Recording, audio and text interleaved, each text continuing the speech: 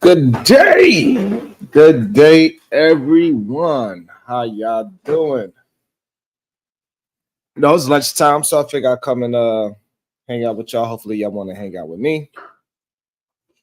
You know,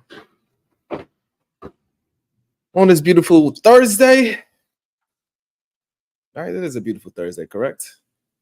Let me see. I need to do a couple more things on my side to get everything rocking properly. So just be a little patient with me as y'all come in and hang out with me. Yeah. God damn it. Okay, there we go. So let me do this right here.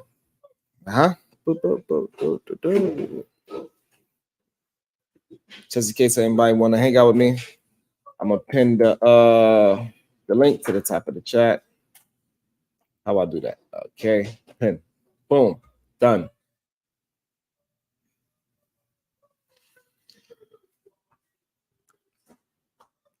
So yeah, good day, my good people. How we doing on this Wednesday? Now we can start the show. It's Thursday. I don't know what day it is. I've been out here grinding. So it's Thursday. I'm sorry. Good day, everyone. Hope you're enjoying your Thursday. Hope you have a great, healthy lunch. It's important what you eat. It's a part of your diet, what you digest. It's not just the food. It's also what you watch, what you think, what you read, or that's part of your digestive system. And I hope y'all digesting positive things. And today I want to talk about a couple of things, man. As I've been talking to people on these YouTube streets, been getting cursed out a lot because people disagree with what I say. Not that they have any facts behind their disagreements. Not that they have any points. They barely even have a point of view. They just out there spewing nonsense, just saying whatever they want to say. They just out there saying whatever they want to say with no repercussions whatsoever. They don't got no proof of concept. They don't actually implement those things in their life. But we are going to change all of that. We are going to change all of this. So I got a video that I was a part of on the weekend, and I want to talk about it because they was trying to attack me. I don't know why. Why do you want to attack me? Because I'm saying something that is completely different from what you are saying. Maybe you should listen and take your time, and maybe if people actually listen to each other, maybe you could get something out of it. Or maybe you just don't, it doesn't resonate with you. That's fine. However, it's not cool to just push people's thoughts to the side like they didn't do whatever they had to do. So we're gonna go through this video. We're gonna run through this video with my man Ilkan Ali. It was on his channel that we had this discussion, and he be making things difficult for me for no reason. I ain't do nothing to that man. I ain't do nothing to that man. Had another spat with some dude named Conrad. I ain't do nothing to that man, but I had to let him know about himself. Had to put him in his place the other day on the Fatty show. Had to let him know about his goddamn self because he was wilding out. He tried to come for me. Why you come for me? I don't know. I ain't do nothing to you. All I do is try to uplift you as a man and uplift you as a goddamn father. That's what I tried to do because clearly what I said triggered you because you doing some shit in your life that, I don't know. So we're going to get into this video. I think it was an interesting video. I think it's interesting to hear these men complain about finding traditional women like they are supposed to be easy to find. Finding a good thing is not going to be easy. It's simple. Finding a good, great woman that is going to follow your lead is a simple thing. It's not easy, though. I give you that. I would give everybody across the board that it's not an easy thing. However, if you move in a certain way, it's easy to attract those things to you. That's why I said your diet got more than what you eating at lunch today. Hopefully you eating something that doesn't have a lot of sugar and salt. At least not white salt, you know. I'm a little racist against my salt. It's okay. But yes, you need to pay attention to the things that's in and around your life, the things that's in your mind, because you would attract those things to you in your life. So if you into all these toxic things that y'all be watching on Instagram, all these goddamn big booty-os, get with it, put their hands on their knees, you probably going to attract that same thing. And then when you attract that same thing, and then you holler at that thing, and then she doesn't want to go to because they made a whole list. That's something else I want to talk about too, because they made a whole fucking list of places for you to not take them, which is kind of insane to me. However, it's important because if you got a woman that gave you a list of things, of places that she does not want to go to, and these are places that you frequently go, that, hey, you know that woman ain't for you, and you can't force her to be that for you. So therefore, when I was younger, I used to love Applebee's, but I see that on the list as not a first date. But shit, if I'm going to bring you into my life, and that is the place I love to go on Thursday nights to watch the football game, and I want you to come and hang out with me, guess where we going? We going to Applebee's to get that 2 for $20 and a Long Island iced tea. Because I want to get straight to the point. I ain't got no time to be playing with y'all. You understand? So I think that was interesting as well. I want to talk about that as well. Maybe I should go pull that up right now. This list of places that you can't go on your first date. The nerve, the entitlement. I'm moving all over the place. I'm moving. Let's move it. I want to move into that first before we get into the video. Let's talk about the places you cannot go as a first date. I think it's insane, to be honest with you. Absolutely insane. I can't believe somebody would actually tell you places you can and cannot go. Let me find it. Where is it?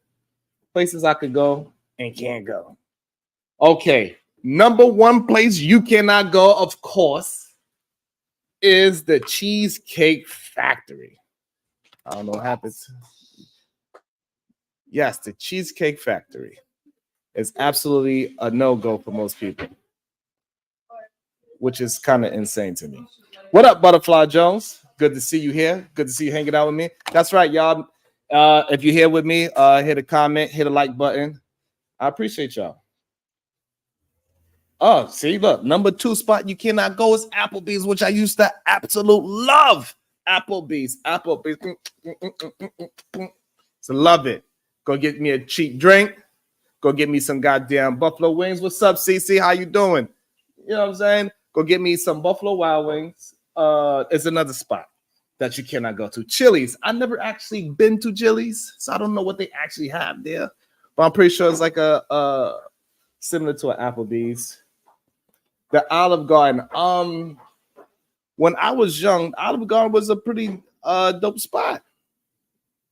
Maybe nowadays not so cool, I guess. I don't know. But man, those breadsticks and salad used to be delicious. Well, I can't take you to Olive Garden on the first date. Maybe I can't, afford Tony's in New York City. You know what I'm saying? Maybe I can't afford a $50 pasta dish. And then you want to order a drink too. I'm not going to invest all this money on the very first day because it is an investment. When whoever you laying with, whoever you decide to lay with is an important decision. Cece, who made this list? I'm assuming Big Booty Hoes made this list.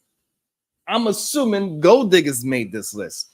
But it says this list was made on a Facebook group of women that said these are the top 30 places that they absolutely would not go on a first date, and is absolutely off the list, which I don't know if I agree with them. The movies is number 6. The movies I actually agree with. I believe the movies is a horrible first date choice. First of all, it's dark, so you can't actually see the person. Number two, you're not sitting across from the person, so you can actually see the person. I think that's another horrible position that you are in because y'all both focusing on whatever movie you're watching. And number three, you can't actually converse at the movies. Well, you shouldn't because you're gonna get shushed, and then you might have to get into a fight because they shushing your ass. So I think the movies is actually not a good first date. I think the movies is a date for seasoned veterans, people that want to go hang out. They just into the same type of movies, which is cool if your girl is into the same movies that you are into, because I'm not going to the movies to watch no love movie. If I'm going to the movies, something better blow up. Somebody better get slapped or punched in the face.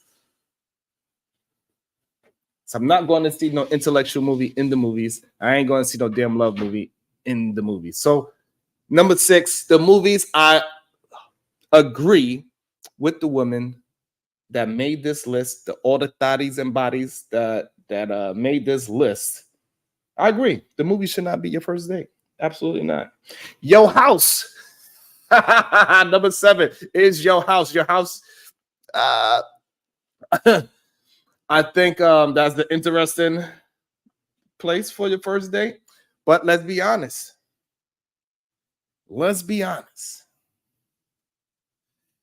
Most people's first date, maybe coming from where I'm from, is gonna be they're gonna be chilling at your crib.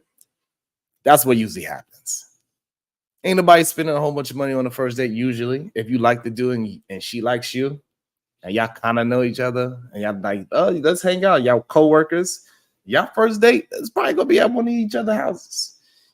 I got the Bada Moscato because we know how y'all ladies love Moscato. Any kind of sweet drink. Like, come over, I got the Moscato, I got the weed, come through. I got the Netflix account, come through, hang out, chill with me. That's how it usually happens. It's the whole reason why the whole Netflix and chill thing was popping for a little minute. Oh, my goodness. You're a little too young for this conversation, so close your ears.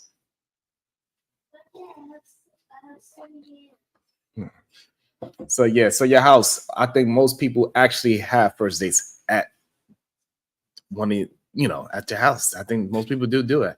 I don't agree with it as well. So let's go to that part.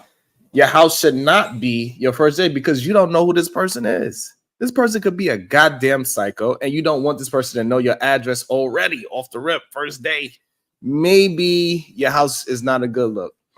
You need to protect a little bit of your sanctuary, where you sleep, where you rest your head at. So no, your house is not a good first date. Any fast food chain. So yeah, maybe, I don't know.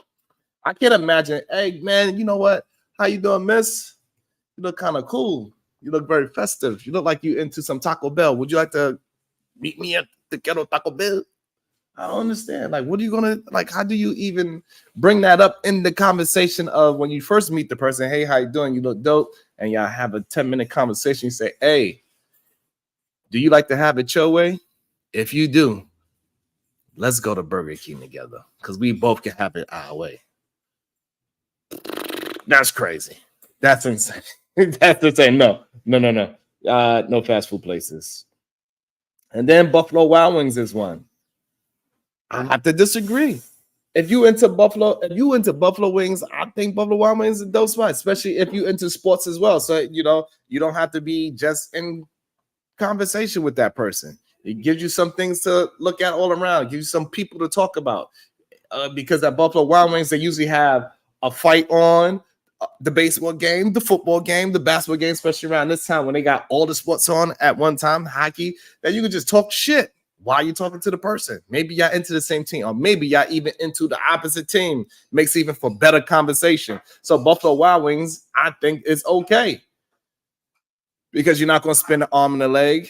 And plus, if that first date with that human being that's sitting across from you is not entertaining, at least you have a plethora of TVs to entertain you.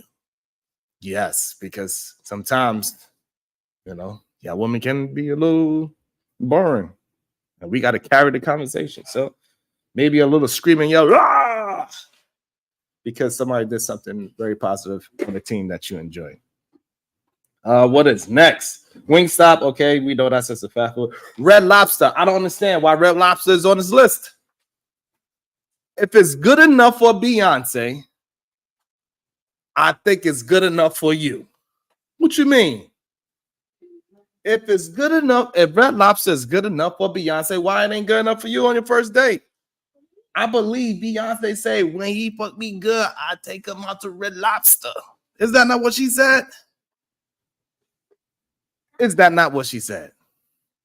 If you be good, I take his ass to Red Lobster. So I don't see what's the problem with Red Lobster. Shit. When I was young, Red Lobster, shit, you took a girl to Red Lobster, man. Y'all might as well be married. I don't care what y'all say. You take your girl to Red Lobster, y'all might as well have got married. What the hell y'all talking about? Got Red Lobster on the list. Y'all tripping. Y'all are tripping. CC, I like all these things so far. I only agree with the house as a no so far. Okay. What's up, Robbie? How you doing? Link that list. Only thing is missing is anywhere on planet Earth. He's Link. Let's keep it going. I think Red Lobster is a good choice. God damn it! If it's good enough for Beyonce and her beehive, because when he fuck her good, she takes his ass to Red Lobster. I think it's all good. I think it's okay for you to go to Red Lobster. It's all right. It's only the first date. That damn trio, what they used to have, the trio and the I don't know. I haven't been to Red Lobster at the same time. I haven't been to Red Lobster in over 20 years. I didn't even know they still existed. I thought it probably closed down. But if it's good enough for Beyonce, and that be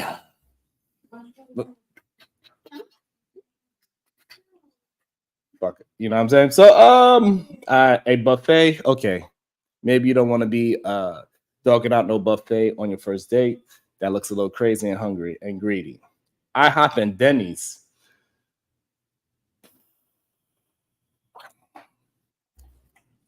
IHOP and Denny's. Let's be honest. Ultimate feast. That's right, CC. The ultimate feast. Let's be honest. IHOP and Denny's. Most of y'all on y'all first dates, y'all meet most of the time. Y'all mostly meeting these human beings at your workplace, right? And then you go hang out with him at his house. And he gets you that bottle of Moscato. He get his the Satan's grass. He roll up smoke. Y'all watch some Netflix. That's what usually happens. And then y'all do whatever y'all gonna do. You spend the night and like, oh my god, I can't believe I spent the night. And y'all are going to IHOP in the morning. That really happens. So I don't know why y'all front like IHOP is a problem, but at the same time, I haven't been to IHOP in over 20 years. IHOP is more of a teenager thing, in my opinion. It's more of a 16 to 20-year-old type of eatery place. Or it is a Sunday after church kind of place. That's what IHOP is to me. So yeah, I kind of agree with IHOP not being a great first date option. It's a little cheesy, unless one of the places though on here is church. You shouldn't take your first date to church because I'm about to say so. You go on the first date to church. What up, Jeremy? Yeah, what up, my brother? How you feeling? I'm doing well, Jeremy. And so you know, he take you to church on the first day. Y'all can praise the Lord, get you jumping on, and then y'all go to IHOP after. So, but they said those are two places that you should not go. No church, no IHOP. Starbucks, coffee dates. Those are another two. So I believe, honestly, I think the best date you can do is a coffee date, to be honest with you. I need to know that I'm investing into the right person. So let's start this thing off properly. I don't know you, and I don't know what your intentions are.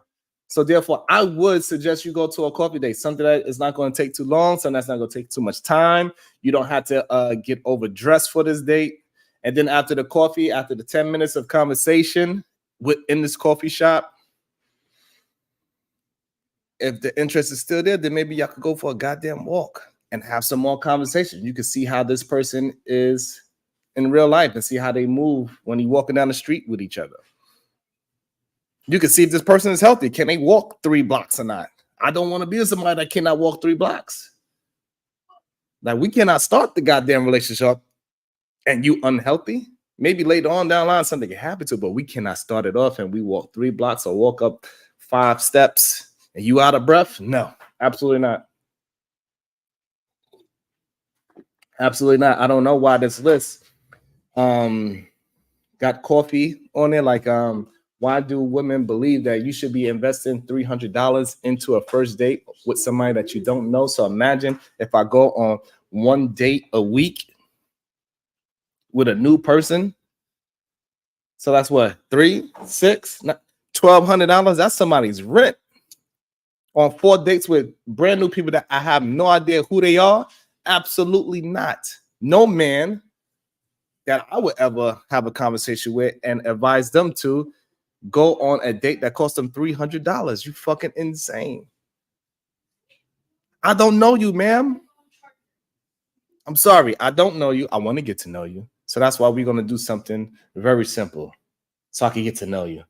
A couple of more things. Family functions. I agree with the family functions. Somewhere that requires a long drive. I actually agree with that. I think on the first date, you should not put somebody in your car for 2 hours. And now we are forced to have a conversation because I don't know if I like you yet. This is our first date. No, we are not going to be driving for 2 hours somewhere on our first date because so many things could go wrong within this 2-hour drive. And plus, woman, if you doing it and he's driving, you don't know, y'all could get into a really bad argument over whatever, Red Lobster, cheesecake, and he could put your ass out on the side of the road.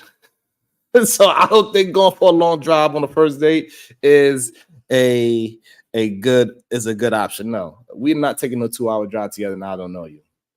Absolutely not. We might not even listen to the same music. You want to put on some goddamn Ice Spice or some shit for the next 2 hours? I would be what? You know, you don't have to get out of my car, ma'am. You don't have to get out of my car. You want to listen to Ice Spice? I thought it was a grown human being. Get out of my car.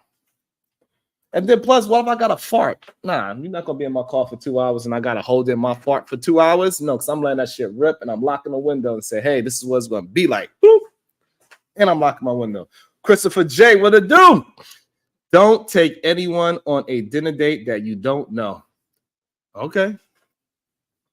What, Robbie? You talking about drive to the cabin on the first date? No, that might be a serial killer. On the first date, he driving you to the cabin? No, absolutely not. Not my child. Shit. And I don't want to be stuck with you in the goddamn woods on the first date. That sounds like that sounds like the beginning of a Key and Peele movie. That's what it sounds like. It sounds like you're trying to clone me. I ain't trying to get cloned. And plus, if you're going to the cabin, you know your feet going to be up in the air like Jay Prince.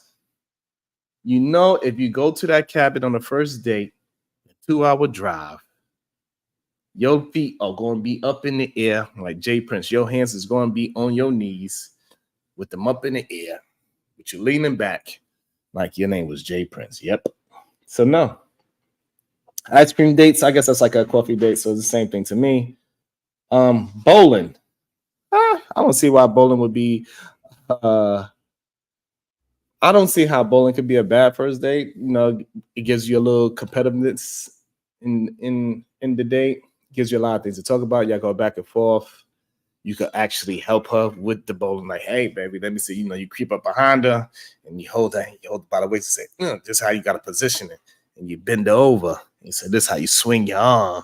Now, this is a good way to break the touchy-feely shit. So I think bowling might be a good first date. You know what I'm saying? Just like pool. Pool might be a good first date. You know, that's the easiest way to get a girl to bend over for you. First date, take her to pool, play some pool, teach her how to shoot. have a bent over that table quick, fast, in a hurry. So bone I think is fine. Nightclub. I think the nightclub is a horrible first date choice, unless maybe you some kind of DJ, or maybe she's a stripper and she's taking you to her workplace. I don't know, but I think a nightclub might be a bad decision because it's loud, so you don't get the chance to talk. There's too many people. If she's good looking, gonna be checking her out, hollering at her. You might feel a certain way because y'all not together. She's giving somebody else some eye contact. It's too many.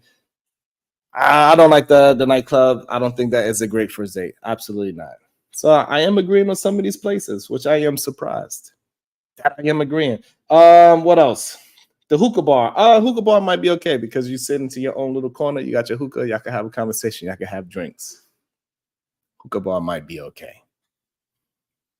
You know, I think. Can I get a water, please, babe? Thank you. I think the hookah bar is a little strange for me for a man to want to be blowing smoke like that. Y'all both be looking like bad bitches, but shit, I seen last night on This Might Be Risky with Fatty. He was having a debate with somebody, and the dude said he has pretty privilege. So clearly, y'all men think that y'all are pretty. What's up, Sherelle? How you doing? So clearly, y'all men be thinking y'all pretty. He said he had pretty privilege. So I'm pretty sure he is a hookah smoker. He be at the hookah bar blowing smoke like he a bad bitch because he said himself that he is one. So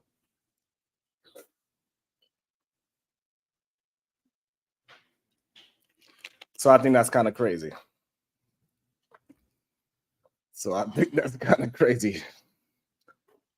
DC. These needed to be at the top because these are definite no's for sure. Hey, Christopher J.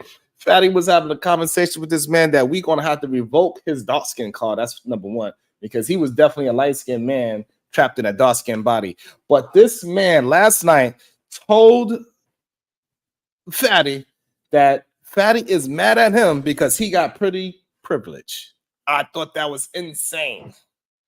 That's kind of crazy. A man saying that he got pretty privilege. He was a little sassy though, but he also was a man that had 3 children by 3 different women. So I guess he was definitely using his pretty privilege to lay down some pipe for sure. So maybe he is pretty. I don't know. It's kind of crazy. So hookah bar I think is okay. Waffle House is just like IHOP. A sports event.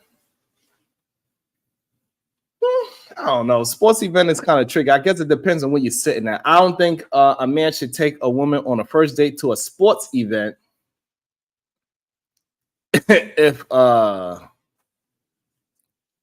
he's in the nosebleeds. No, I don't think that would be a good idea. If you're in the nosebleed, you shouldn't take a woman on a first date to the nosebleed. But if you like in mid-level to front row, I think no woman is going to actually turn that date down.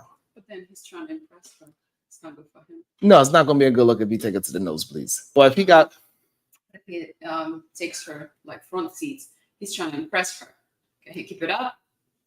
I hope so. I hope if you can buy some $5,000 seats that you can keep up something like that. But if you cannot keep up front row seats at the basketball game, then maybe you shouldn't take it there. But if that is something that's already a part of your lifestyle, maybe you already got season tickets and you just want to say, hey, call me, this is where I'm going to be at, and you show how you living, cool. But I don't think most women would actually, because when you sit front row, I don't know if you know, but when you sit front row, you actually get food, you get drinks and everything. All that shit is all inclusive when you got front row. So it'd be actually a fun first day. You go to a different, you go in through a different entrance, so she'll be lit. What the hell she talking about? But if you're in the nosebleeds, yeah, don't do it. Absolutely not. Don't do it. Don't do it to yourself, because all you're gonna do is embarrass yourself. Because all she's gonna do is talk shit to her friends and say how you needed binoculars to see the game. She didn't know what's going on. She don't even like the team. She was gonna talk shit about you, make you look like a piece of ish. So it ain't gonna work out for you. And then we ended off with mom and pop restaurants. I disagree with that, because some mom and pop restaurants are better than these 5-star restaurants that y'all be talking about. And plus, you can actually meet the owner, and sometimes if you go there frequently enough, you actually get a better service from the mom and pop spot. But unless it's a Jamaican food spot, because then, you know, you don't get no service at all. It'd be the person there sitting there and you just there waiting. They just tell you, hold on. You know, so it depends on the mom and pop spot, how often you go there. And the last is a food truck. I don't see nothing wrong with a first date food truck, especially if it's a food truck that doesn't be in your city all the time. It's something new, something to experience. Food truck food can be good. It can be delicious. Some people turn their food truck into a chain. So interesting list. I didn't agree with everything on the list, which I found interesting, because I thought I was going to disagree with everything on the list, but I did not. So that was interesting. But some of the places, yeah. So now let's get into this video that I want to share with y'all. So this is a conversation on Ali's show, and I thought it was interesting. So let's check it out. Let's see what they talk about. Let's see what these men talk about with me. Yeah. Oh, no, that's the wrong one. God damn it. Hold on. That is not the one I wanted to share. I will share my goddamn self. Hold on. As I'm new to this goddamn thing, let's share my screen. Let me pick. Okay, that's the one. Share. Okay, this is the one. Let's get to it, y'all. This is from the Ilkan Ali show. Y'all can always join in if y'all can. I hope y'all enjoying your lunch. Very carefully when he speaks. I think Sharon, what I'm talking about. Sharon know what I'm talking about.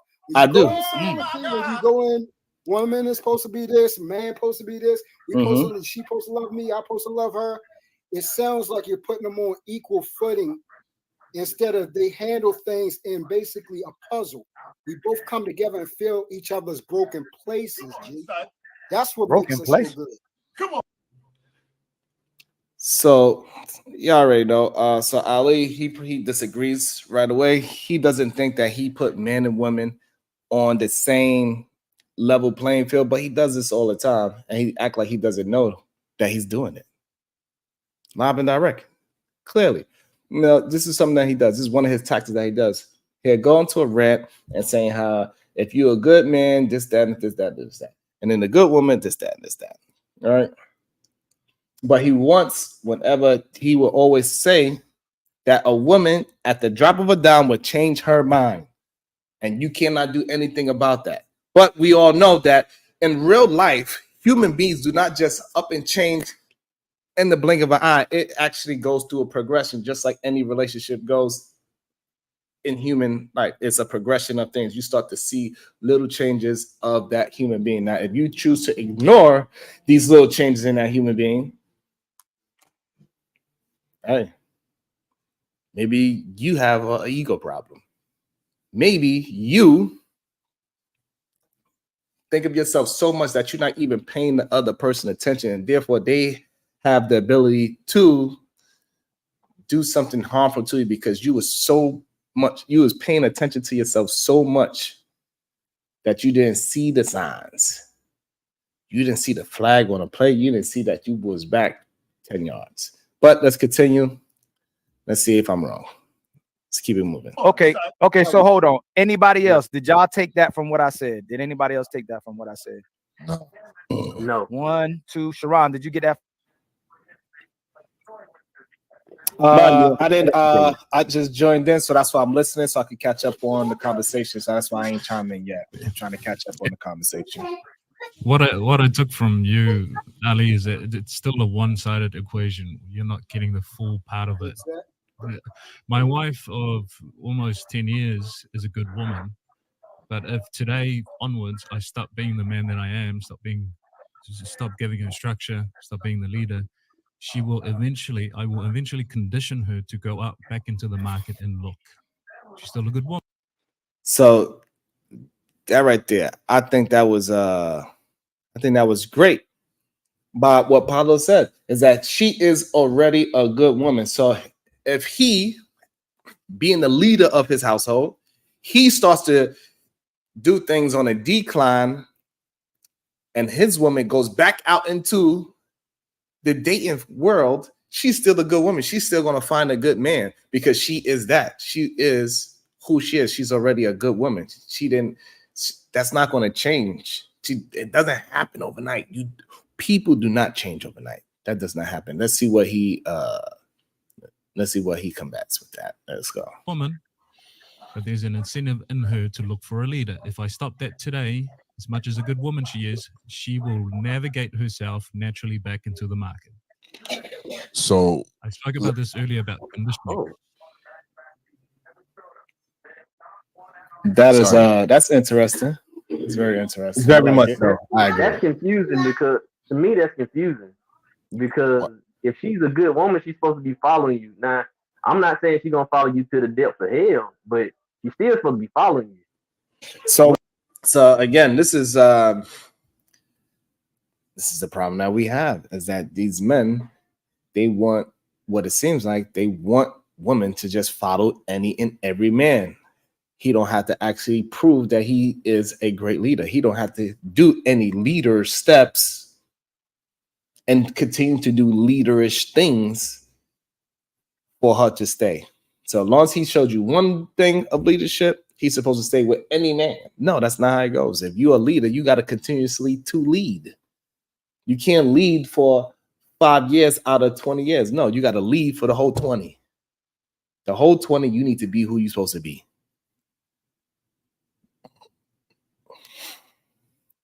The whole time. You don't get no fucking days off. What's wrong with you? Stop wearing your damn do-rags online. What happens when the leader is not If I stop leading leading. anymore? Correct. And that's where I'm trying to lead that In conversation. what way? That's what because I think the what thing do that you we mean? think- Don't Truth unplug my don't internet. Go ahead. complicate it. Don't complicate it. Don't ask in what way. Right? Leading. I'm just saying because it sounds like you're about to go off. Yeah, there we go. He took the word right. Get him, Ricky. Get him, Ricky. Ricky about to go ham. I enjoy hearing Ricky talk. He usually has some great advice. You could tell that he's been through some things and he got great insight. I enjoy listening to Ricky. Yeah, Ricky, get him. Let this young man know that he needs to be a leader for the rest of his life. You can't choose when to be a leader and when not to be a leader. On the left end. By the way, you could tell by his posture that this young man, unpopular truth, is not a leader. That's my opinion. End of it. Again, the leadership, this is the same way I feel about leadership. It's not conditional. You see what I mean? So right, I'm with you on that. That's what I was trying to get to. That's what I was trying to get to. He's saying that's what he was trying to get to, but that's not what he was saying. He's full of shit. But, because he recognized that Ricky is a leader. He knows that he's not a leader. So he just, very similar to a woman, he just started agreeing. He started to be agreeable, in my opinion. But hey, let's keep it moving. Get to, but I ain't know. Okay, I got you. Go ahead. Go ahead. So if he's saying that, again, I think all men can agree with this. It's just like you said, your woman expects certain things out of you, just like you expect things out of her. Let's keep it a bean, right? Everybody, I don't. When people say to simplify, your relationship is transactional. Don't let nobody fool you. Bars. Beautiful. That was great. That was just awesome. Absolutely awesome. Absolutely awesome. I was having a conversation with Priscilla not too long ago about this same very thing. That your relationship is very transactional. That you got to give and take. You need to give more than what you receive because it's better to give than to receive. You get more joy out of giving. So the more you give to your significant other, hopefully they give to you and y'all will have a giving relationship. And those are the type of relationships that can last when both parties are giving. The problem with relationships and why they do not last long term is because one side they feel like, what if it's true or not? I have no idea. But one side feels like I am giving too much of myself and you are not giving me enough of you. And this is why relationships fail all the time. Because one part of the relationship feels slighted. What's up, Dame? I'm out here just hanging out. Just had my lunch. Glad to see you here. I'm glad to see you here. Hey, if you're here, hit the like button. If you ain't, I appreciate y'all. Hope this is giving you some kind of value in your life. And let's keep this thing moving. Let's see what else Ricky gonna say to these people. Go ahead, Ricky. Spit them bars. Right. Your woman's with you because she benefits. You're with your woman because she benefit. Let's keep it a being, right? The thing is, again, people don't want to understand the rules that go with these transactions, right? So again, if you're not leading, right? Now, how is it, in my opinion, guys, I'm just reflecting, right? I've been through this already, right? So I look at it like this. If I'm doing something because I'm busy, right? I'm out here getting money. I'm up here buying the house. I'm out here I'm doing what I need to do. If there's something that she feels that I'm lacking, it's her job to communicate that to me verbatim. Perfect. You heard that?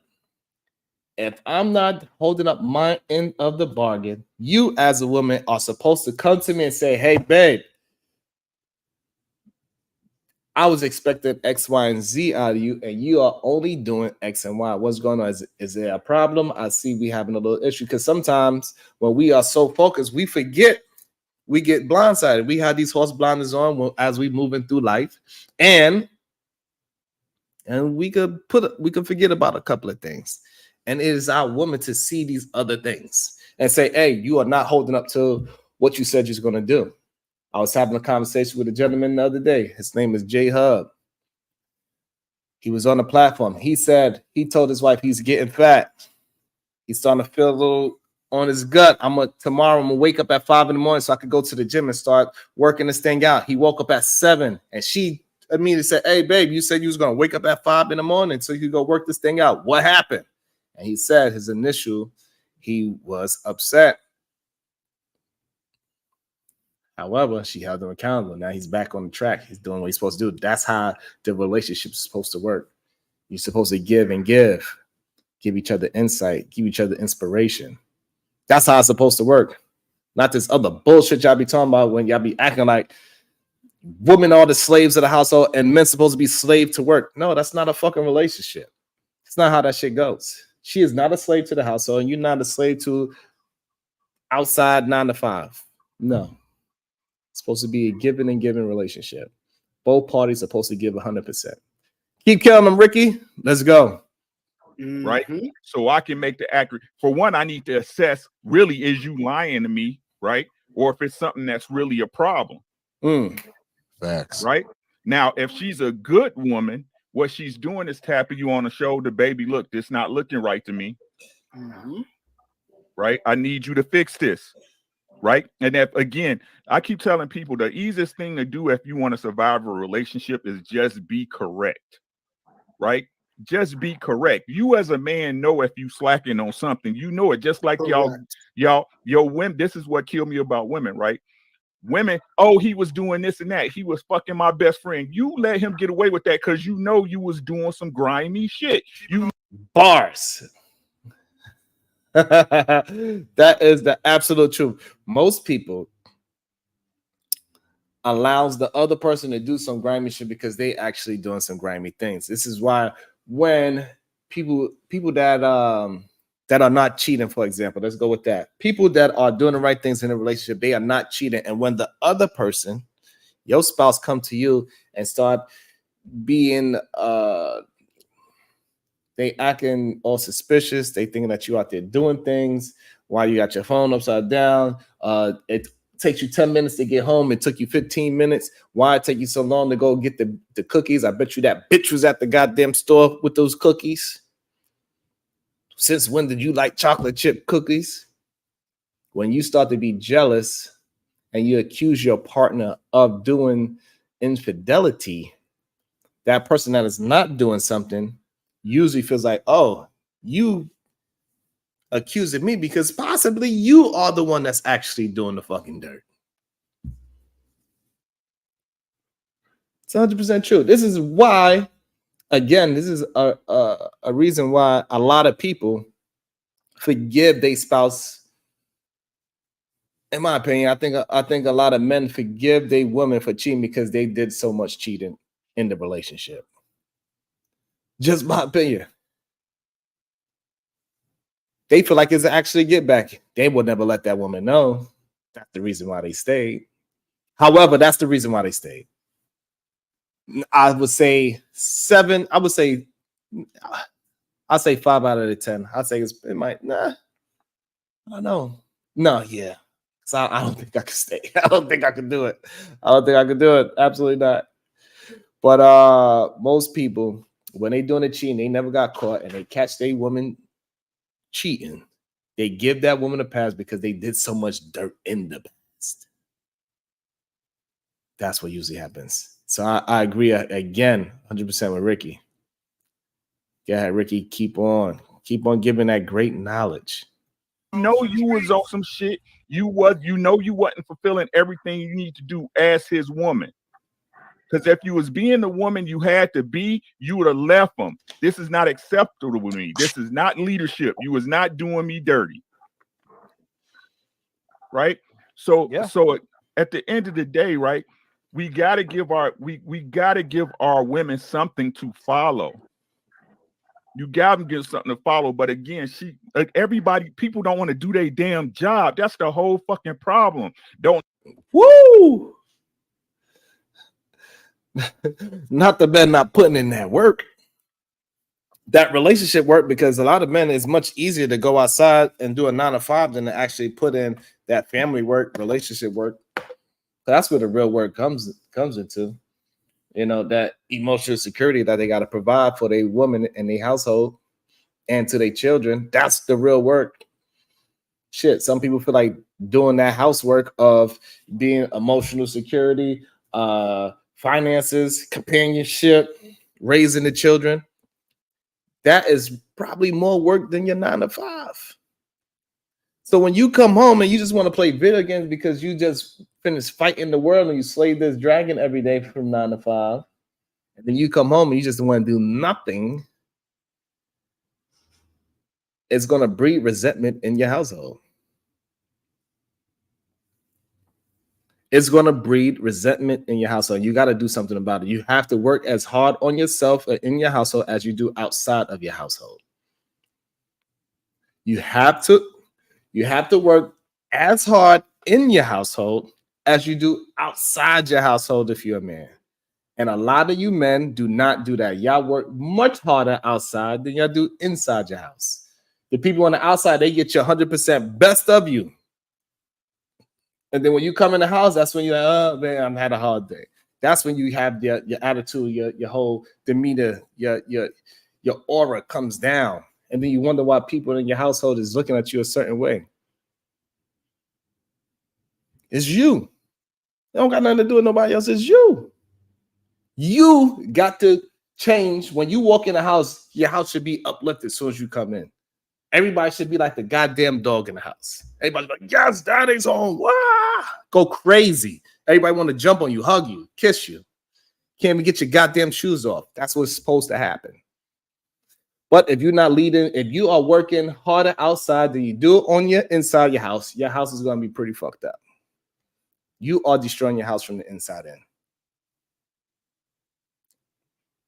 Keep going, Rick. Nobody want to do their job. Everybody want to benefit from the work that comes when the job is done, but don't nobody want to do the job. I didn't get that from what Ali said. I thought he clarified what he said about the man doing his job. That's why I thought he went where he went to. I don't know if this clearly he's one of those people that he just don't understand. He don't get it. Like Ricky just dropped some beautiful gems, and you want to talk about some shit that don't got no rebel. Relate to what is being communicated to you. Why are you going back to something that has nothing to do? You confused. Why are you confused? If you confused, shut the fuck up. That's it. Be quiet. Catch up. Anybody got no time for your slow ass. Can't stand these remedial people. Damn it. They get on my goddamn nerves. If you ain't there, you too slow, just be quiet. All right, we're gonna go a little bit further into the video and see what's going on. And go jump the battery off. You know what I'm saying? You do something for somebody else. I got to pick up your friend, your sister from the airport. I'll blow a tire. You know what I'm saying? Yo, we done all been there. You know what I'm saying? Yeah. So I think people are crazy if somebody, I'm gonna get in a relationship and sit on my butt. That's crazy. Yeah. I had to pull up. I had to pull up one of my boys. We incentivize that. He was like, Hey man, I want to say that. Mustafa, would you say Mustafa? I say us as men, we incentivize that. We just heard what Ali said.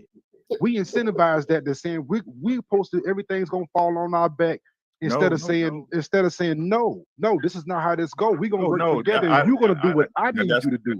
I hear you, but that's what I'm saying as far as that. I think most like I said, I can't talk from the angle of a no shit nigga because that's never been me. I can't speak Bars. That right there. I think that is one of the problems that I'm possibly have is that I cannot understand the opinion of a no shit nigga. Because I ain't never been that. Even when I was broke and so-called dusty and I was trying. What's up, Cali Bev? Thank you for stopping by. I've never been that no shit human being. So that's why I can't relate to a lot of these men when we had these conversations. I'm always, ever since I was young, I was always wanting to get better. I never wanted to be the mediocre guy in the room. I always wanted to be the best. Somebody bust my ass in basketball. Guess what? I'm in the gym. Shooting, working. Working hard so I won't be that no shit person. I do not want to be the last person picked on the goddamn court. So I make sure that I put my skills out there and I work hard on my skills so I could be the first top 5 pick at all times while I'm somewhere. So therefore, when these people they talk with this understanding of scarcity, I cannot be that, and I cannot understand it. Easy Money Jones, how you feeling? Thank y'all. Thank y'all for spending some time with me. I really appreciate that. Everybody that hit a like button, I appreciate it.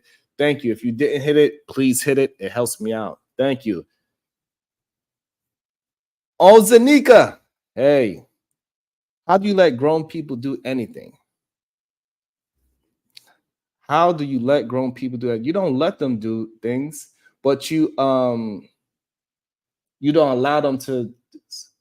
You got to expound on that question because I could take that question and go plenty of places. So I would not allow somebody to just do whatever they want to me. So I'm not going to allow somebody to come into my house and they could just open my refrigerator. So I'm not going to let them just walk in here and walk in my household with their shoes on. Hey, you, why you still have your shoes on? Take your shoes off. So that's how you stop people from doing, a grown person from doing something. You communicate, you use your words, you let them know what you willing to accept, what you are not willing to accept. So you come in my house, you need to take off your shoes. So that's me not letting a grown person, this is just one example, that's me not letting a grown person do anything in my household. Or if I, so that's how you do not let grown people do anything. You communicate. That's how you stop a grown person from doing something. You communicate. And that's what we're going to be, and that's what we're here for. Solutions. The Ronnie Rebels, we are renegaders.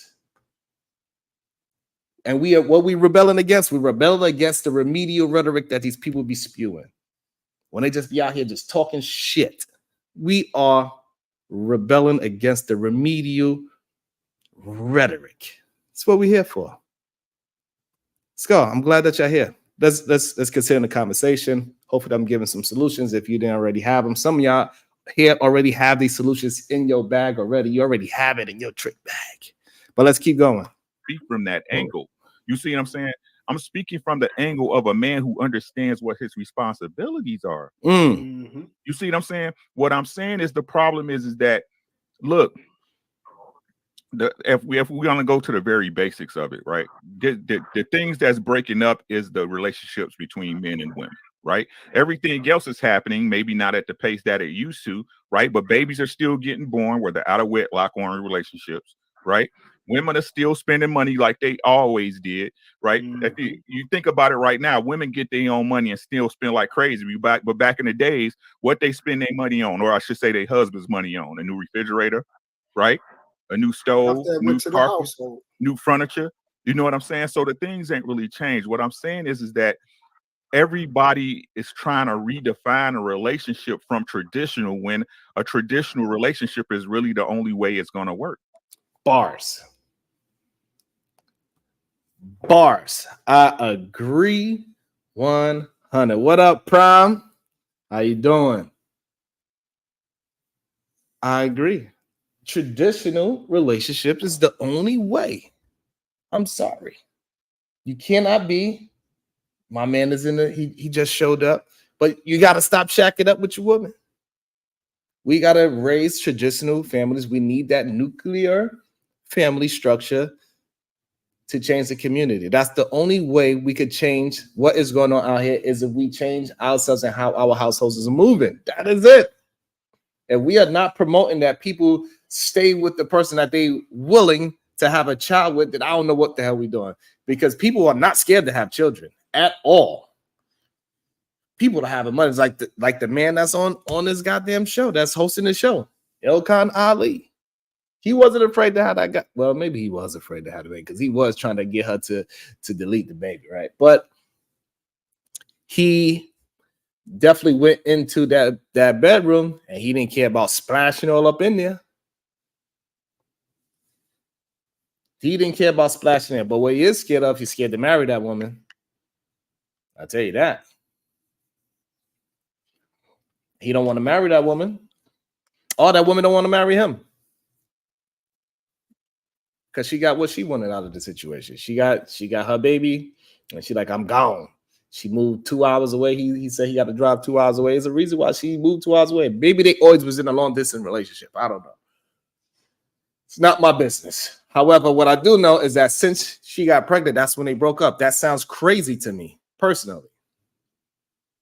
How do you get pregnant with somebody and y'all was in a healthy relationship at this time, unless it was like some y'all had an argument, y'all broke up, and 1 week later y'all rekindled. If it's not that situation, if y'all was in a relationship, everything was all good until you found out that you just conceived with child, you're with child, and y'all had an agreement that you wanted to break because y'all had an agreement that no matter what, y'all's going to get a plan B.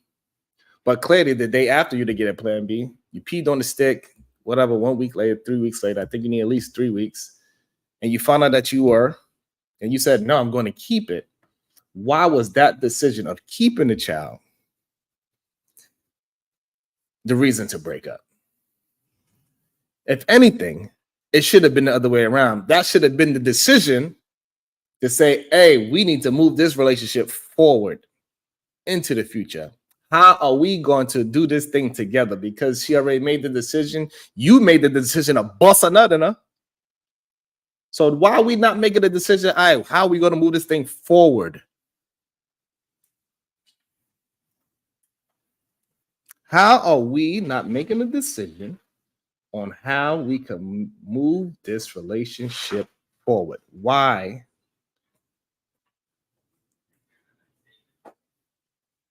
Are we making the decision to now move away from the very man that impregnated me? What happened? That's kind of crazy. But yet, he'll be on these panels talking about how he endorses family. Where? Why you didn't endorse it in your own household? He would say that he can't get these women on his program.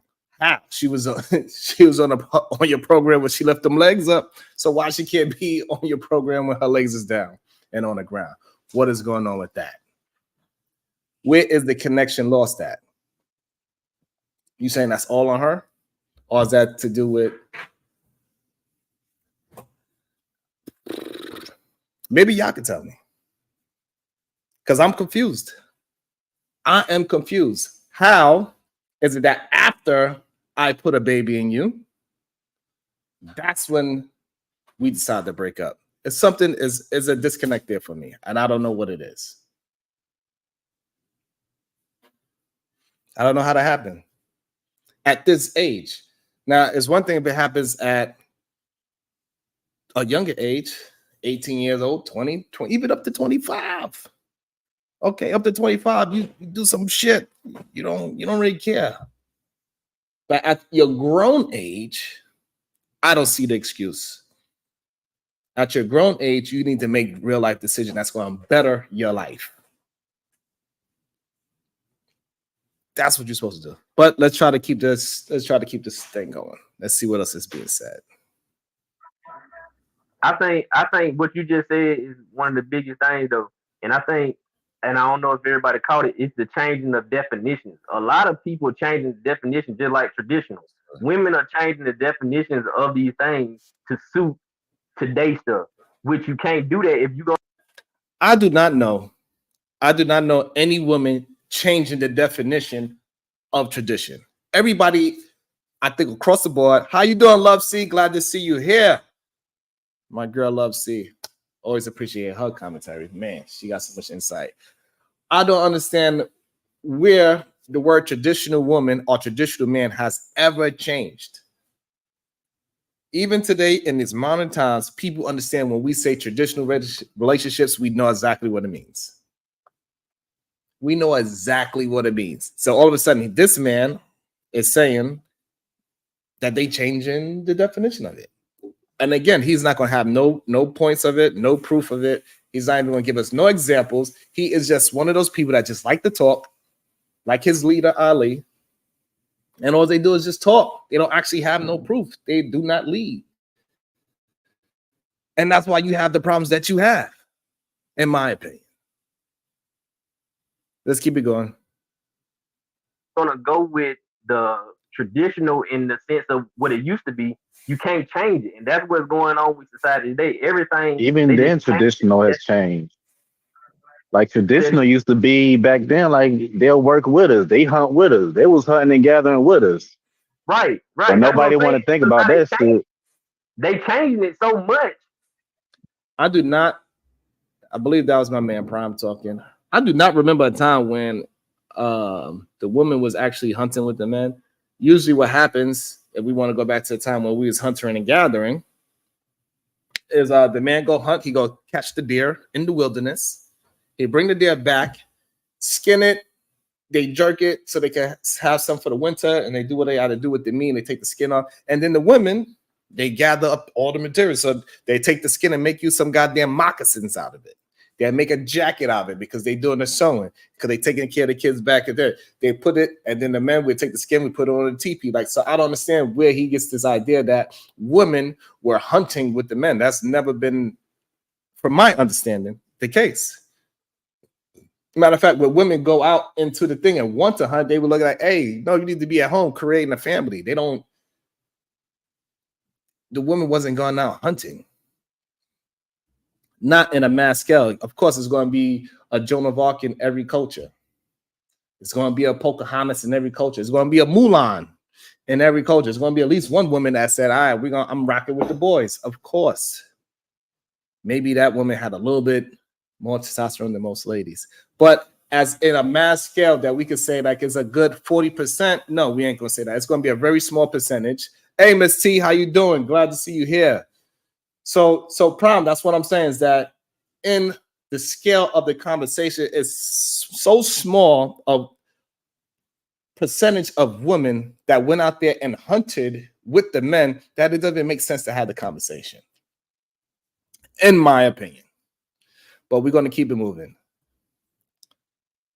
That is just traditional is only on the men's side. Like we the only ones supposed to really how they saying men are the only ones supposed to be traditional. They can be whatever they want to be. And again,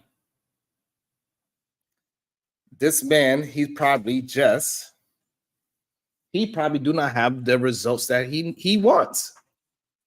That's probably what's happening. He keeps saying that the woman is this and the woman, you need to lead those women. It's you. You got to give something for that woman to want to follow.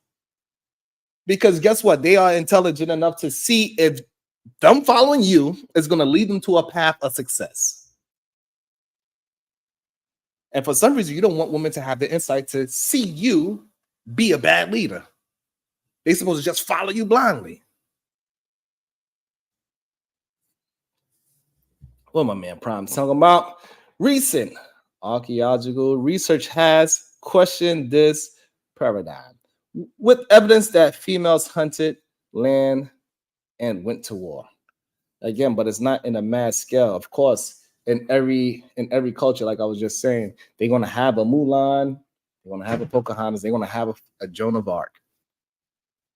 It's gonna happen because especially when you're dealing with small communities that's got to fight for their land.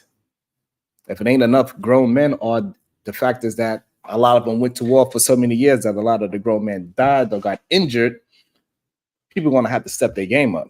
So therefore, women and young men are going to have to step their game up and become part of the fighting force, become a warrior. So yes, of course it happened. There's nothing that's absolute in the history of humans. So of course it's going to be shown that there was women warriors out there, even though we still didn't find where the hell Wonder Woman came from. We didn't find the Amazonians, where it was just a whole woman tribe whooping people's ass.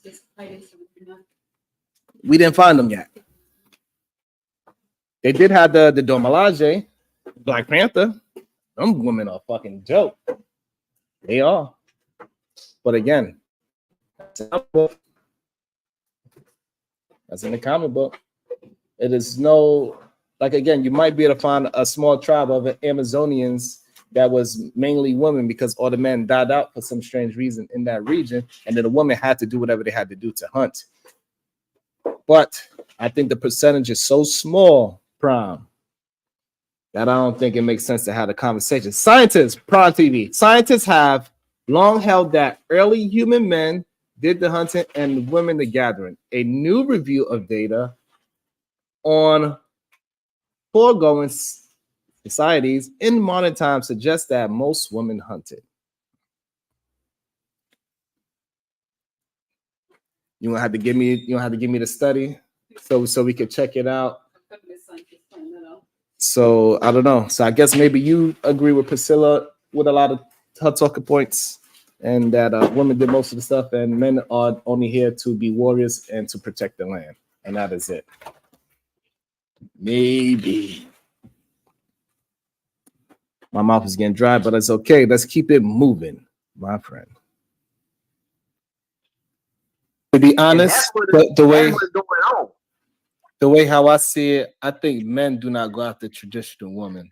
The women that are more that have traditional values, men today do not actually go out and seek those type of women. It's plenty of women that want to be. Well, finding something good never been easy. This is not about what is easy to find. This is look at this man. And then so as we see, like I wanted to stop it because I wanted to point out the fact that this man kept trying to interrupt me, and I was quiet this whole time. This is my first time talking on this show. That was my first time talking. Everybody else was jumping in. They were starting to butt in on a commentary. It was like a popcorn style conversation. Mufasa jumped in while he was talking. Prime TV jumped in while he was talking. Ricky jumped in while he was talking. Everybody just having a great conversation. That's it. Everybody's having a great conversation. And I jump in and I give him something that clearly and mess with his psyche, because he's not gone outside to look for traditional women. That is the reason why he's giving me so much pushback. It's because when he go outside, he wants that Tatiana. He wants that Instagram model. He wants that woman that every other man wants, the rapper's girlfriend, the drug dealer's girlfriend, the woman that he do not qualify for. That's the woman he wants. He do not want the woman that qualifies for him. He says that he's into this whole traditional thing, but he's not looking into traditional woman. And then when I pointed out that men, I didn't say him, I said men are not out there looking for a traditional woman because traditional women don't look as exciting, because a lot of these men are looking for women the same way how females look for men. They're looking for excitement in the woman instead of a woman that is good, that got a head on her shoulders, that sees a vision and she's willing to execute out the vision. Yeah, I need some water. You're right.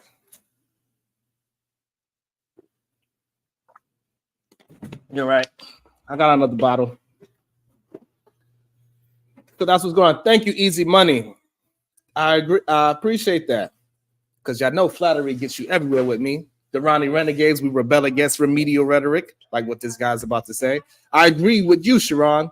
Men have never wanted traditional women like that. They did not. They did not, especially in this day and age. Love C, they're looking for a sex appeal with a side, just a little bit of morality. I agree, Love C. They trying to have their cake and eat it too in the wrong kind of cake. You know what I'm saying? So if you want a healthy cake, then you have to go get a gluten-free cake that ain't got no sugar on it. That's what you're gonna have to have. You understand what I'm saying? But no, they want a healthy cake to have frosting, sugar, eggs, about a pound of sugar, and they want that cake to be the healthy cake. No. You can have a healthy cake, but it's gonna have to be gluten-free. You're gonna have to use agave instead of sugar. I don't know what you use instead of egg, babe. You gotta use flax seeds. You gotta use applesauce for sweetener. You gotta use all these other healthier things to make your cake. But you cannot have the traditional cake that you see at Carvel and expect that to be healthy. Almond flour. Thank you, Love C. Help me out, baby girl. Help me out. Y'all know I need it. I need my water too. I'm gonna need a bathroom break in a second too. So that's the problem. They are looking for that Carvel cake to be gluten-free. And it doesn't work that way. I'm sorry, that Carvel cake got eggs in it. It got about a pound of sugar. No, but they make regular cake as well. It's gonna have all that sweet frosting in it, extra sugar on it. And so that's what y'all want in your woman. You want it to be pretty. That's the sugar. The frosting, that's the titties. The egg, that's the ass.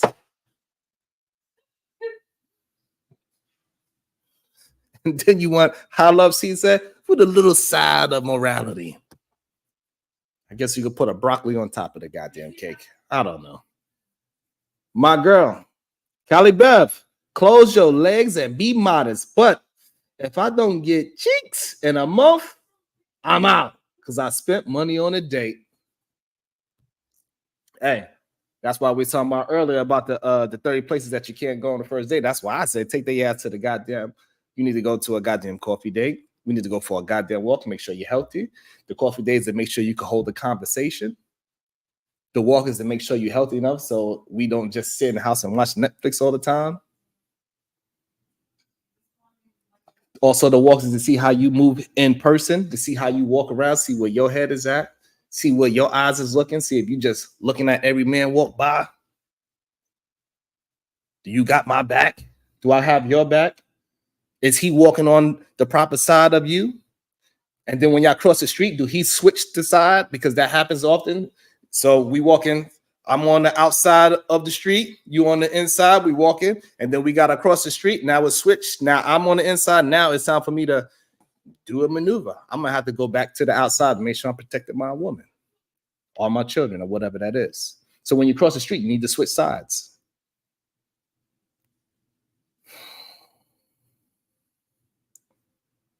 Exactly, Love C. Can your ass make it up some damn stairs? Can we walk up some flight of stairs together without me catching your ass? Can you make it to the third floor, ma'am?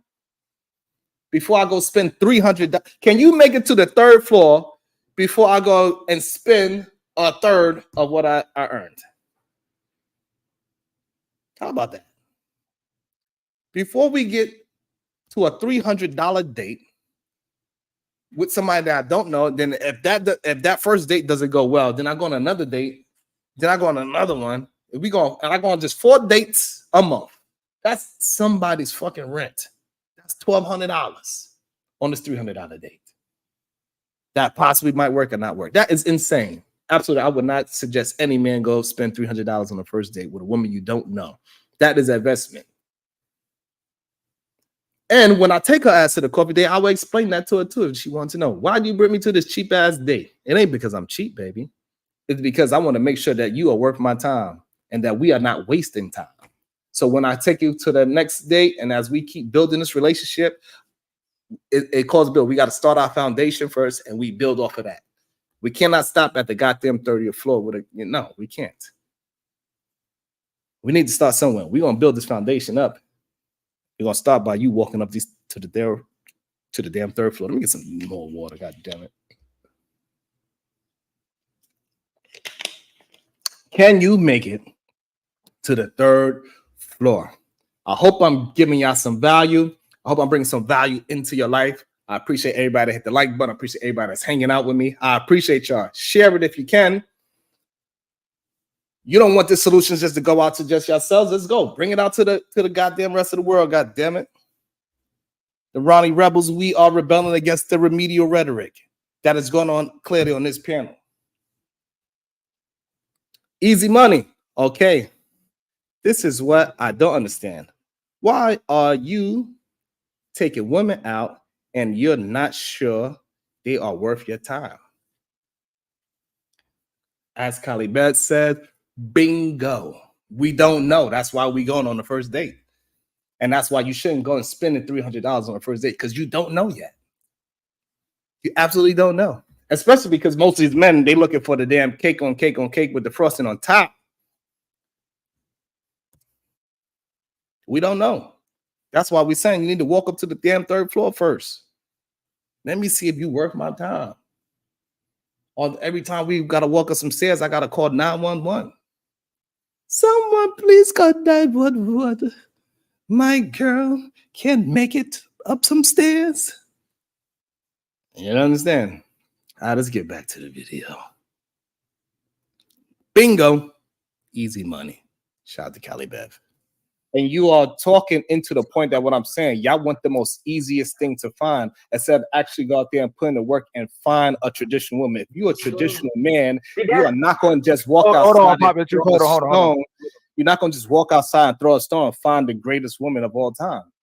You got to go out there relationship and dating education isn't really. So Sharon, why most men still not get married? Look at these men holding their goddamn coof. Look at them holding their cool. They can't even let me talk for more than 2 seconds. The local bar, no. I do not suggest you go to the goddamn local bar. Absolutely not.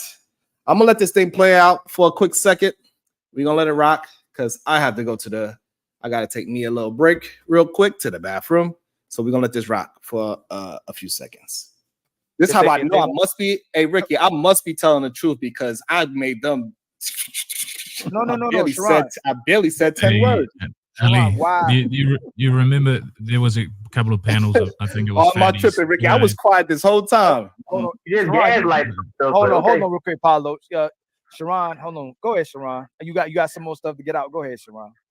No, go ahead. I thought you were done talking. I got interrupted by like 4 people. It's all good. No, I thought you were done talking. Go ahead, man. Y'all want it? I'm just saying, most people don't even know how to date. Hold on. Interject. There we go. Woo!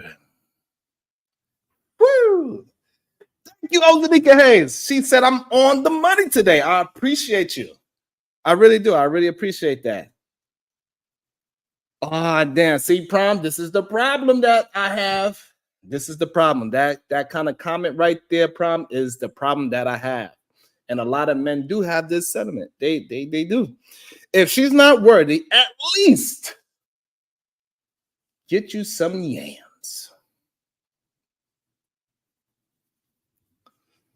And that's the issue. This is the issue. That at least part, get you some yams. That is the issue.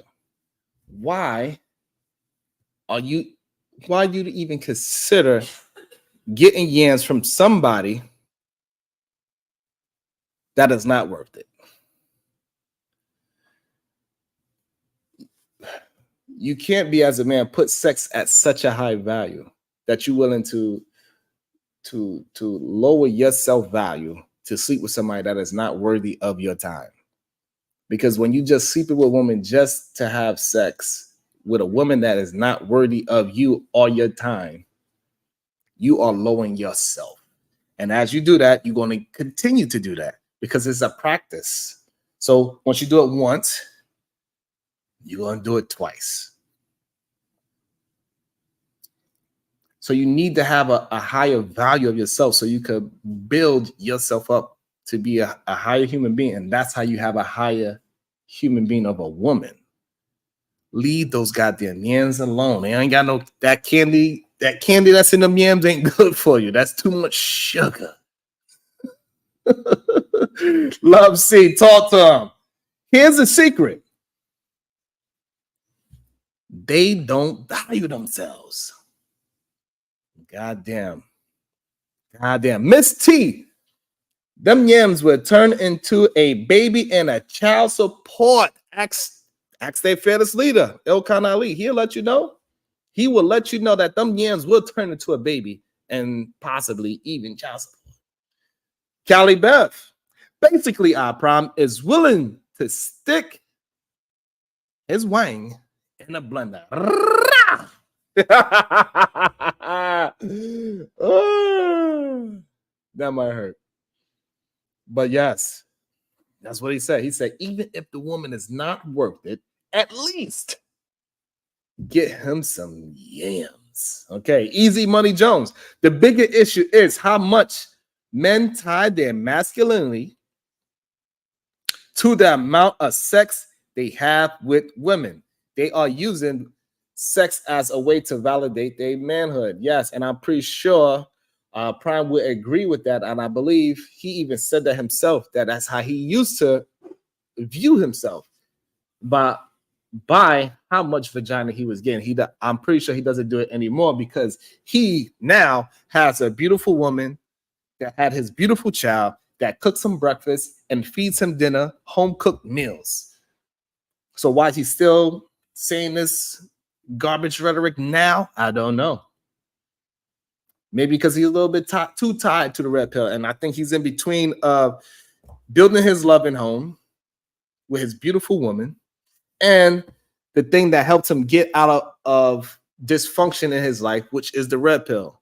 And so I think when you hold on to the red pill, I think that's when it becomes toxic, in my opinion. I think it has some good points. However, when you hold on to it, it turns toxic. Miss D, some things aren't worth the actual calories. Mess around and get the diabetes. Get you some diabetic vagina. That's too sweet for you, goddammit. Need some damn water. That is a great analogy. That is funny as hell. Oh man. This topic is based on part 2 of Marriage series. No sex is taking place. Yeah, I agree. Okay, Prom said women always comes easy. And you know, easy come, easy goes. You know what I'm saying? So you can't you cannot keep up the same ideology and thinking that you're going to get better outcomes out of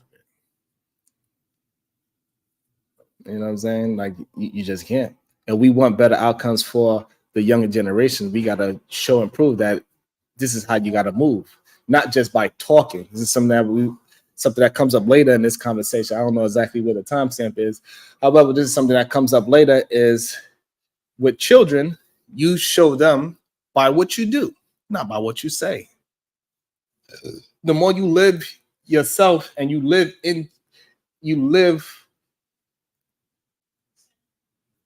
walk the way how you talk, So like it's so they see it as a reflection that comes out of you. It comes out your aura. You know what I'm saying? That's what happens when you live who you are. People can see it. They can smell it. They can hear it out your voice. So if you're not moving in a certain direction, that is not a good look. You have to move the way how you want your life to be. You cannot move in the shadows because what goes in the light, what goes in the dark will come out in the light eventually. So you cannot do your best to live like you some high value human being in the light, but in the dark, you're doing all the dirty shit. You're dealing with unvaluable people. You're giving time to people that is not worth your time. You are lowering your value in the dark every time. So every time you lower your value in the dark, it comes out in the light. Anyway, I don't know why they don't want to listen. Let's go. Look into the, and we look at the chat. The chat is just giving me my praise. You know what I'm saying? It is what it is. They saying facts, Sharon. Sharon speaking facts. Blah, blah, blah. Let's keep going. Go ahead. Let's have the conversation. Go, Sharon, go ahead. I don't know. I would like to go ahead. I would like to. But I mean, that shouldn't even happen. That shouldn't happen that when I'm talking. Chill out. They think this shit is funny. I just messing with you, Sharon. Go ahead. They think this shit is cool. The men that don't have the actual results think it's okay. They think it's okay. They think it's cool to cut me off, even though I'm giving my real life. I'm giving them great advice. I'm giving them great insight. But they don't want to change. They want to hurt them own selves. They want to create baby mothers and create child support for themselves. And they get mad because I'm telling them not to do that. I'm explaining to them how not to hurt themselves. It's like it's like children. You just gotta, they just want to slap them. Even though I don't believe in being your children, if he was my goddamn child, I might have to whoop his ass. Because they just want to go against the grain so bad. They want to hurt themselves so bad so they can have an excuse to say, see? I told you these bitches is crazy. No, you the crazy one. It's you. You don't want to listen to good advice. You want to go out there and just do whatever the fuck you want to do and not have any consequences behind the things that you do. And you want to come back to us on these damn channels and complain about the shit that you did. Even though you knew the shit that you did, it can have these consequences. But you want to put the other human being into an ultimate where they have to make a hard decision. And then when they make that hard decision, you want to fault them for it. You put that seed in that goddamn woman. And when she decided not to delete that goddamn seed, you got mad at her and you left her ass. And say that she is not on and lie. And lie on the woman, says she is not a part of your program. All of a sudden, she's not a part of the program. She just switched up because she said something 3 years ago. And now she changed her mind because she thought you was a good human being. But she knew you was who you were. She knew. She tried to lie to herself the same way how you tried to lie to yourself. Love C. I agree, Sharon. Down low and double life. All principles, lifestyles that extend far beyond sexuality. That is the issue. They really think that the things that they do in the dark, they think that they slick. Love, see, that's the problem. They think that they are slick. They think that because I did it and nobody seen me do it,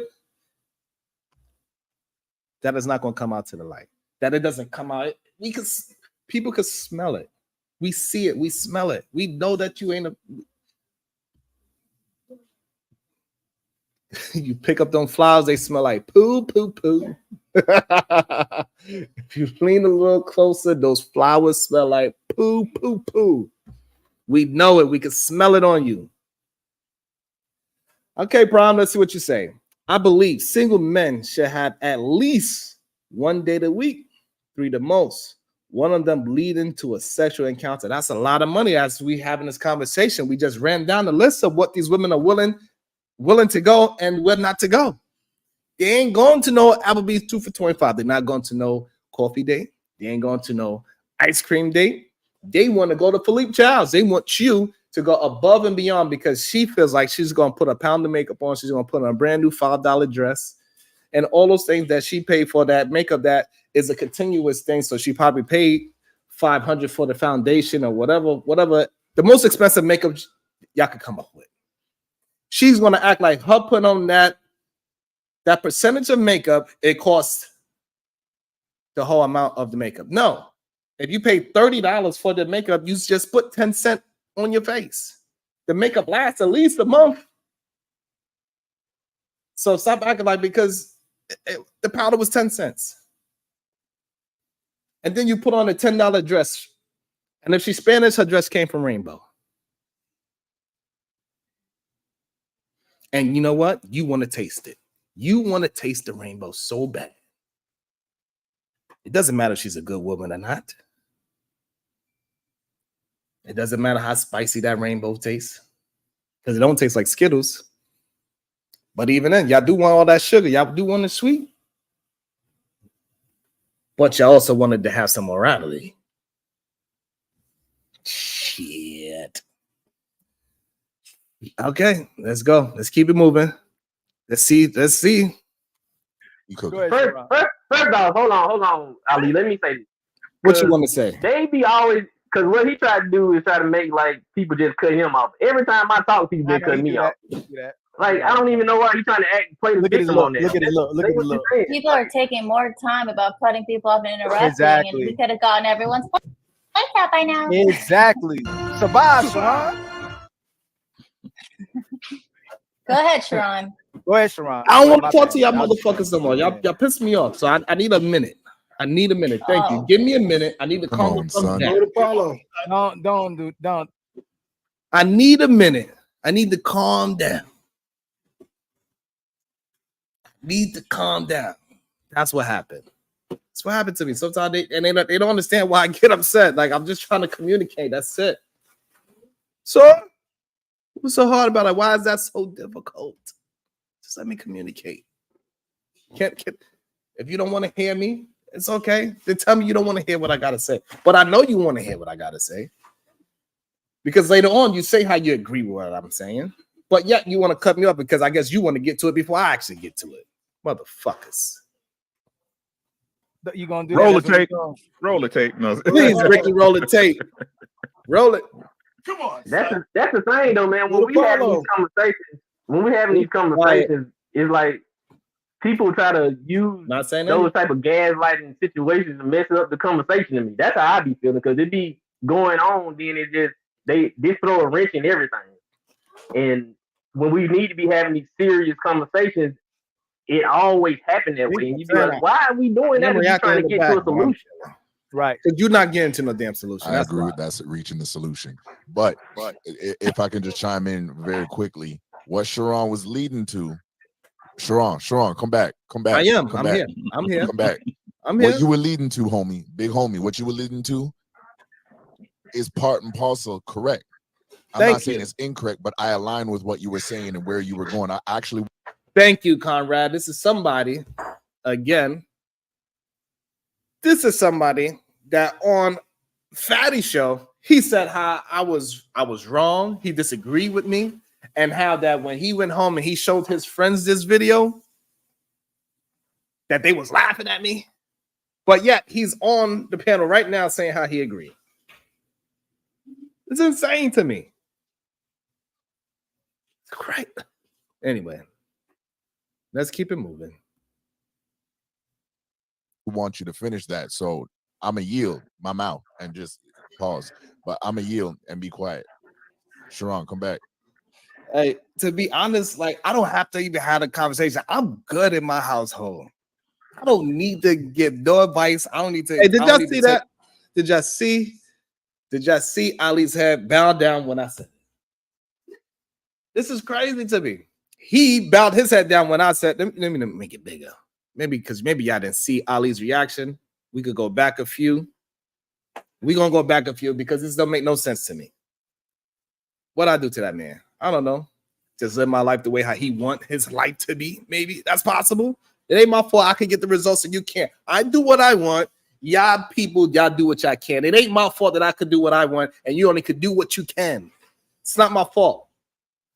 But let's go. Let's go back a little bit. 5, 6, 10 seconds. Let's see what happens. Yield. Look at I'm Ali. out and just pause. Look at Ali when I'm I a yield say and that. be quiet. Thank you. Yield. Sharon, come back. Hey, to be honest, like I don't have to even have a conversation. I'm good in my household. I don't need to give no advice. I don't need to. Hold on. Sharon, come back. What happened, Ali? Hey, What's the matter? To be honest, like I don't have Ali, to what even have a happened? conversation. I'm good in my household. I don't need to. Like, I'm a what, correct. Ali? What's the issue? I'm not saying it's Tell incorrect, me, but what I is the align with issue, what you Ali? were saying Please and where tell me you were what's the going. I issue. actually want you to finish that. So I'm a yield my mouth. and Yield. just Thank you. Be pause. quiet, But Conrad. I'm Give me a yield second, and be Conrad. quiet. Let me try to explain Sharon, come myself. back. I'm Hey, back. To be honest, I'm like back. I don't have to even have a conversation. I'm good in my household. I don't Wow. need to. So do we see that, or am I blind to it? But then they act like I'm fucking crazy. When I'm telling you that the results that I got, that is real. I achieved them because that's what I wanted in my life, and I went through the steps to actually do that because I'm so servient. I serve my family so well that in return I get served. It's that simple. It's that simple. I serve, so they serve me.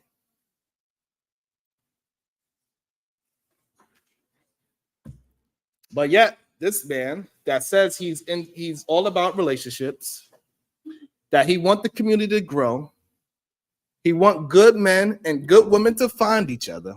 He's here, bowing his head down, disagreeing with me at every twist and turn that I have. Every single one. You understand? I don't get it. And you know what? I agree, Kali Bev. I think maybe because they feel like I don't have enough internet clout because Ricky is very well known. Unlike me, I'm not as well known as Ricky. He got a bigger channel than I have. So maybe they allow him the grace. And they not allowing me that same grace. Even though, you know, so maybe it's that. Maybe it's the clout. I have no idea. Maybe it's that. Maybe that's why they listen to Ricky. Or maybe they just like his deeper. Maybe his voice is a little deeper, so he gets a little bit better response than I do. So, Prime, you're not the only one with those results, though. LOL. Also, there's multiple ways to get it. So, again, just like Kali Bev said, Ricky got those same results. Ricky, not too long ago, said the same thing. So never did I say I was the only one that can get those results. I did not say that. Not once. All I was giving my commentary on my results and what I feel like how, if you change the way how you look at things, you can get them as well. But as soon as I said it, Ali bowed his head down like he's getting the results. Actually, he is getting the results. Exactly, Cali Bev. Paulo too. But the funny thing about it, Cali Bev, me, Paulo, and Ricky, we all agreed on the same thing, and we all getting the same results. Neither one of them had any pushback with me, right? Because we all in the same arena. But if I'm doing something that you want to do that you can't achieve, all of a sudden you try to push back on me and say, oh, other people get it too. I never said other people can't get it. That was never my argument. You know what I'm saying? So I think that is the very interesting part that you even bring up that other men get it too. Exactly. Other men can get it too if they move and think the way how Ricky thinks. If they move and think the way how Paulo thinks. I'm not even going to put myself in it. If people start moving the way how they move, you would get the same results out of your woman, which you should turn into a wife, because guess what? Both those men are married. Because both those men are leading their household. Both those men are taking responsibility for how their household is moving. Inside and outside the house.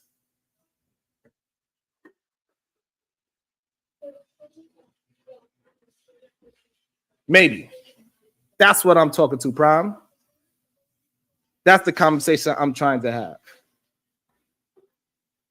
Let's go. Give no advice. I don't need to tell you what my trials and tribulations, but every time I have a conversation, I just try to give up my insight of how I see it when I walk outside. It's always a fucking issue. Then when they interrupt me, they like, oh, I'm gaslighting. That is fucking insane to me. That's number one. You interrupted me. I was in the middle of talking. That's why I said what I said. Wow. In real time. In real time. Let's go back a little bit, just a little bit. Then when they interrupt me, they like, oh, I'm gaslighting. That is fucking insane to me. That's number one.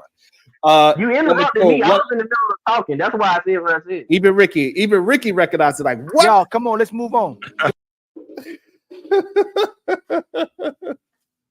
Hey, Prom, do you see what I'm talking about? As soon as I start talking, they feel the same way.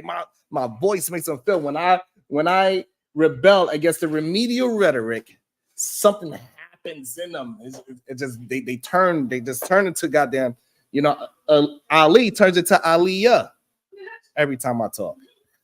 But the good thing about maybe I'll be able to pull Aliyah up out of them, capture like Ghostbusters. Maybe I need a plasma gun so I could shoot the feminine out. Like, come on, get the ecto gamma ray, and I could maybe pull and extract Aliyah out of Ali.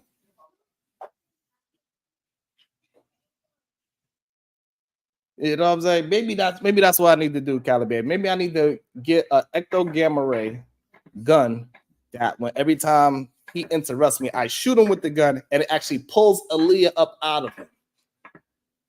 Because man, I don't understand. Ricky, actually, Caliban, Ricky was like, "What? How you do that in real time?" I just said what you do, and then you're gonna do it actually in real time. That's mind-boggling to me. And then they be saying I'm emotional. That makes me emotional.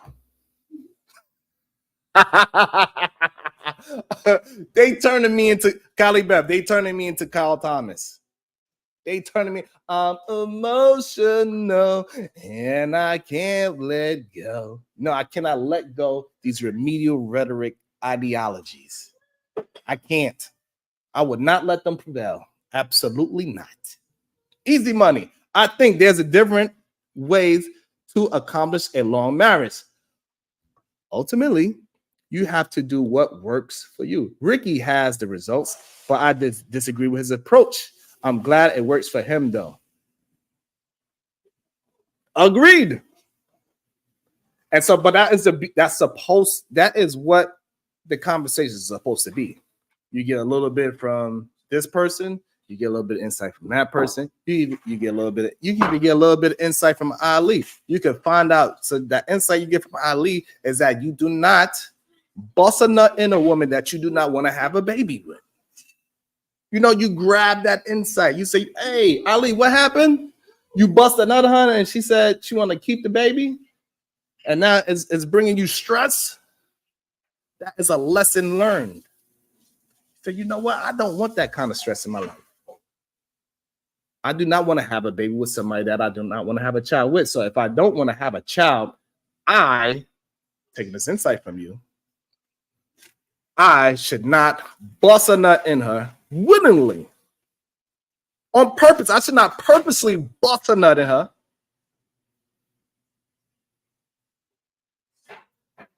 Because I don't want no damn child. It's just a thought.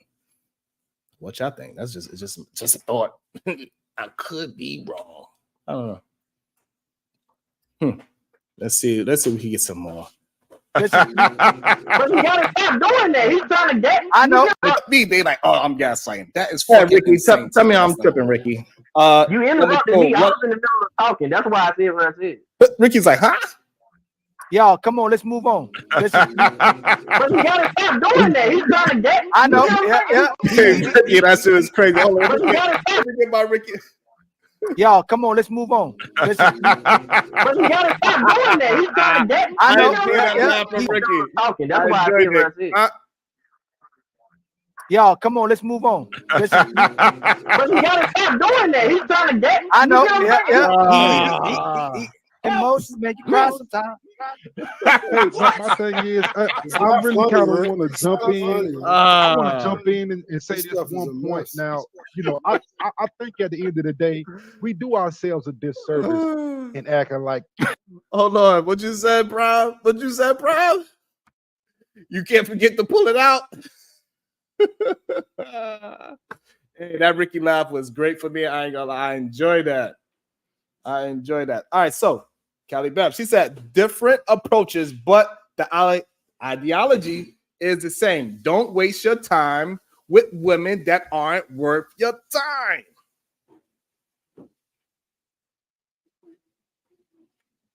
Can anybody disagree with that? Prom, can you disagree with that point? But yet, you know what I'm saying? You know, in these spaces, they would act like a woman don't have no kind of insight. Like the word logic is only for men. Like women, like the word logic is only owned by men. Like women cannot have logic. Logic is not men logic or women logic or kid. Well, it might have a kid logic. It's possible. That might be possible. However, logic is logic no matter what. If you can see it or not, you know. So Callie Beth, she got great logic. She got great insight right there. You understand? And Prom, you understand it too. But somehow we do not call these people out on it. You bust a nut in that woman. You didn't want to have no goddamn child. You didn't choose to put the rubber on. You kept it in because it felt so good. He was like, ooh, this Carvel cake tastes so good with all this goddamn frosting on it and this egg yolk in there and the extra sugar. Ooh, sweet lady, won't you be my sweet love child for a lifetime? That's what's going to happen. Do I want some cookie, babe? After we talking all this talk, you asking me if I want some cookie? I do want some cookie, babe. I want some of that. I want some of that sweet, healthy cookie, though. I don't want no cookie with no artificial sweetener. I want that cookie with that good old natural sugar.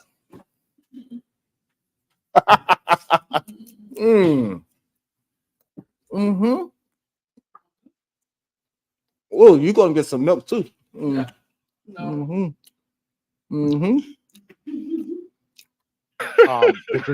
The traditional household will be done by anybody who's not in the upper class. The majority of black men won't get there. So, like, we do our disservice to our women. We do the disservice to our women by acting like every single black man will be in the upper class. Can I push back on that? I'm sorry, I'm broke. I don't know what y'all talking about. I'm broke as a joke. I'm broke as a joke, right? See, again, no, I'm not arguing your point, Mufasa. I just want to make a point, right? This is what Sharon was saying, and this is what I ain't gonna even say, Sharon. My bad, bro. But I feel your pain, dog. Right? But this is what I've been saying forever, right? I choose her at the end of the day. She chooses to stay. I'll put two more. Right?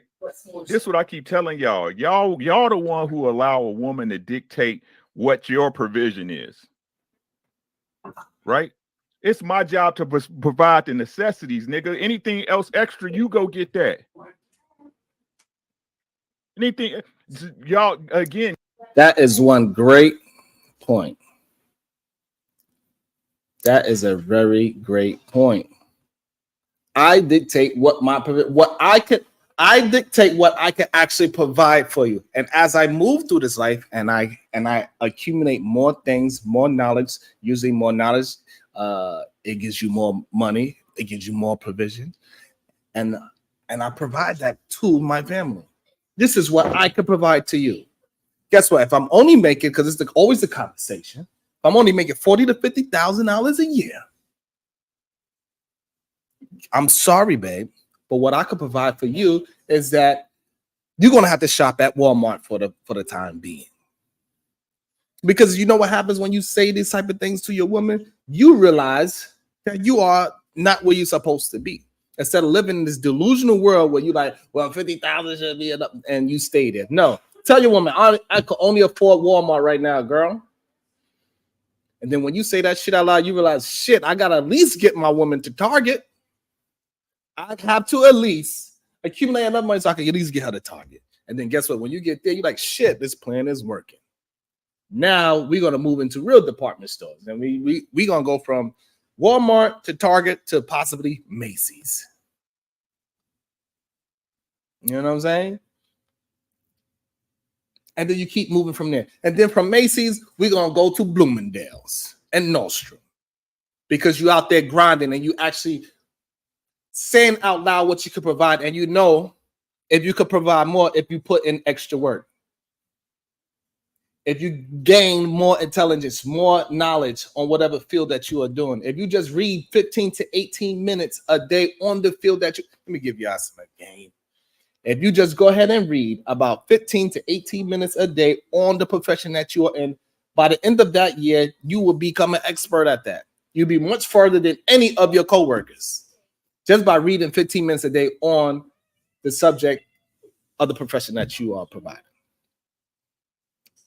And that will put you leaps and bounds ahead of the competition. Because you keep moving down the line. So yes, you can start at Walmart at 40,000 to 50,000, but however, you cannot end there at the end of, for when she's looking down at the end of the tunnel, it still can't be Walmart. You see, when she put them binoculars, because right now you're in the nosebleed seats, right? You're in the nosebleed, so you look it down, and she still see Walmart. She sees some holes in that chink. She's like, hey, babe, this is what we was talking about earlier. This is when your woman's like, hey, this doesn't look right, babe. It's okay that we started at Walmart, but we can't end at Walmart too. Can you at least get me to Target? As my girl Callie Beth chose to correct me, right? So because we're gonna go from Walmart to Target, and then when we get a little bit more bougie, we gonna call it Target. Make her feel better, God damn it. Make her feel better. We're gonna go from Walmart to Target to Target. Because that, you know, the Target is when, you know, it's the bigger one when they got the food, they got everything. Not the little bullshit Target. No, we're going to Target now. And that's where we're gonna shop. And then we move from Target, and then we go to one of the, you know, then we move up to, you know, Macy's. Let's just say that's a build-up. We move up to Macy's. And then from Macy's, we go to Bloomingdale. And then Nordstrom. And then, like Love C suggested, then eventually we would get to the boutique side of things. Where you can actually know the person that designed your purse. Like the purse that we have that's in the closet right now. We actually know the person that designed this purse. We could call them and say, hey, you know what? I like this purse. Can you give me a little tweak? And they could design you a personal purse. Or one of the jackets I got in there. I actually know the designer from Italy that actually made that. But it took me time to get there. I was once shopping at Walmart. I did not live beyond my means. And I moved accordingly. And I was like, you know what? I see the people that shopping at Walmart. I was like, this is not for me. Nope. There's no way Billy Bob and I should be in the same place shopping. And it made me upset. It pissed me off. I was so upset when I was in that Walmart. And I seen the people that was shopping there. And I was like, no, me and these people are not the goddamn same. But maybe some of y'all feel like y'all, you know, y'all still there. So y'all never want to actually aspire to do more.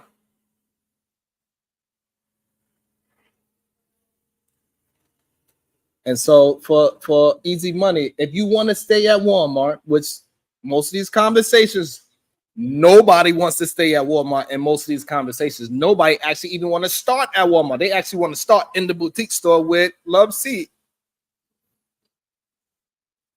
That's what usually happens. They want to already be at the boutique from the jump. These women want a $300 first date from the jump.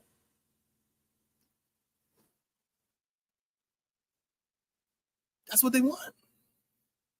Let's continue. Let's continue. Let's see what else these men are saying.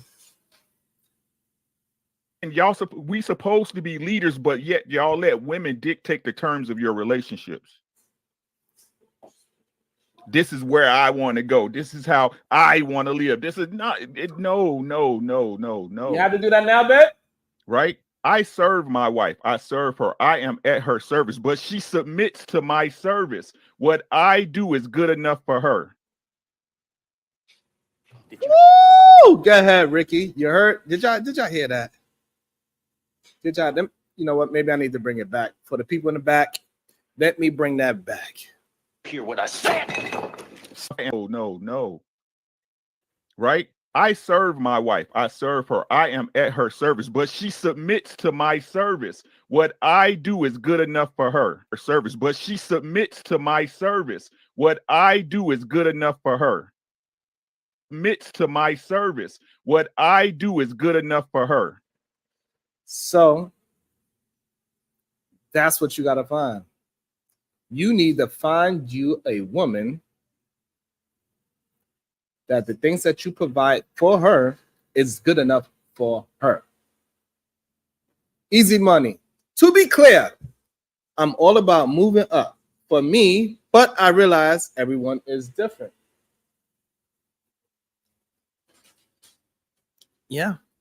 You know, in the trailer park trash system, Walmart is the shit. You know, some people, like in some places, Walmart and Target is the club. Like you can go get your nails done, you go get your hair did, you could do your taxes all in the Walmart while you going shopping. You could do all that shit there in some of these places. That's the club. That is the mall. Walmart is the mall for some people. If you live, you know. But what I'm saying though, Easy Money, it got people even in the low market, people that live in a trailer park, they even flex on each other. They like, well, at least I'm not in a single wide, I'm in a double wide. So even when you go down to the bottom of the barrel of income or the bottom of the barrel neighborhood as a trailer park, they still flex inside of there. They say, I grew up in a double wide. What about you and your single wide ass home? Fuck out of here. At least my father didn't sleep with his sister. That's the type of shit that they be talking about over there. So even over there, they brag about being in a double wide. So no matter where you go, what level that you at, it's still some bragging rights within that level. You know, one of them gonna say, like, I drink Coors Light, you drink Natural Light. I don't drink that Natural Light. You know what I'm saying? So like it's even in that conversation, it's bragging rights within that level. So Easy Money, no matter where you go, there's always going to be some kind of bragging rights, no matter how you look at it. So we might as well keep it moving. We might as well. Okay. Go ahead, Ricky. Did you hear what I said? Stop. No, they didn't hear you, Ricky. They didn't hear you. Service. What I do is good enough for her. Did you hear what I said? Stop dealing with bitches that you ain't good enough for. Hear what I said? Stop dealing with bitches that you ain't good enough for. Did you hear what I said? Stop dealing with bitches that you ain't good enough for. I had to make sure y'all heard that in the back. I wanted to make sure y'all heard that. Stop dealing with bitches you are not good enough for. Stop it.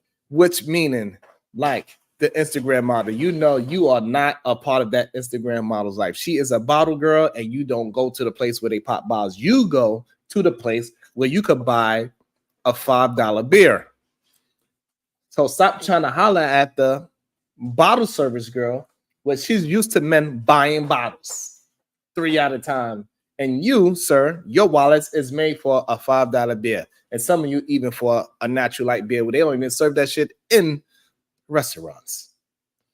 But yeah, even the person that want the Natural Light beer or the Pabst beer,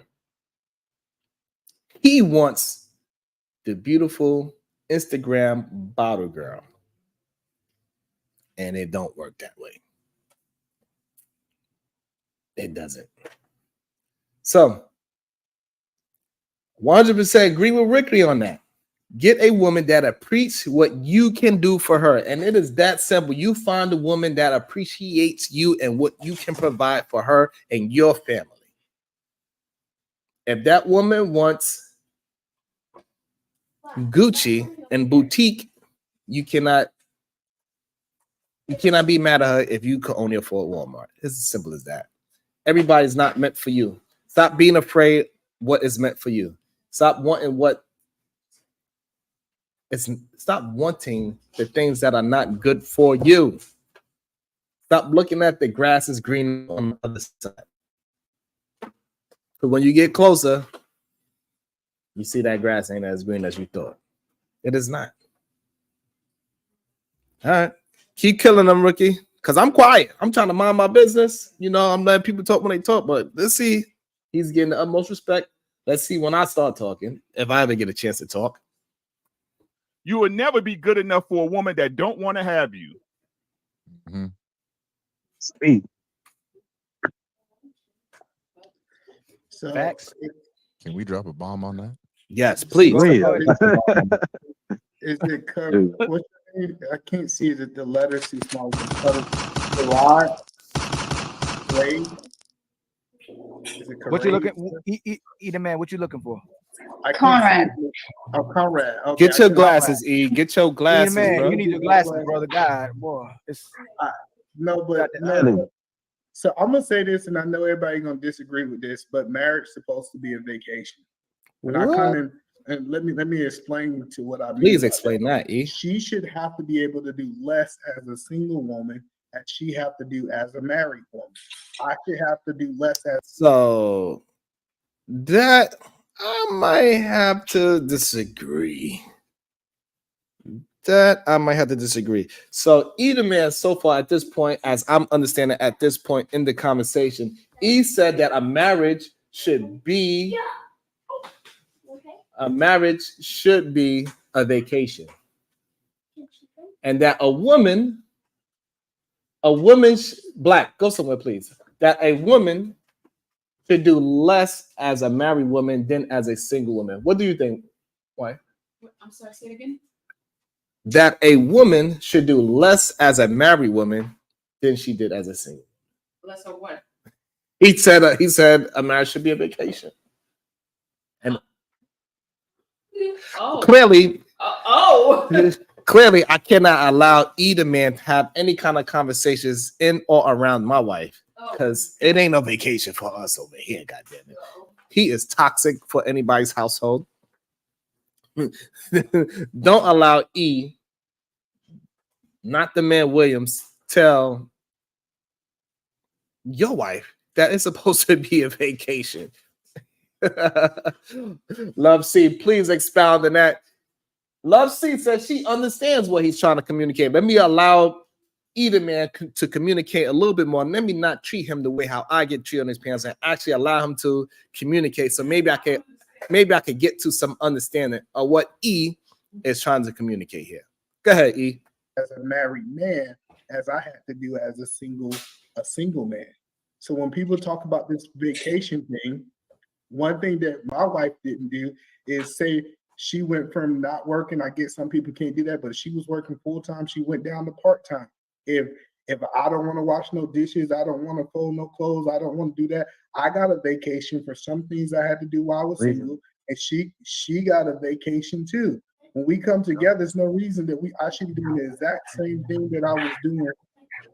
The exact same thing I was doing that I'm with two people. Two people are supposed to accomplish more than just one person. So yes, it does supposed to be a vacation from some things. Like, so I think I'm starting to understand this whole vacation in the marriage thing. I think what he's trying to say is that life should get easier since you have somebody to help you with things. I think that's what he's really trying to. I think he's doing a horrible job at communicating that you could accomplish more together because it's two people pulling something instead of one person pulling.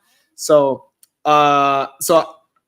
in theory, I can agree with that. So if we are pulling 40 pounds, yes, I could pull that 40 pounds by myself.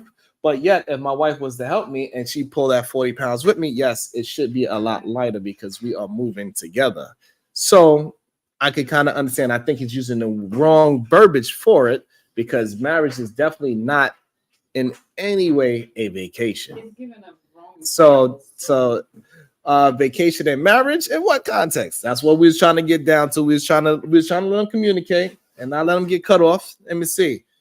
For example, I don't worry about cars, bills, trash, trips. However, I do have the additional responsibility of him, children, and home. So that is an example that Love C is explaining. So she got less worries. So that can be a form of how a vacation. So we kind of get it. I think it's the wrong. I think it's the wrong way of communicating. I think vacation is absolutely the wrong word for it. But I get what he is trying to communicate, that things are supposed to get easier together. We are supposed to work through this thing together. We're supposed to navigate this life together. When I'm down, you up, and vice versa. So this way we are pulling the workload together. Prime is just being toxic now. He's just being toxic now.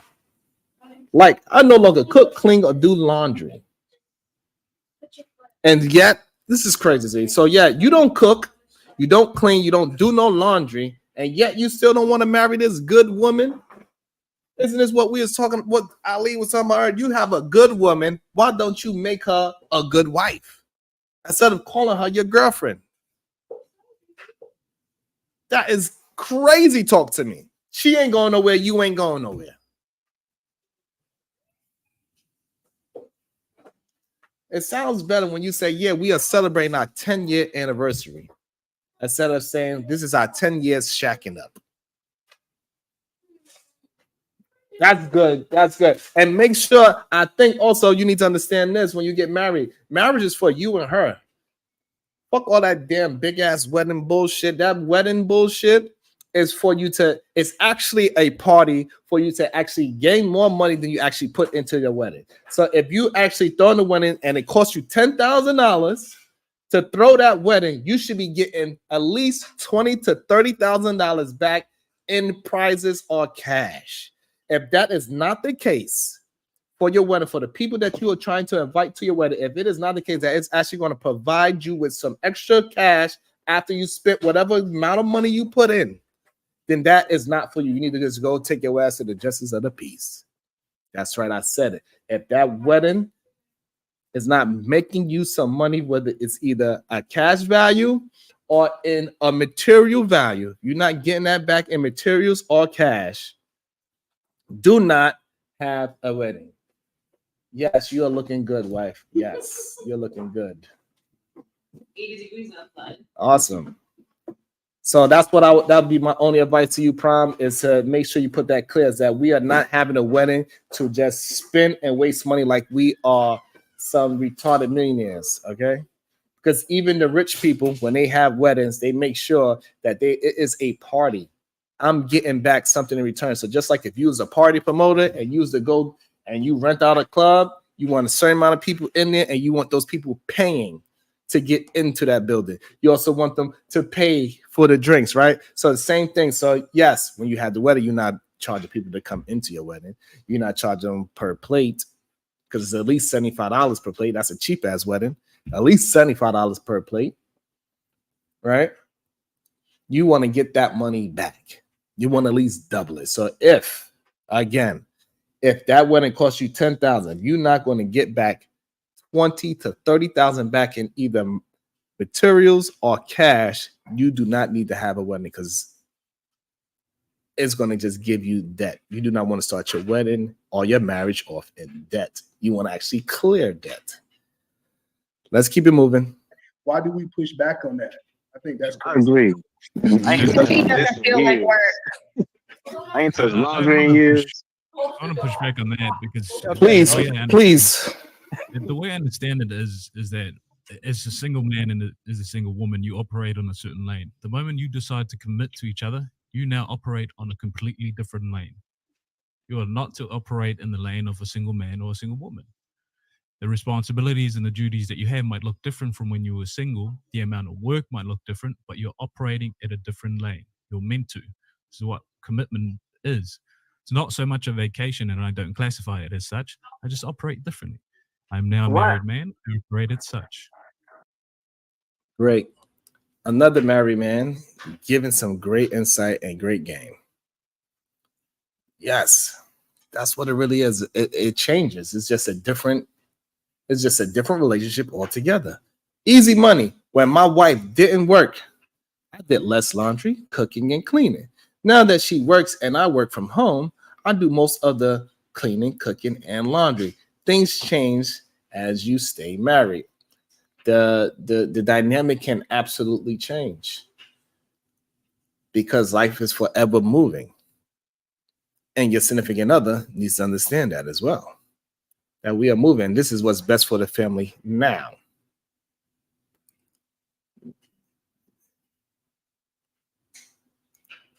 This is what's best for the family now. So I thought I did something, but I did not. So here we go. This is what's best for the family, and this is what we are into now. This is what I meant to have.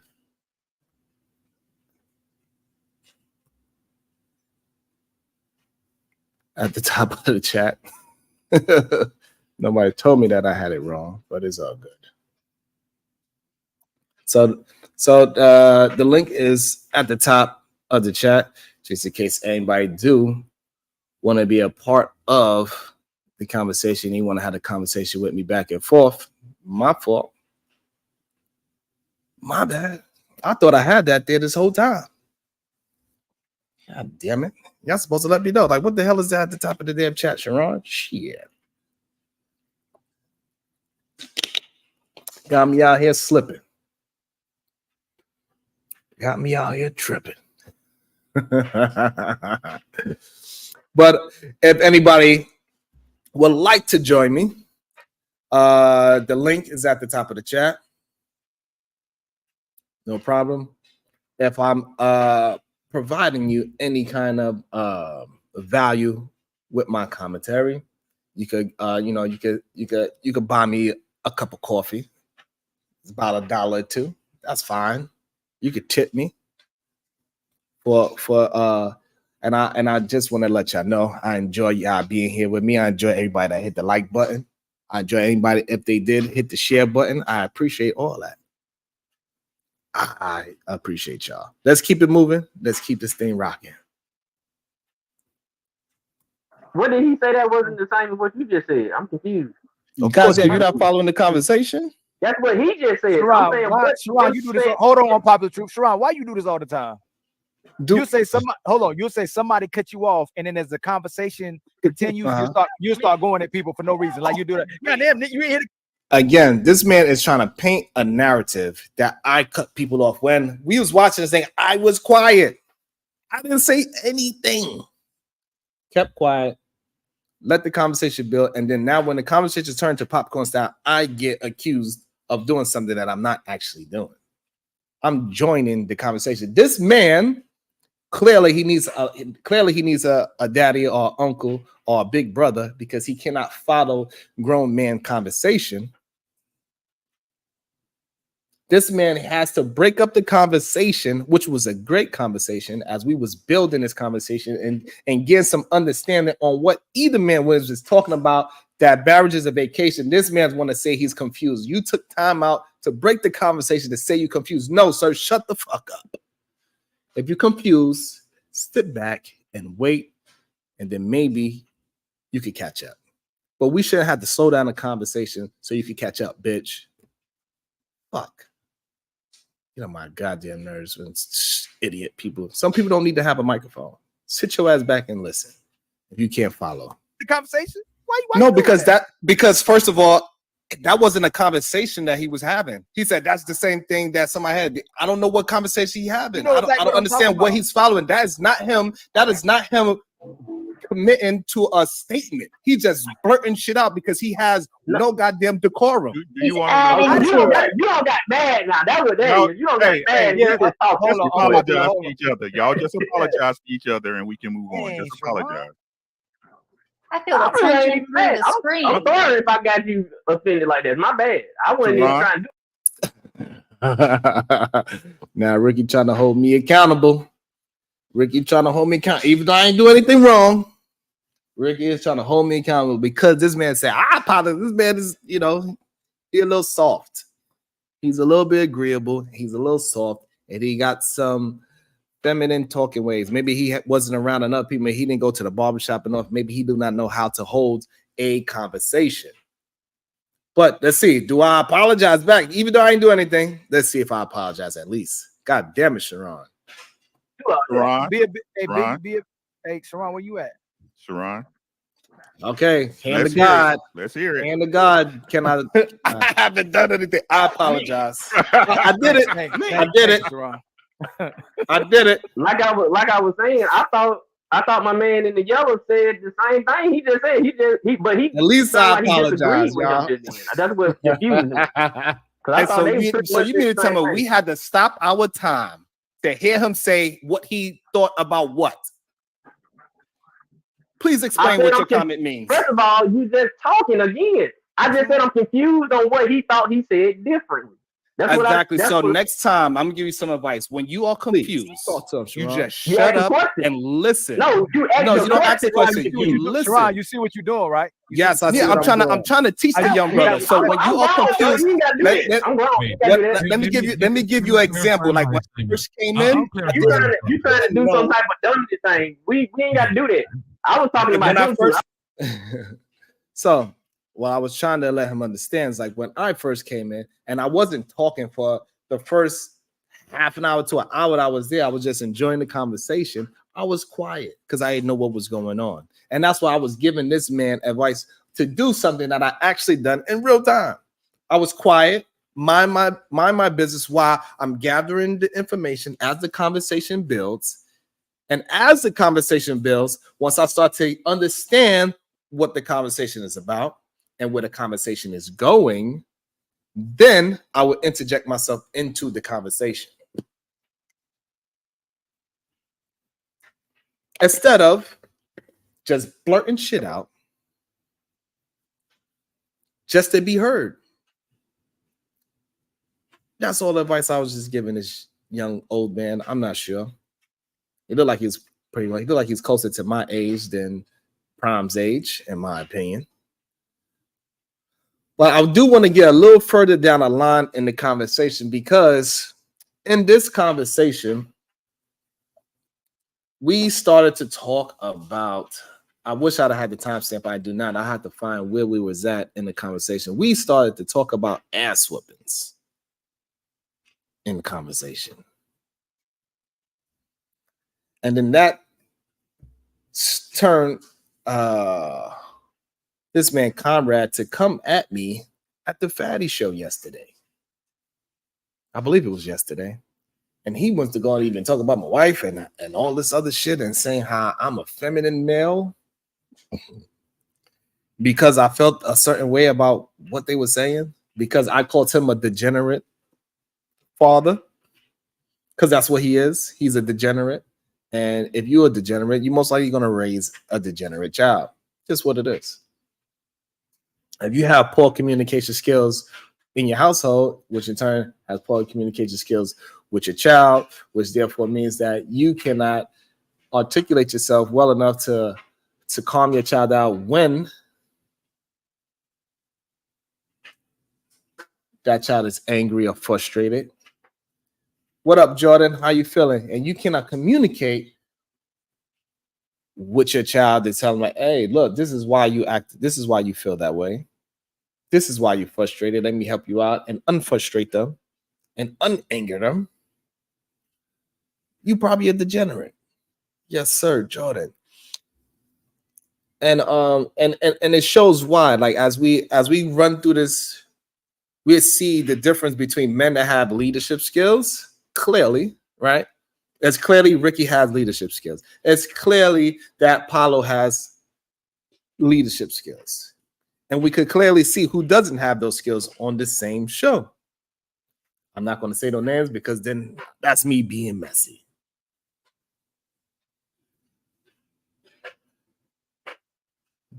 That's cool. Rainy days is good. You know, a lot of people don't look at rainy days as good, but guess what? The earth needs to be watered too. The grass got to grow. The only way the grass can grow if it rains. So, you know, it's good to take a nice rainy day, drink some coffee, sit by the windowsill, and relax. I'm glad you're here with us. I hope you hit the like button, share if you're enjoying it, and I hope I'm bringing some kind of value to your day on this slow, rainy afternoon. So I think it's a clear distinction of men on this panel. We got Ricky, we got Paulo, and we got this dude Unpopular Truth, because clearly he probably lived in his truth, which is already probably sounds to me already a little feminine, but in his mind, he probably thinks he's a masculine male. But that shows his poor leadership skills throughout this conversation. He can't follow along. He gets confused. He want all women to be for him where he's not for all women, because he could only provide a certain provision for a certain type of woman. That is the type of woman that you need to go for. So, like, for example, he's wearing a do-rag in public. He probably need to find a woman that wears a bonnet in public. So, you know, so y'all could be of the same caliber of human being. But let's keep it moving. We're gonna move a little further down the line. Let me see. Let's skip it down. Let's skip it down an hour. And let's see what is the conversation going on an hour later. Hopefully it's not screaming and yelling. We have to sometimes recognize that this may be behavior or what attitude they need to go out to be adventurous and conquer other things that most people are not willing to do. What we have to do as parents is find out how do we hold on before we get how do we as parents in our land let's get here. On you and your wife, what do you do then? You gave you, because that's what good fathers and good parents do, good mothers do. You explain to your child, you give an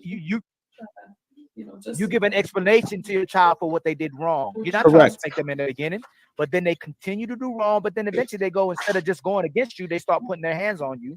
Then you converse about that. You say, hey, don't put your hands on anyone. This is roughly. Let's go back a little bit more. Yeah. I think this is where we men. They most likely got their ass whipped. Most men and bro, come on, man. Y'all let him. Please let me finish. Hey, hold on, real quick, Eda, man. Hey, Prime and Simon hasn't went. Prime and go. Hold on, sure. Well, I don't. That's a you know what I'm saying. A pop. See, that's the thing is a pop is a whooping at her level. Well, yeah. Because you know what I'm saying. She ain't number 2 years old, so. That's all, you know, that's all I'm gonna do. But like you said, all I gotta do is look at her. I try not to, I don't yell no more. I used to yell a little bit, but I don't yell no more. Good job. Ain't no more time for that shit. If I have to tell you more than 2 times, it's yeah, you're gonna have some problems. That's just how I am. And whooping's gonna be, that's last resort. Good. At least that. At least we could all agree on that. At least. Simon, we waiting on you, Simon. Oh, sorry. I appreciate it. Salute to the panel. I kind of don't want to hear Simon because Simon be saying drunkenness. He's always drunk all the time. I think the thing we have. I'm gonna skip Simon because I know Simon probably didn't. I'm pretty sure Simon didn't say anything. And so we're gonna skip. You have to be. We hear when single mothers that's raised us. They were very emotional. Yes, they were. Amongst men, my fist, my hand, my natural reason, historically, statistically. Okay. After Simon, Diesel was the one who's supposed to go anyway, Sharon. So relax, hold your horses, baby. Let Sharon go.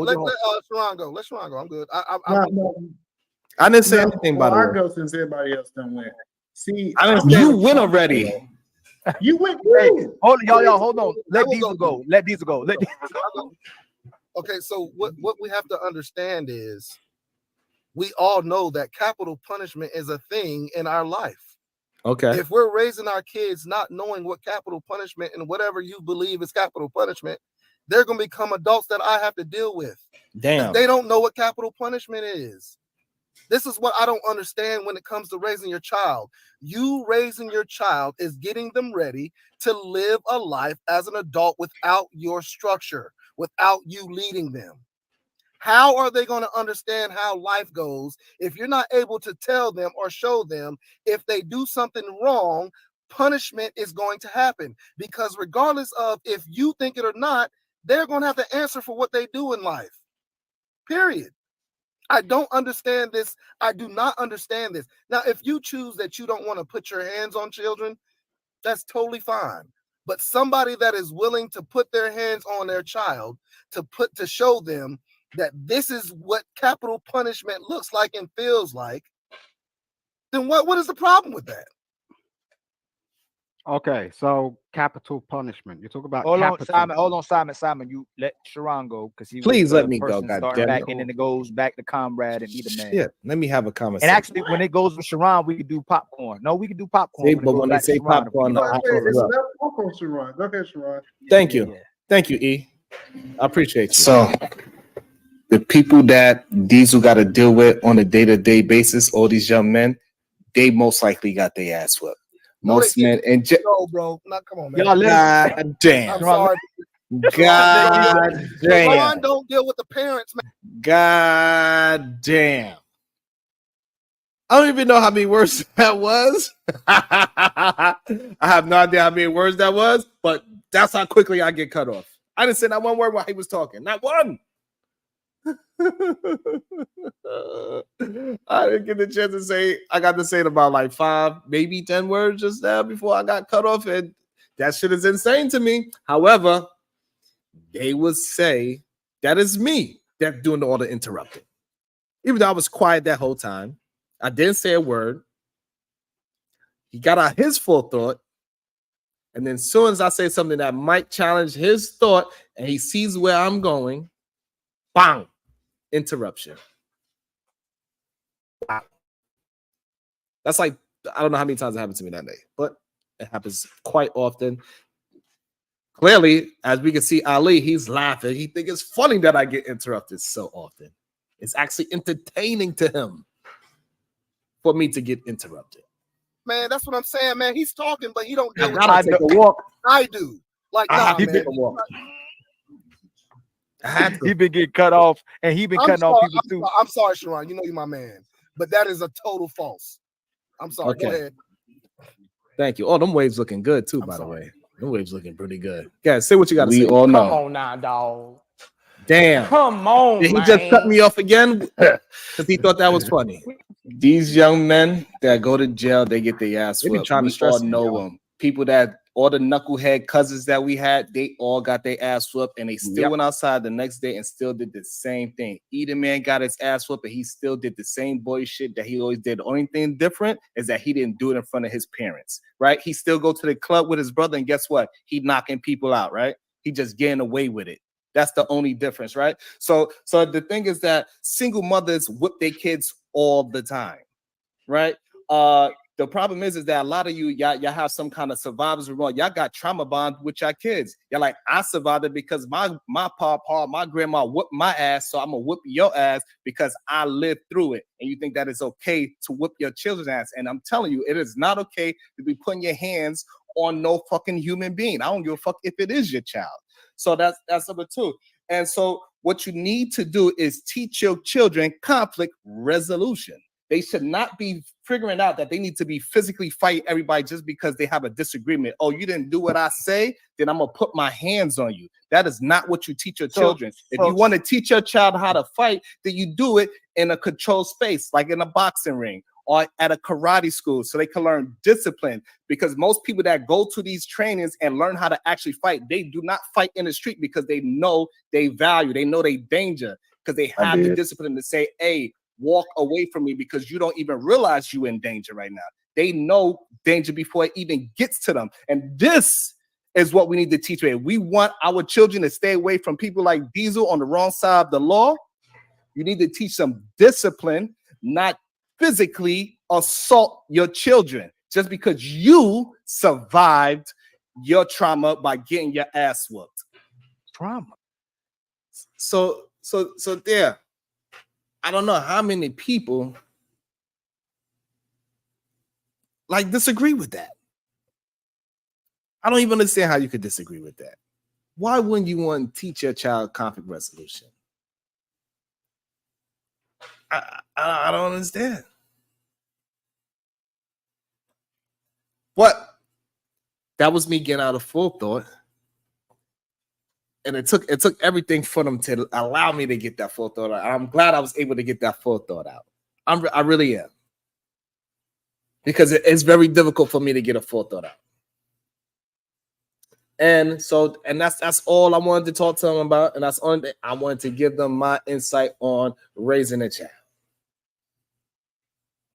And that you should not be whooping your kids' ass just because you got an ass whooping.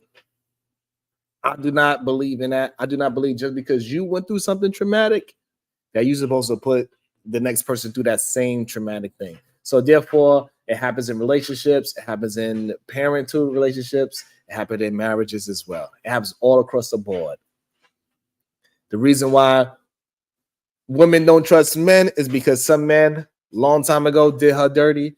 The reason why a man don't trust a woman because some women a long time did him dirty. A lot of times these red pillars that taking all these red pills, they need a detox. They taking all this goddamn red pill medicine. The real reason why they even red pill raging is because some women hurt their feelings in high school. They are mad because they couldn't get the cool girl in the school because she wanted an older man that had a car. They still talk about it to this day. To this day, they still talk about that girl that went with the older dude with the car. It scorned them. It hurts them so bad that they wasn't the man that that girl wanted. And the same thing with whooping your child's ass. Because you got through it with grandma and papa, busting your ass, making you go outside to go choose the weapon that you get your ass whooped with. And you want to go send your child outside to go do that same walk, to go pick up that same stick so they could choose. Just think about that. They used to send us outside to go choose the weapon that we got our ass whipped with. Man, if that is not torture, I don't know what is. Motherfucker gonna send me outside to go choose what stick. Do you want the stick? You go outside and choose a stick, or you want to get hit with this goddamn extension cord? Because you know, girl, people that have no goddamn belts. So it's either extension cord or a stick outside. And don't let it be a fucking mean ass parent. They wait until your ass is in the goddamn bathtub. Because you know it stings a little bit more when you're wet. You know it stings a little bit more when you're wet. So they'll whoop your ass while you in the goddamn bathtub. You just having a good time playing with your goddamn G.I. Joe. Next you know, door slams open. It's go time. Ass on fire. You get hit so goddamn hard you can't even cry. You get that silent cry.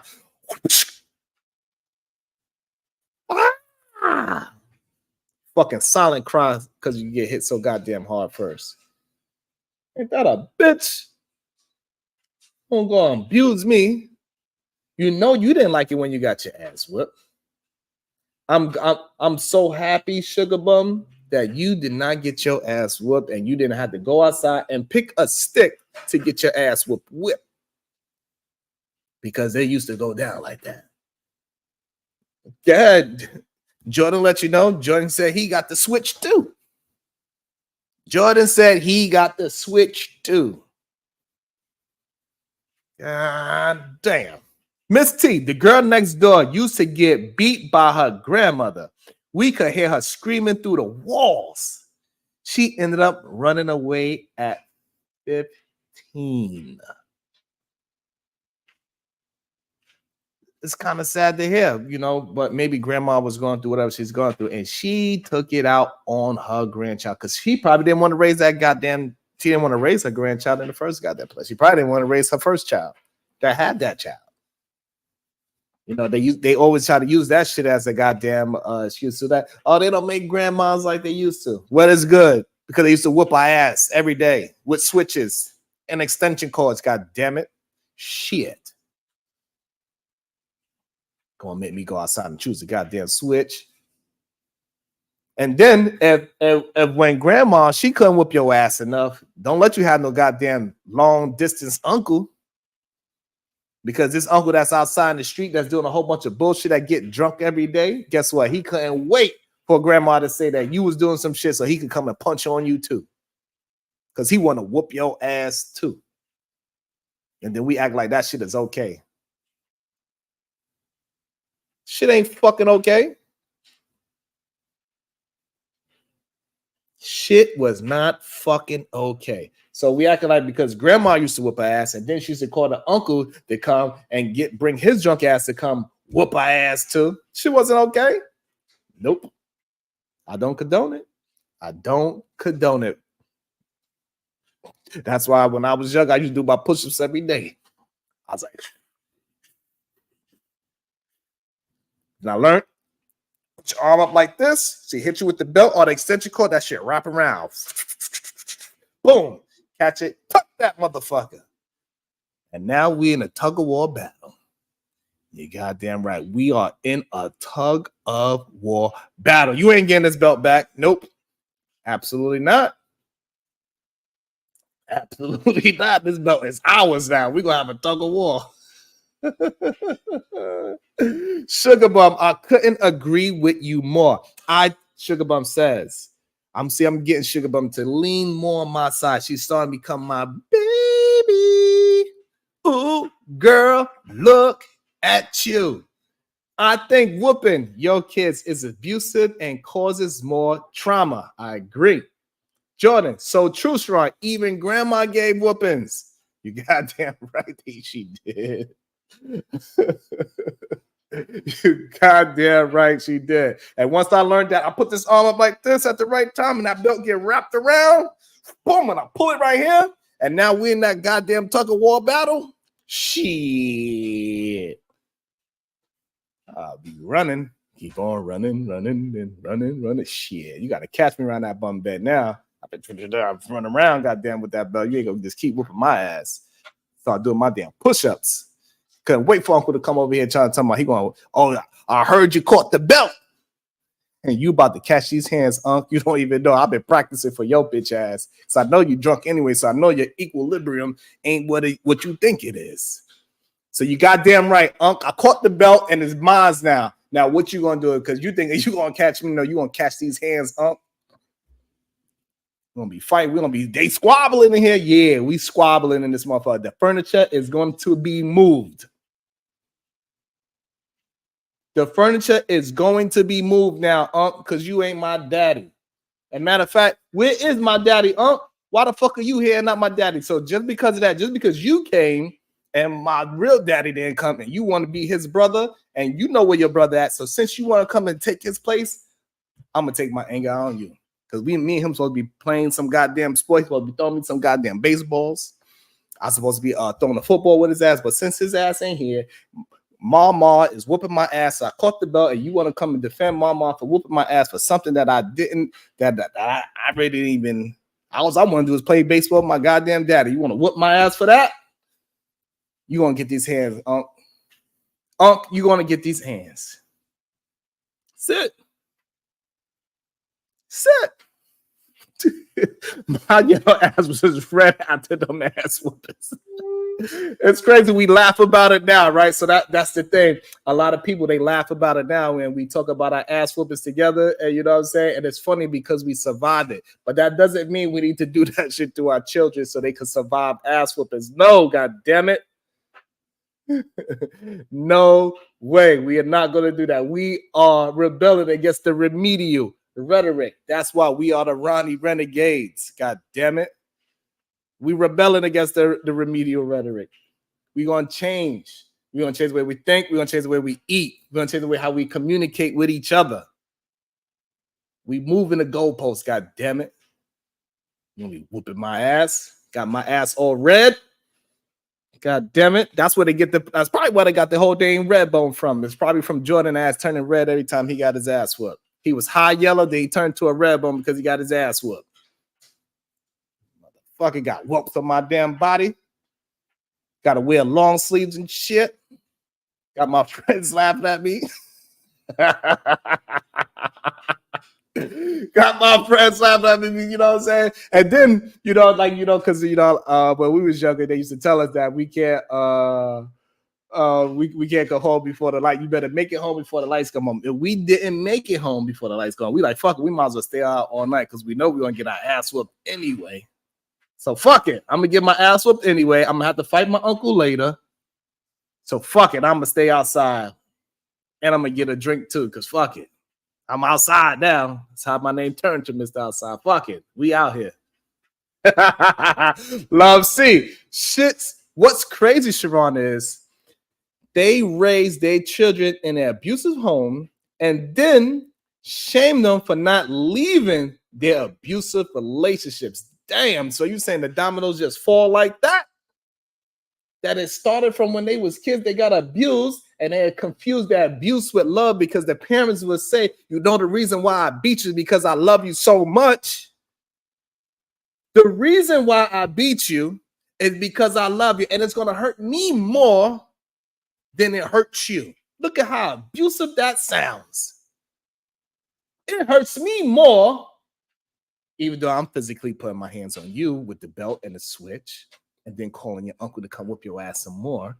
It's going to hurt me more to make you cry with physical pain because I love you so much. Man, that is not the beginnings of abuse. I don't know what is. I don't know what is. If that is not the beginning of abuse, I don't know what is.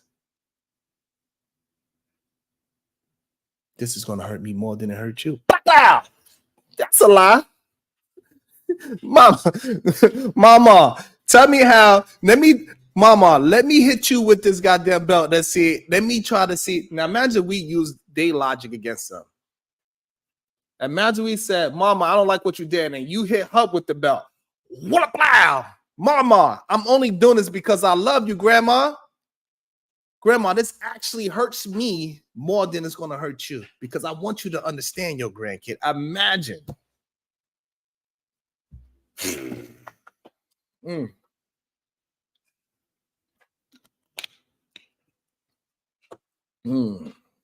Imagine. Anyway, let's get back to this. These crazy people. Let's get back. Let's see what they talking about. That's crazy. Imagine you flip the roles on Mama and say, Mama, I don't like no damn chopped liver. Whoosh.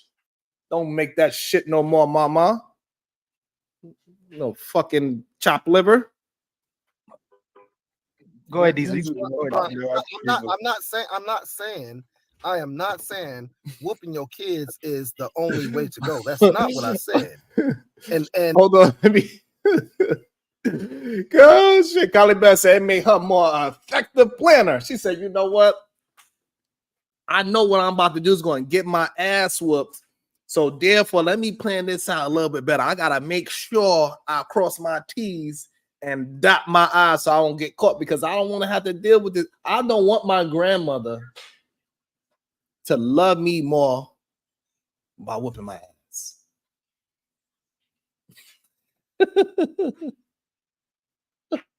I do not want my grandmother to hurt herself because, you know, it hurts her more than it hurts me when she whoops my ass. So I got to plan out the devious shit I'm going to do a little bit better because I don't want my mama to go and hurt herself because every time she whip my ass, she tells me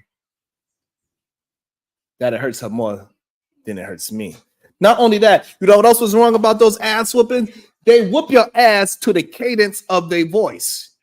They like, didn't I tell you not to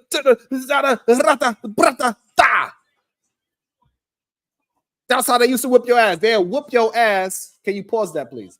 They will whoop your ass to how the cadence of their voice. So when they whooping your ass, they like, didn't I tell you not to go outside? That's how they whooping your ass. So imagine That's how I want y'all to imagine.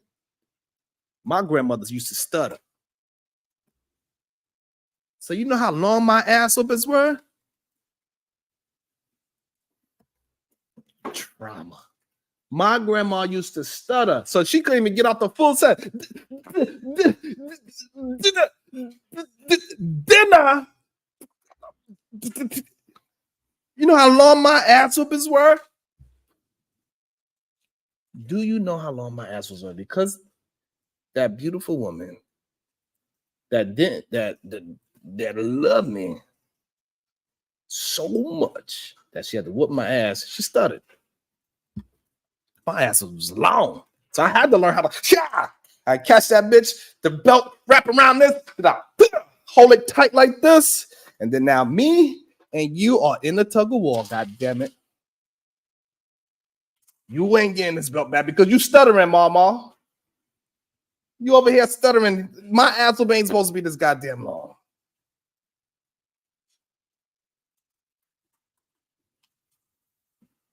God damn it.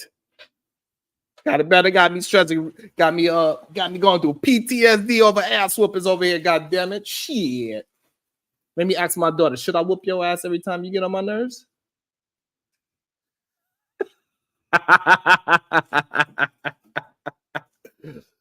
My daughter said no. She appreciates that I don't whoop her ass.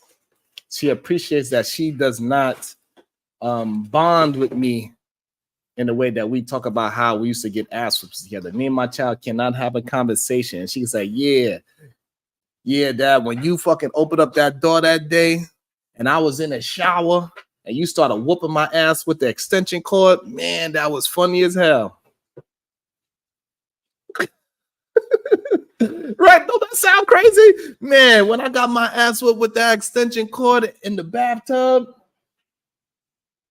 and every sting of the whip, that was funny as hell. Really? Crazy. That's absolutely insane to me. Didn't I tell you not to go outside? Didn't I tell you not to go outside? Didn't I? Huh?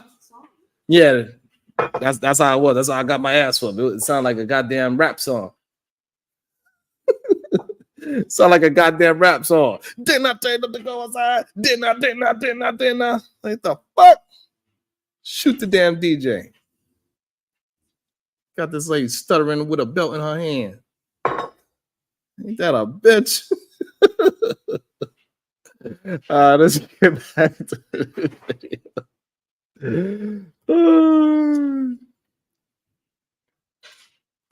Thank you, Love C. I really appreciate that. So, but some people they don't have no. Thank you, Love C, for having some understanding of how I communicate and how do I see things, right? Right, with the whole Tyrese thing, for some reason, people don't have no kind of context clues when it comes to conversations, especially when it's a man seemingly like he got hurt. So therefore, what I see from those conversations that those men, they feel for Tyrese because they feel like they could possibly be in that situation. So therefore, women are bad. This man, he loved his family so much that Tyrese hopped on an airplane, left his family, mind you. He left his family home alone for months at a time. But soon something bad happened, and it's like they was going through a crisis. All of a sudden, he could fly back to his relationship to save it. But if you would have never left in the first place and you would have been there and you would have made accommodations for your family and your lifestyle, the way how you live it, maybe you wouldn't have been in that situation in the first place. But that's called leadership. Because it's just like a bad child, right? If a child, the only way that child can get attention from you is if it do bad things, it's going to train the child. If I want attention from my parent, I need to do something bad. Because that is the only way my mother or dad or both pay me any attention, is when I do something that they don't like. Because if I'm doing all the right things, I got to be by myself in this corner playing with my toys. and I want them involved in my life. So when you only pay your child attention when they're doing something bad, you are slowly and socially training them that they get attention for doing bad things. And then when you start whooping their ass, because that's what y'all like to do, you like to put your hands on children, that teaches them, what up, Chaz? Long time no hear, long time no see. It's glad to see you here. I hope everything is well. Glad to see you here. So when you teach your children, just like Love C suggested and hinted towards, once you whooping your kid's ass, because first of all, it got his attention for being bad, right? And then after that, they get their ass whooped and they get abused, and they say, and then you say things like, it hurts me more than it hurts you. The reason why I whoop your ass is because I love you. They equate all of those things, all those negative things, with positivity. Then they go out and be in a relationship, and they can't wait until they get their ass whooped by their spouse, whether it's verbally or physically. And this is how they get caught up in these relationships, because you taught them all these negative things when you thought that these negative things was actually positive things. No, absolutely not. They were not positive. You need to get through it. You need to go to some, whatever you need to do, therapy, reflection, self-reflection, read a self-help book, whatever you need to get through that trauma in your life and get past it and heal from that trauma. You need to get past it and go through it. So this way you do not pass on that same abusive, verbally and physical ideas of love to your children. We got to break that cycle of physical and verbal abuse to you is actual love. That is not love. Actually, love does not hurt. Love doesn't hurt. The Ronnie Renegades, we rebelling against the remedial rhetoric. That's right. Love does not fucking hurt. Absolutely not. Don't whoop your children's ass. Have conversations with them daily, often as possible. Your children could be your best friend if you allow them to. They want to do everything you want to do. They think everything you do is cool. You want to bowl, they going to bowl. You want to do karate, they going to do karate. If you want to be a YouTuber, they going to be a YouTuber. God damn, Sugar Bum. So Sugar Bum said males can't love. You know what, Sugar Bum, from having these conversations with these degenerates, because there's a bunch of degenerates I'll be having conversations with. Maybe men are the only ones that actually can love, and males, possibly you are correct. Males and females cannot love. But men and women can actually love. Maybe that's where we need to go with this thing. Males can't love, females can't love. But men, healed women, healthy women, they are the ones that actually can love. And those healthy men and those healthy women, as I'm pretty sure we all here are those healthy men and healthy women. We are not just males and females. We take responsibility for the outcomes of our lives. We understand what abuse is, verbally and physically. And maybe us here together as we build this plane while we flying this motherfucker. As we rebel against the remedial rhetoric, we could change the outcomes of these goddamn communities and teach males and females how to become man and woman and teach them how to love. The crazy people's in the house. Hey, baby girl, she just had pajama day at school. Did you miss her at school? You did? Wow. Take your time. Help your sister take off her shoes because no shoes in the house. So the crazy one is in the house. So let's get back to the video. She settles in. I'm gonna go on mute for a little bit.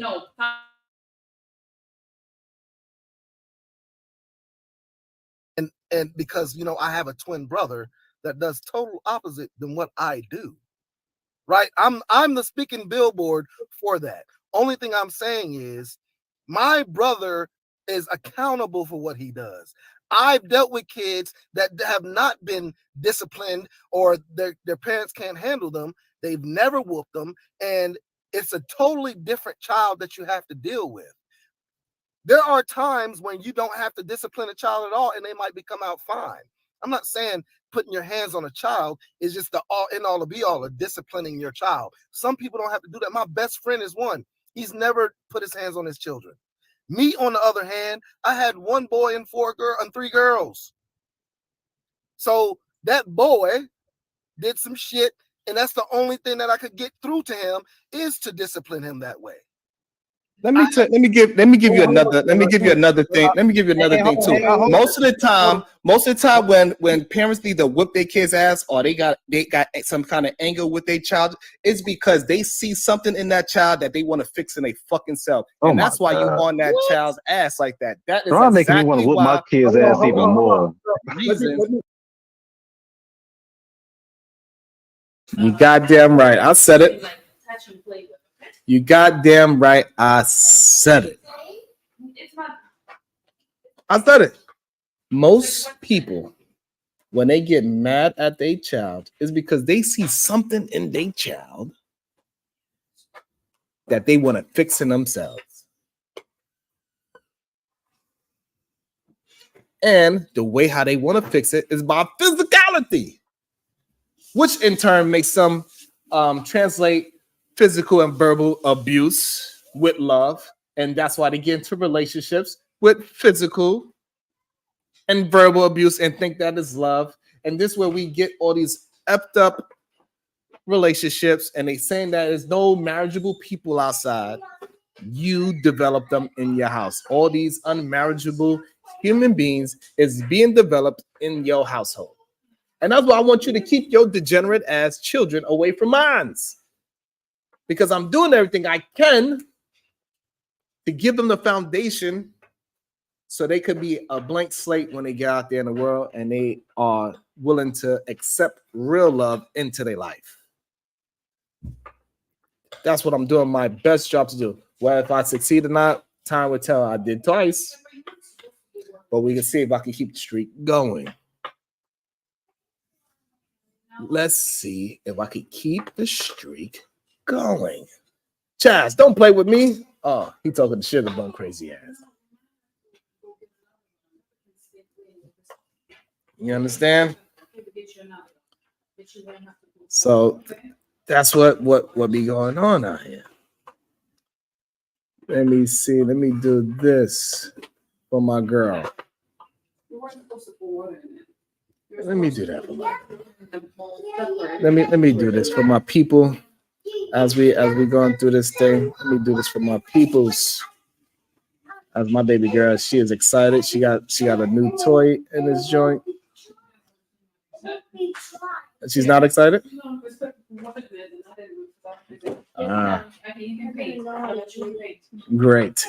Great kid. So, okay, let's keep it moving.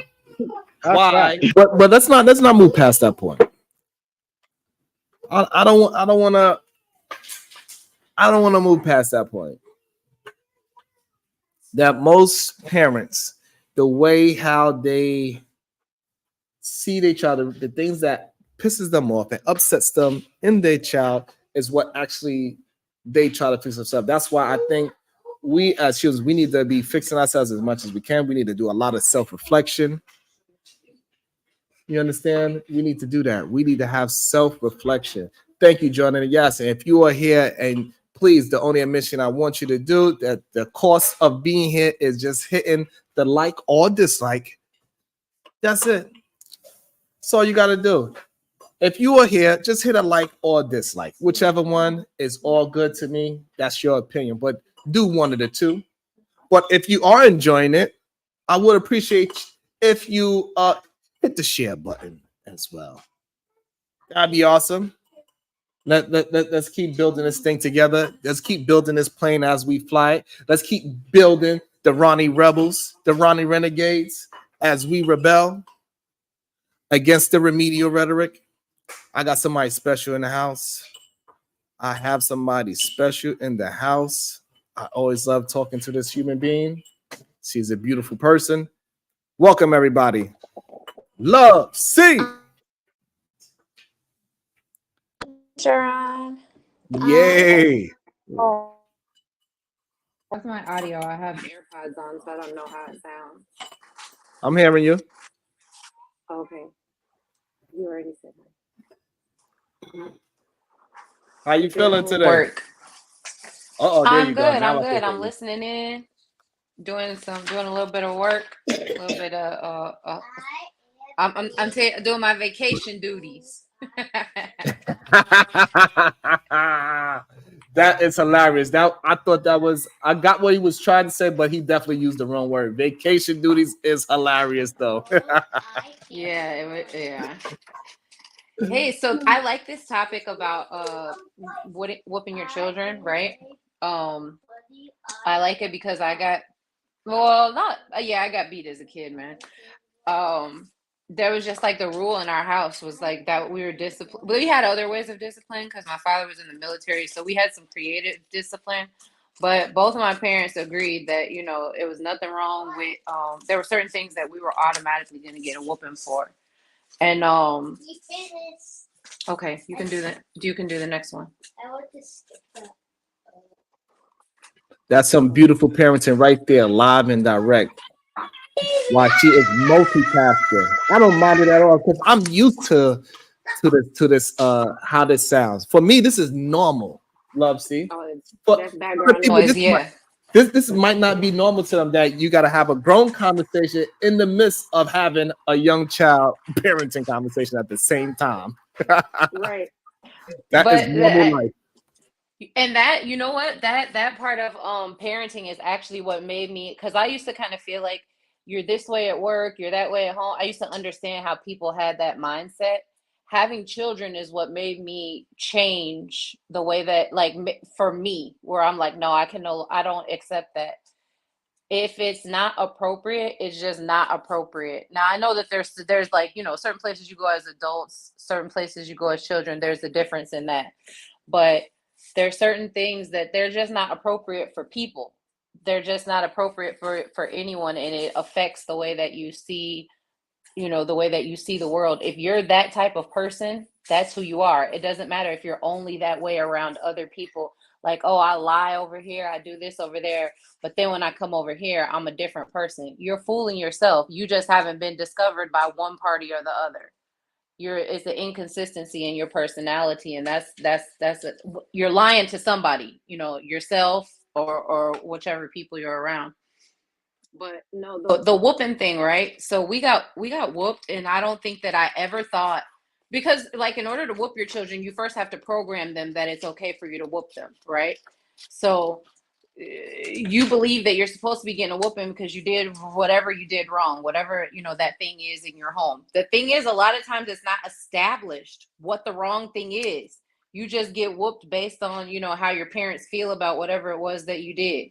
Now there might be some things that there's like a complete consensus on, like disrespect, right? But you don't know what disrespect is until you disrespect. Then you like, oh, so that's disrespectful today, huh? So it's basically on how your parents feel, unless there's clear guidelines.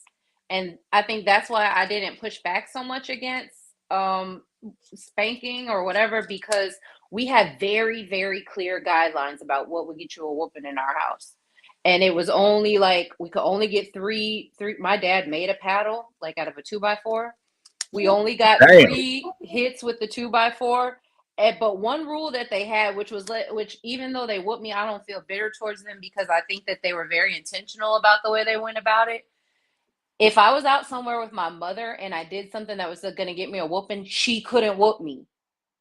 My dad had to, because he wasn't emotionally attached to whatever happened. So we didn't embarrass him. So therefore, like, he would be the one to spank us because he wasn't emotionally tied to whatever the circumstance was. So I think as an adult, I feel like they put so much intention behind it that I don't really fault them for whooping me. You know, I do though understand now that what a lot of people call discipline, they try to use the word discipline to make them feel better for abusing their children, but it's abuse because you have to teach them. If you actually sit down and teach children, you know, you end up not having to have so much. That is discipline within itself. Training them to the rules is discipline.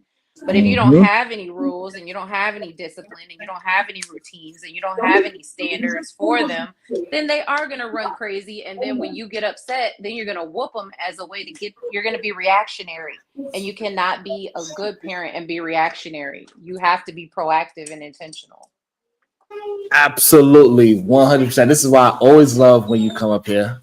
I love having conversations with you, whether it's the back chat, live chat, whatever. I enjoy it because this is one of the things that I think a lot of people be missing is that they think logic is only subjected to men.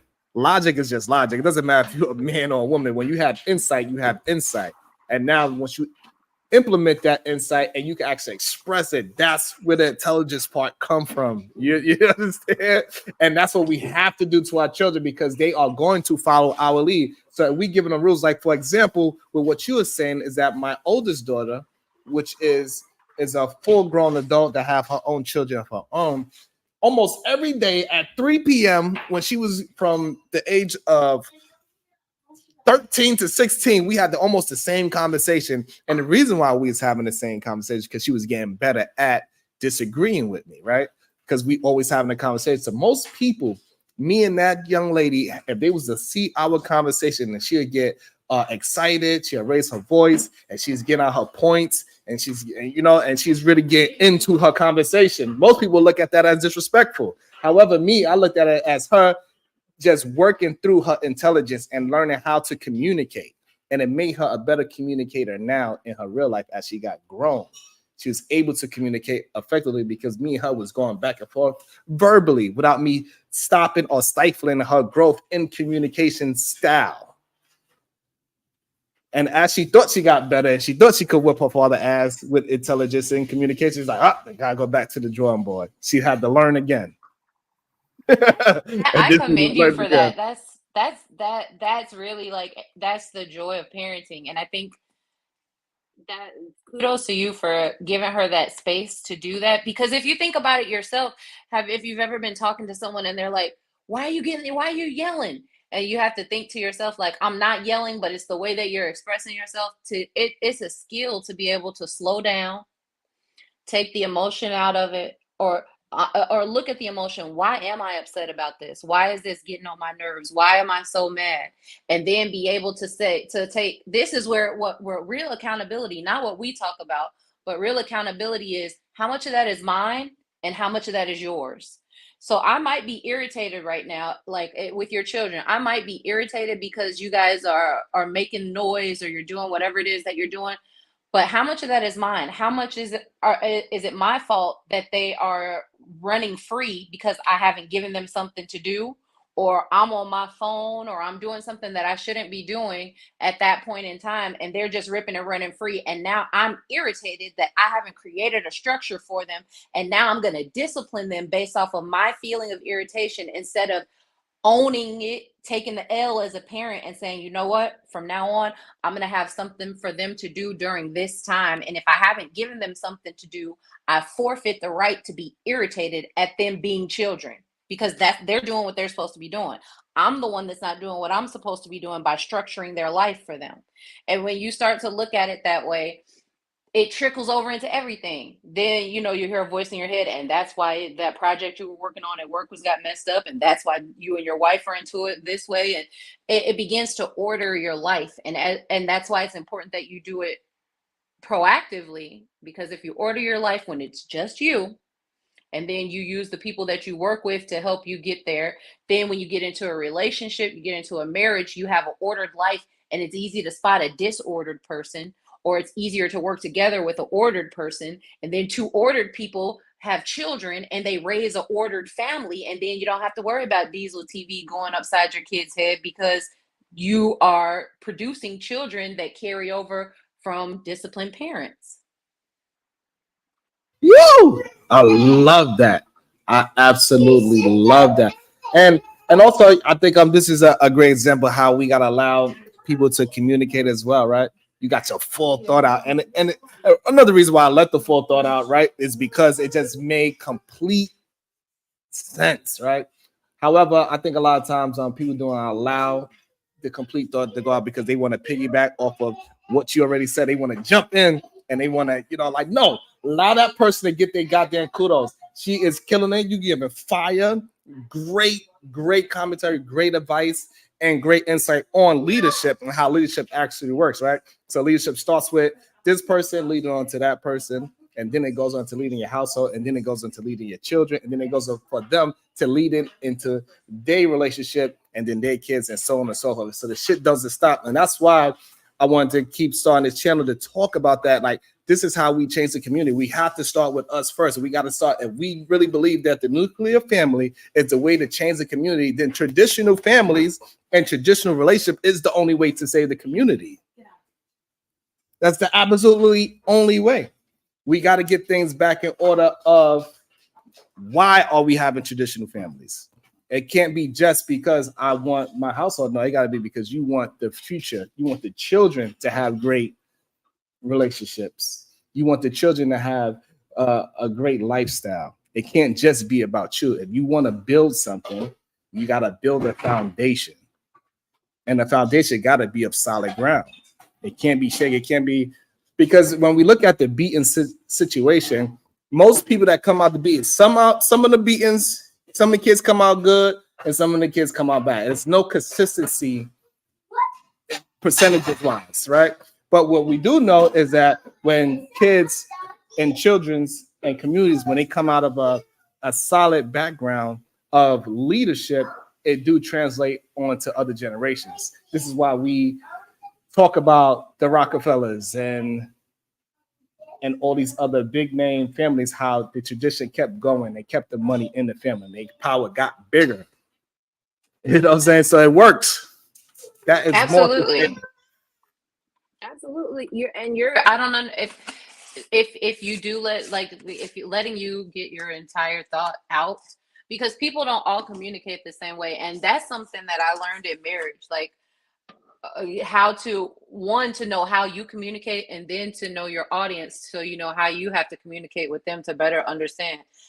I communicate, like how I talk on YouTube is much different than how I would talk with my husband, because I know his communication style is different. He's got a million things going on at one point, at one time.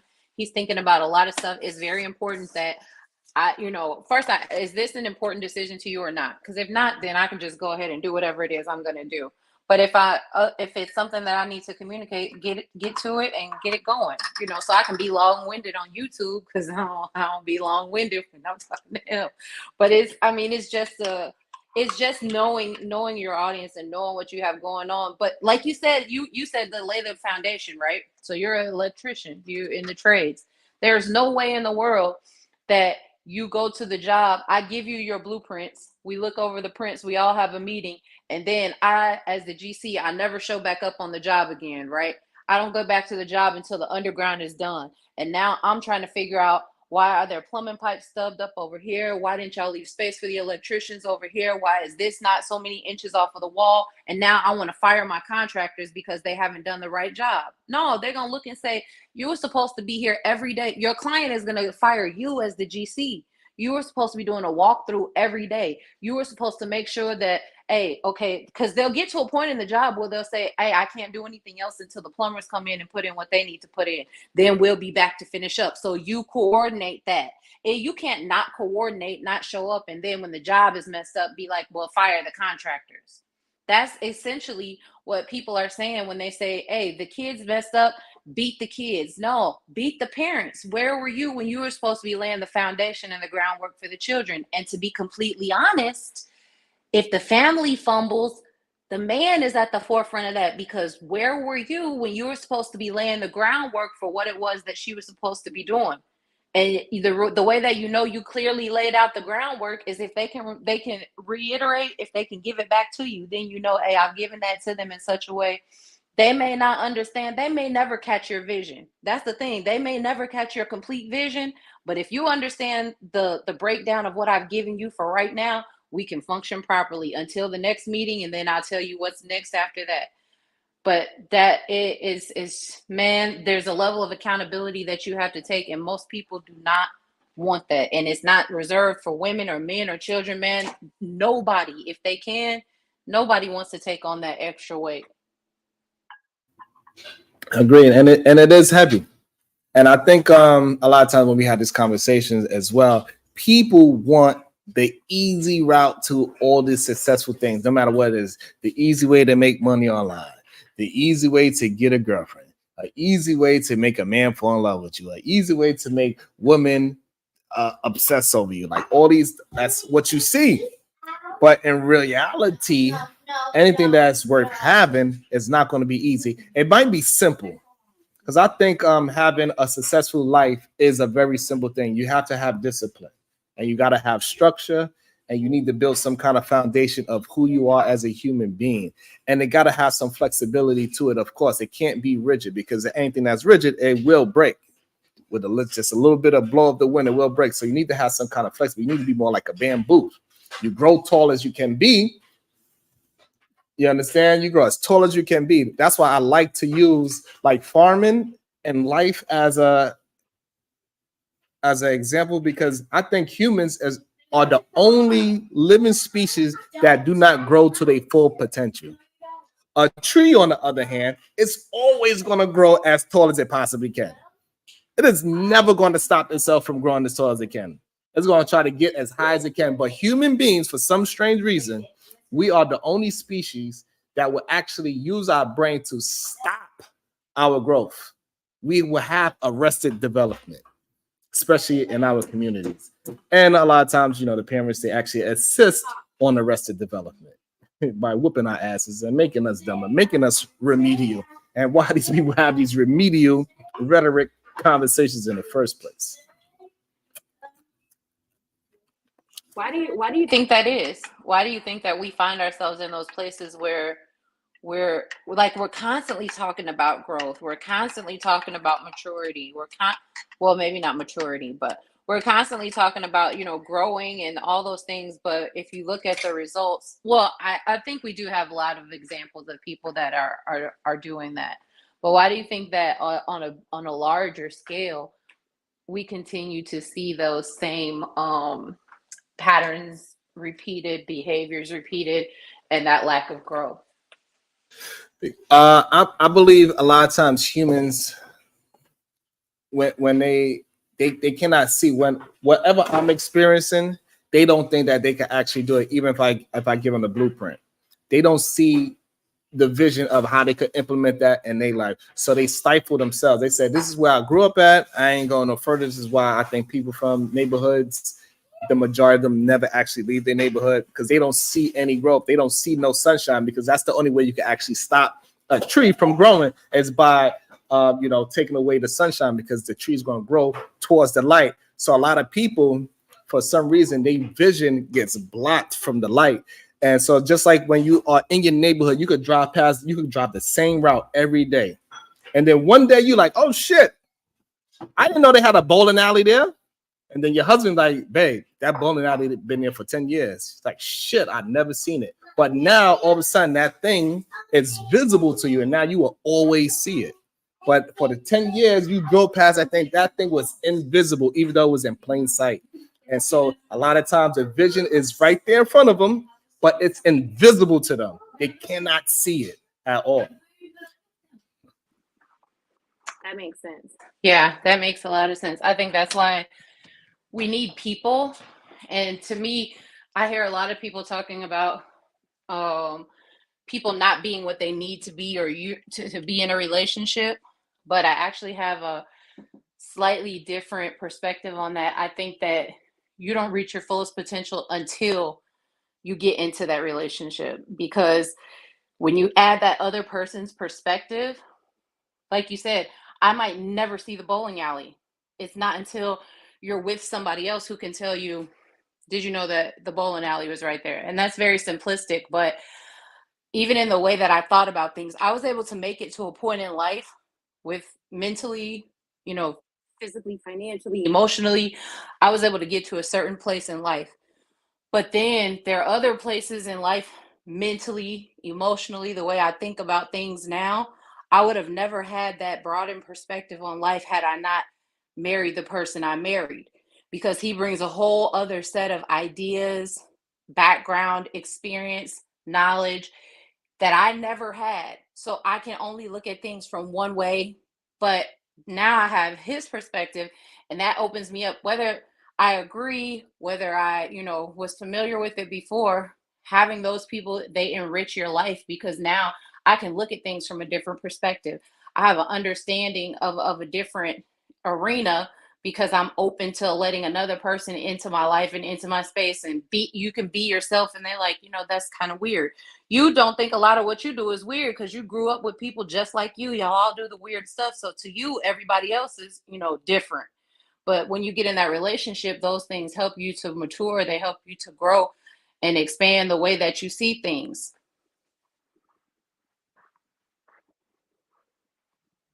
Hell yeah, I was on mute. Hell yeah, absolutely.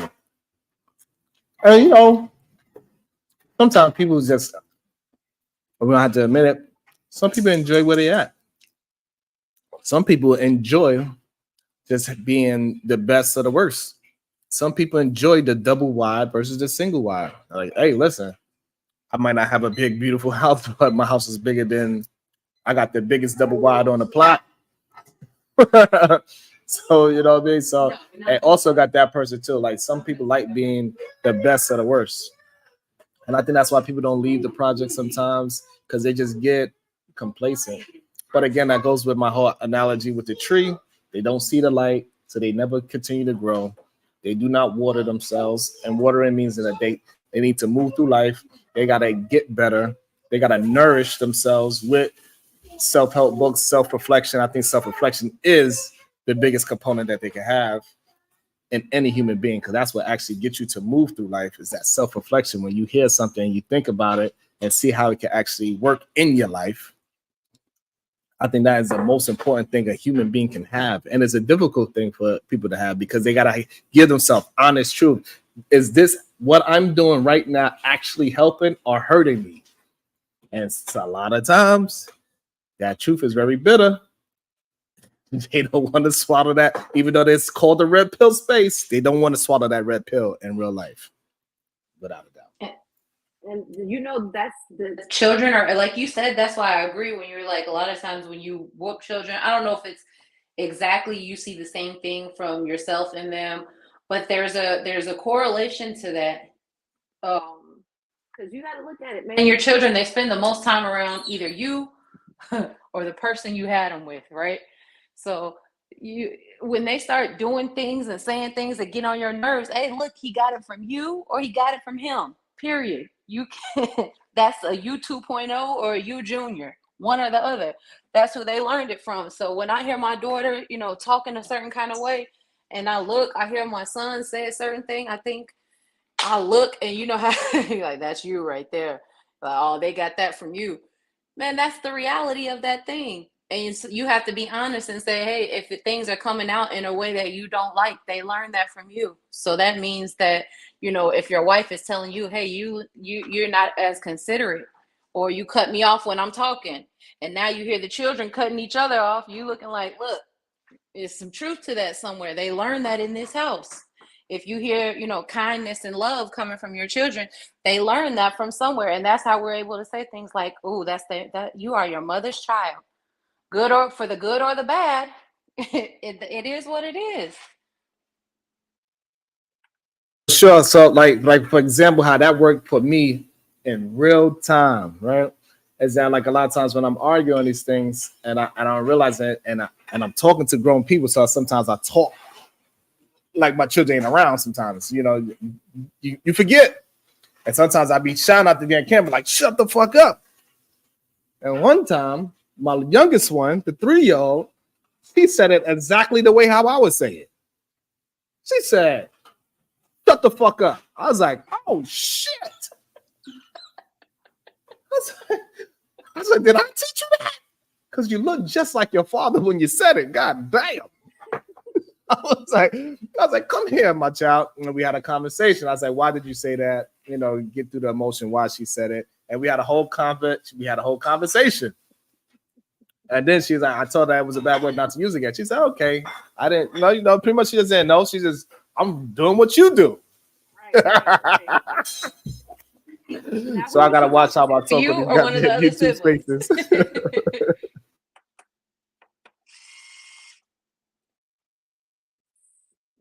Gotta be careful with that. Huh? Yeah, most people I think would have slapped their child. They'd have seen their child act like that.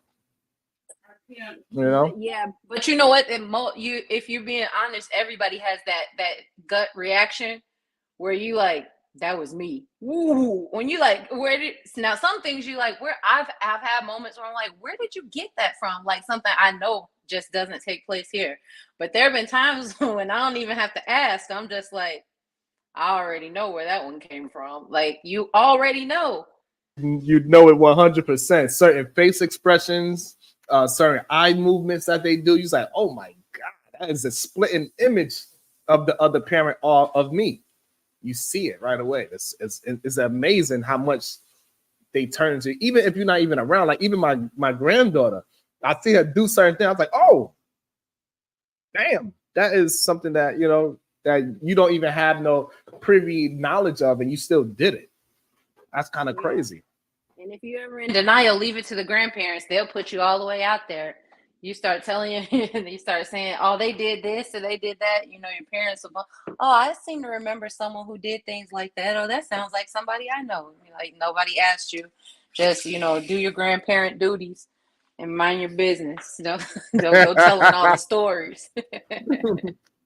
Well, I disagree. I'm so upset when the older people tell their children about how you used to be. Don't be telling my goddamn children I used to be some kind of damn rebel and I used to be outside. Like, don't be telling that so they can be like, but daddy, you did that? Hey, that was me in the past. I'm a different human being. That bridge when we get there. I don't need nobody volunteering. See, your mother, you See, it's time for you to go home. Come on, give Granny a kiss. Tell her we'll see her on Thanksgiving.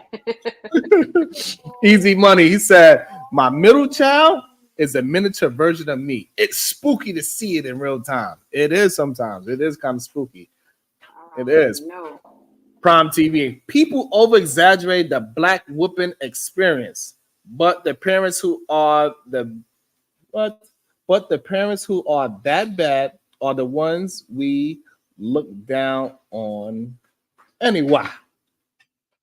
Okay. If you say so, Prime. You know, I don't agree with that the ass whooping thing too much. Not at all. Even people cursing their children out. I've seen people. I've seen ladies cuss their children out in public places. I feel like that is I've seen mothers and fathers do it, but I feel like that is the most humiliating thing for a child. Like that is so humiliating when we're usually out, and it's usually out places where it's like families, and so everybody stops and looks. But I think that's so. It does something to their self-esteem. And I'll go out on a limb and say that I think it's even worse when a mother does a son that way because it breaks something in him. And then when you do find these men that are scared to stand up in their homes, they're scared to take the leadership role. They bend to the whim of a woman. You know, she could be spending, want to spend on things that you're not financially prepared to spend for. She wants to live a lifestyle that you can't necessarily have. And it's not that you're being lazy or whatever. Like you said, it might be, in the contractor world, it might be a slow month. So what we did last month, we can't do this month. But she's pushing and pushing, and he folds under that pressure. A lot of times they've experienced their mother cursing the life out of them. You stupid, you this, don't tell me, and if that's what you see a woman as, then you'll never think that you should have a woman that's something different. Or, you know, some people might look and be like, I don't want nobody that's nothing like my mother. But sometimes if you don't replace it with what the right thing is, just not wanting to have something isn't enough. So if I just say my dad's an alcoholic, I don't want to be an alcoholic. I don't want to be an alcoholic. But if you don't turn around and say, so in return, this is the positive that I'm going to do instead, you'll find yourself right back in that same place again. And I think you see that, you know, if you if you look at somebody who's like very hateful towards women, not like I have a legitimate issue or she did you wrong or something like that, you can trace that back to the way that their mother or the women in their lives treated them. Same thing with women. If you look at a woman who's very man-hating, you can generally trace that back to a man in her life somewhere who has done her a disservice or done her a wrong, and you carry that right on through. And if you're not self-aware and you don't reflect on the things that have happened and be honest, you don't have to tell the whole world, but at least be honest with yourself, where you can be like, you know what, the rejection that I experienced back there, I've taken that thing all the way with me here, and now I'm very guarded, now I'm very defensive, now I'm very protective, overly protective of myself, and I'm projecting that bad experience on everybody that I interact with, and I probably should not date or interact until I get that little spot taken care of. Yeah, that's awesome. Shout out to Jumbo, the Rainbow Boogeyman. I know he got his ass whooped for saying things like this. I came to insert myself in a conversational topic that has nothing to do with me. That sounds like it's grounds for ass whooping if you at the local the barbecue and you're a little kid and you just insert yourself in a grown folks conversation. That's what it sounds like to me. But even though I don't condone it. One thing I want to say too is like about the confidence thing. I think a lot of people don't know. A lot of parents, they struggle with teaching their kids how to be confident in themselves. I think one way of giving your kids confidence is correcting other grown folks in front of them. So like, for example, I could think of is, say if my child is out, we all out and about, and my kid is like standing behind me, holding my leg, and like, oh, your child is so shy. Oh, that's so cute. Me personally, I would correct that right away. I would say no, and right in front of my child, so my child knows I got her back at all times.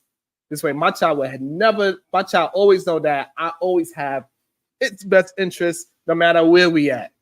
Right? I would say no. My child is not shy. My child is not so quick to trust people. That's what my child is. So my child is waiting to see how good of a person or bad of a person you are. So it's counting on me to protect her from you because she doesn't know you. That's like an example I could think of off the fly of how I could build confidence in my child. You would see that your child will straighten up their shoulders and be more confident and feel safe in their own skin to not trust people or whatever it is that child's going through, whether it's being shy or too boisterous or too loud, because that's another thing that grown people don't like children to be. They don't like children to be heard. Like they're supposed to just be silent. One thing that our grandparents used to always say, a child's supposed to be seen and not heard. I don't believe in none of that shit. No, my child is going to speak, and I do my best not to bring my child in situations where they got to be all this seen and not heard type thing, and it being a child's place and all this type of thing. So I keep my children away from those type of people. And that's really good. I think that's something that is becoming more prevalent in this generation and more generations. When you start to learn, listen, these aren't, being a child doesn't make them a second-class citizen. They're going to grow up and be an adult too. And I think that I never thought about that as a way to instill confidence by basically correcting an adult right in front of them in that manner. That's a good way to look at it. I've always looked at it as I'm big on telling that you can respectfully tell an adult no, you can respectfully correct an adult, and there's nothing wrong with that. If something's uncomfortable, you don't want to hug, you don't want to, there's no like, hey, Uncle so-and-so, give me a little sugar. No. I'm going to say it for you. You don't never have to feel like you're going to be like you're in a position where you're uncomfortable, family included. Like I teach my children, listen, if you start to feel uncomfortable, then it's okay if everybody can feel uncomfortable. There's no reason why you should feel uncomfortable and still give a hug. They can feel uncomfortable when you say no, and and I avoid in front of the adult. No, that do you want to? No, that's okay. Not today. Would you like a high five, a handshake? No, okay, we'll try again another day. And that's just the way it is.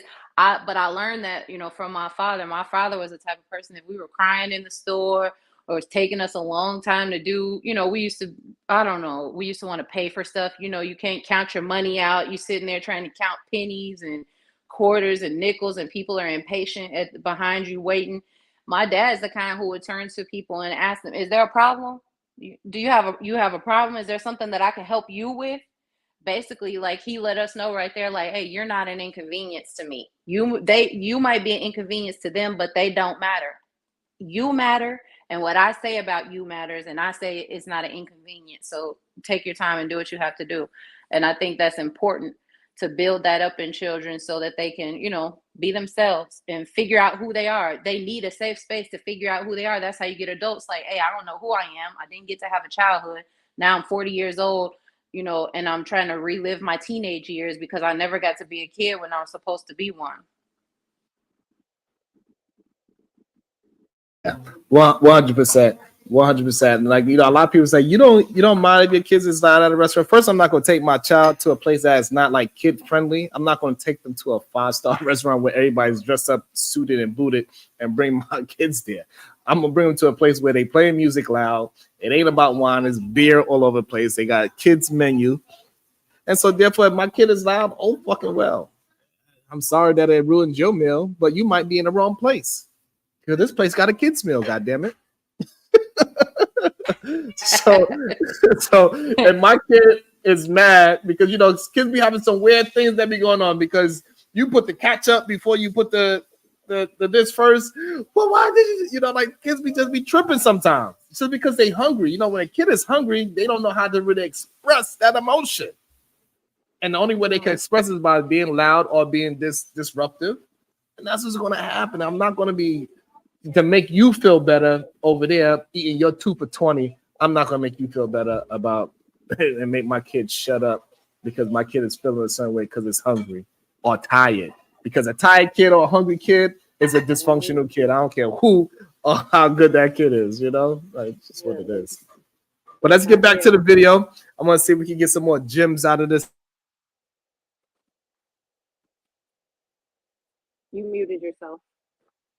Parents whip their children's ass because they see a deficiency in them and they trying to fix it through their kids. You need to go fix your fucking self and keep your hands off your goddamn children.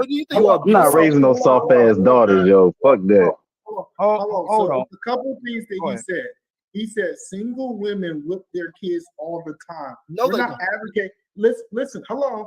We're not advocating for kids to get whoopings all the time. We're saying that it's an option to correct certain types of behavior. Me growing up, I got whoopings for the things that I did. It was, and the best part about the whoopings I got from my mother, she would sit down to me and say, do you understand why you got this type of punishment? And we would walk through the things that I did. Hey, Emmanuel, you almost burnt down the neighborhood by setting stuff on fire. You deserve. So again, Love said the way how they justify it, they always say they survived and they got something good out of it. But if we was to use that same talking to a relationship, people would be like, that is crazy. Hey, listen, wife, the reason why I had to whoop your ass is because you didn't cook the food the way how I wanted to be cooked. People will look at that man like he's crazy. Yeah. But it's okay to do it. You know what I'm saying? Like that I don't get that train of thought, Love. See, maybe you could understand. Maybe you could give me some insight to that train of thought.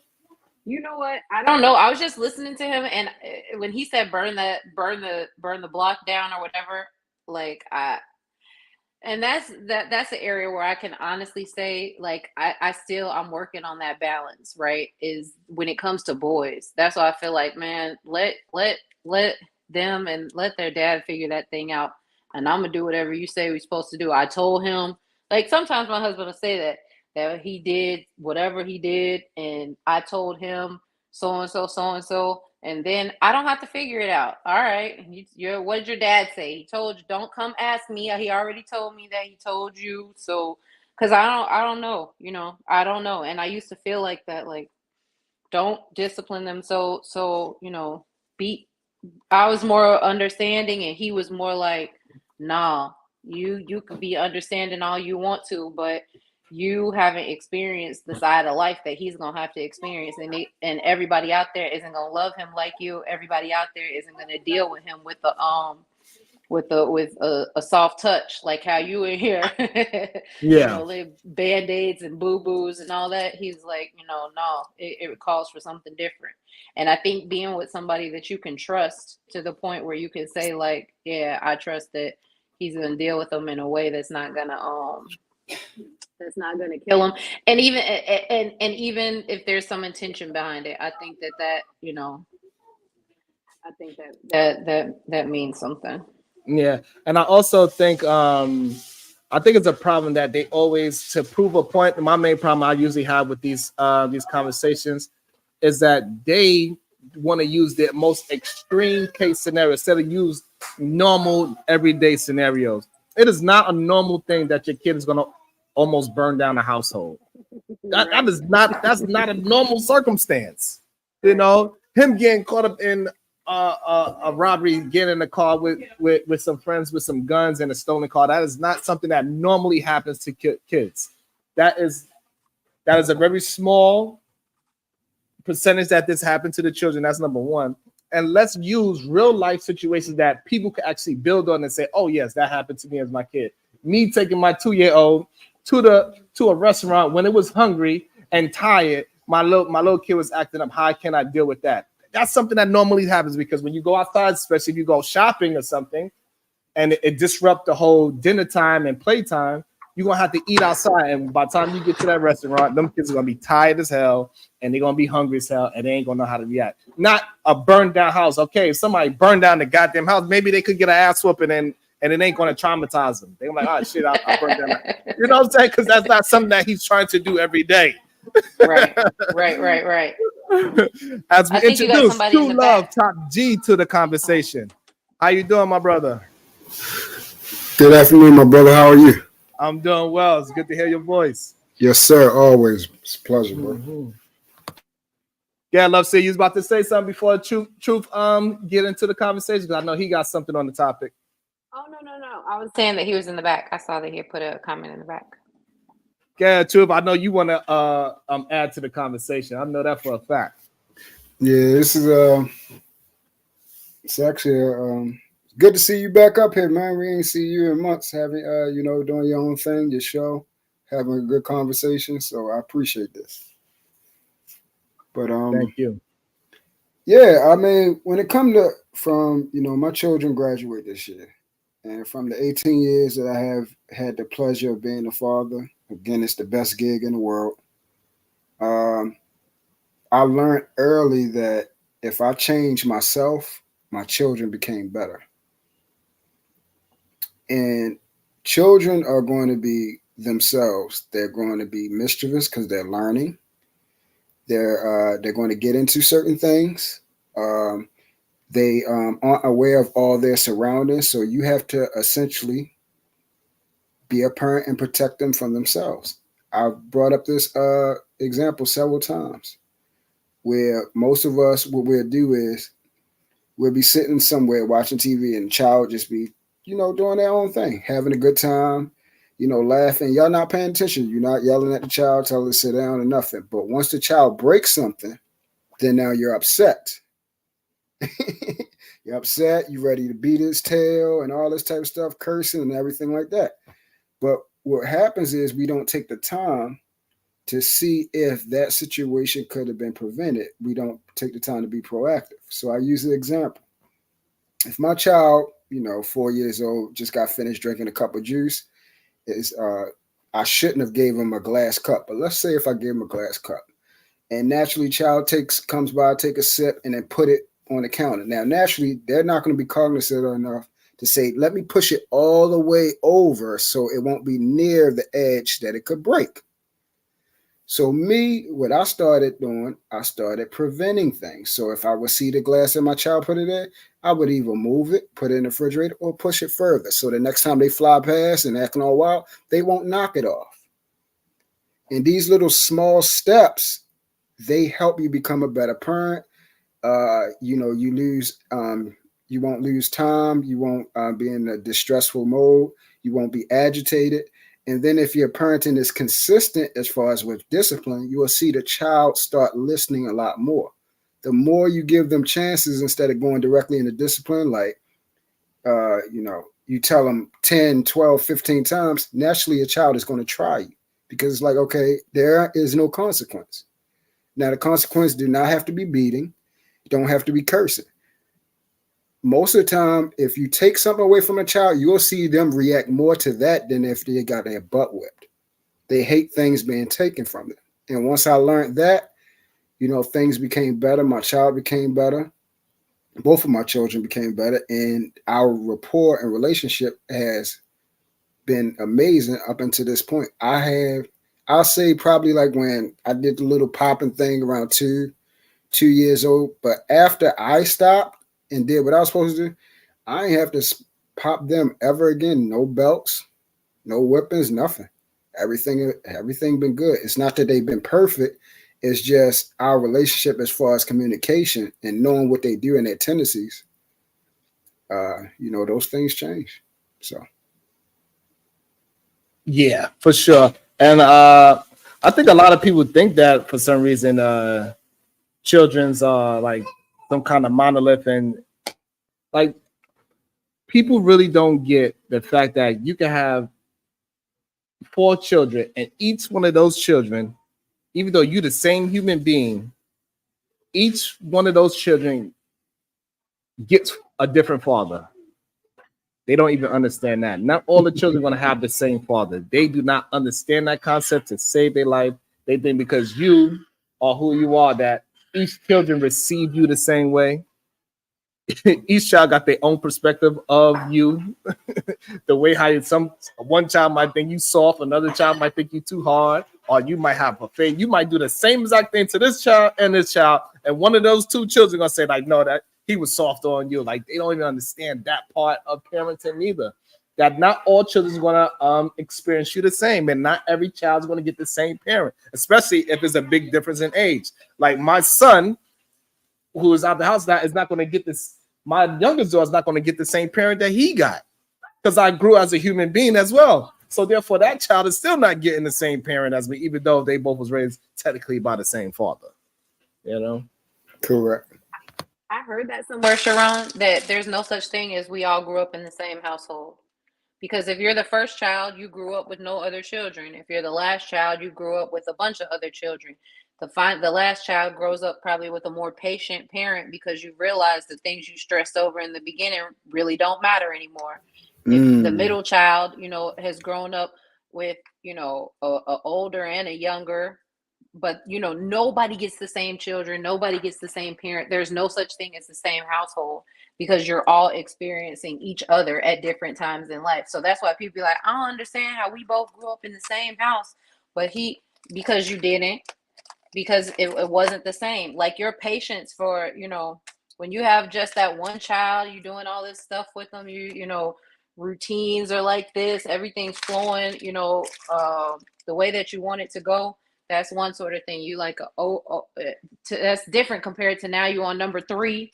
Look, the first one is teaching the other one. Maybe you don't even have to tell them to teach, especially if you got the oldest as a girl. She in there like a mommy junior. You know, mommy said we're not supposed to do that. You know, you're not supposed to be over there. So it's just a whole different vibe. It's different for everybody, children and parents. And the more you understand that, the more compassion and empathy you can have for the little people, for the people in your home. Yes. I want to piggyback off of what Sharon said. It's just like if, you know, and I'm pretty sure Sharon is in you know, management position, you know, at his job where he oversee people. So with each individual, you got to tailor your discipline, your acumen, your communication style to that individual child. They are individuals within their own right. And that's what I had to do. I had to basically understand and get to know who my children are, and that helped me become a more effective parent. You can't do the same thing the way, okay, you know, you probably could raise your voice at them and they will respond, versus this person needs, you know, you to dial it back a little bit more. This person probably needs you to, you know, help them with their homework a little bit longer than this person. All you got to do is say it once and they knock it all out. This person probably wants you in a room conversating with them while they clean that room, versus you can go and start cooking while you tell them, hey, you know, get this room done. So get to know and integrate yourself with your children, and that process makes everything a lot better and faster. And the most thing for us is be organized. If you have one thing I did with my children, because I had both my children, they were 6 months apart. So one was 6 months, the other one was a year. One was just born, the other one was 6 months. So I had them pretty much the same. So I had two children to deal with daily, my son and my daughter. So what I did was I had them on a schedule. As soon as they wake up, feeding, changing, you know, play with them, tummy time, you know, take them upstairs, talk to them, you know, little wash up, bottle, nap time. Once they get up, watch Mickey Mouse Clubhouse, take them outside, take them to the park, walk around. Same thing, come in, feeding time, bottle to go to bed, be out. Once you have that system, and the child will start to acclimate itself to that system, they'll start going to bed that time. They'll start waking up at a certain time, so you can all be expected, you know, to have a routine. If you're out of whack, the child is really going to be out of whack. That's what I noticed. So, and that's why they got mad at me when I told them, keep your degenerate ass away from my kids. Because I know if you were degenerate, most likely you're gonna raise degenerate ass children. And I don't want your children around my children, god damn it. Because that's what usually happens, you know what I'm saying? So like the fruit don't fall far from the tree. As simple as that. I want to get back into the video. The whooping. You got like it's certain things that deserve certain types of punishment. Just telling me that I don't supposed to set stuff on fire is not something. It was a time in the 90s. It's in the times in the 90s. You would tell me I'm calling the police or I'm calling your mom. I said, hey, call the police. I don't even want to deal with my mother because I understood that it was actually it was consequences for my actions, and a lot of people don't have that because a lot of people trying to talk to them, and these police ain't gonna talk to you when they tell you to do something. And can we shed light on the fact that, contrary to popular belief, the world is way more dangerous for men? Men have to be really careful about the decisions they make, because the decision they make can make them be stomped in the ground and have their life taken from them. A lot of times women can do the same. That's why we say they're not equal. There's things that women can do, and then people will give grace to. Look past. You see women do it on this space and outside of space all the time. Out their mouth, they can talk a certain way. They may even put their hands on a man. There's certain things women can get away with that men can't. Boys, especially speaking about boys, they need discipline to know what the consequences of them acting out of line as a man, So Truth, what you feel about that? That it's more dangerous for a man than a woman, but yet men do most of the crime, so we need more protection from men actually. And that's the reason why we got the laws to protect women, because if the laws wasn't there, a lot of men would be out here taking advantage of these things and taking advantage of their strength, their speed, and their ability to gather a bunch of men. That's how come mostly gangs are male dominated, because men has the ability to lead a group of men to do right or wrong. Do you actually believe that it is more dangerous for men to live in society than it is for women? Based off the premise that you just laid, I mean, yes, but not because of anything else but ourselves. The laws were created to govern and civilize, you know, man, because of our predatory nature. If the government and the laws weren't there, yeah, essentially, I don't know how many people are familiar with Walking Dead, the TV show, but if you watched it, if we went to, you know, fell into those type of perilous times and where everything was built on survival of the fittest, take or be taken, essentially we revert back to those cannibalistic ways and then predatory, where we're taking everything instead of being civilized and requesting it. So, yeah, I mean, I'm gonna be honest. When I haven't walked out the house and felt safe, but it wasn't because of a woman. It's because I had to worry about other men. You know what I'm saying? So yeah, we need laws to govern ourselves, and women specifically, truthfully, need those laws to help govern them as well. That's what provides them with the security. Love C, what's your insight on that? I tend to that it's more difficult for a man and than it is for a woman in this society. Yeah. Yeah. You agree? I don't think I've given it enough thought to even have a comment on it. I don't think that the society.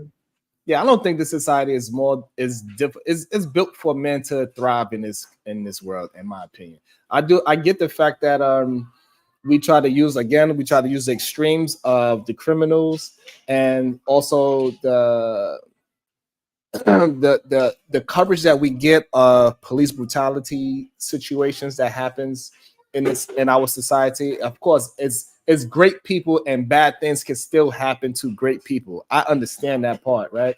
It's a person that never did a crime in their life could get their ass whooped, possibly even deleted by the police and things of that nature. But on a percentage wise, it is not even worth the conversation. That actually doesn't really happen that often as much as we see it on social media. It's something that I believe the government pushes out there so it can keep people in a certain mind state. In my opinion, it keeps them from building themselves up. It keeps people in fear.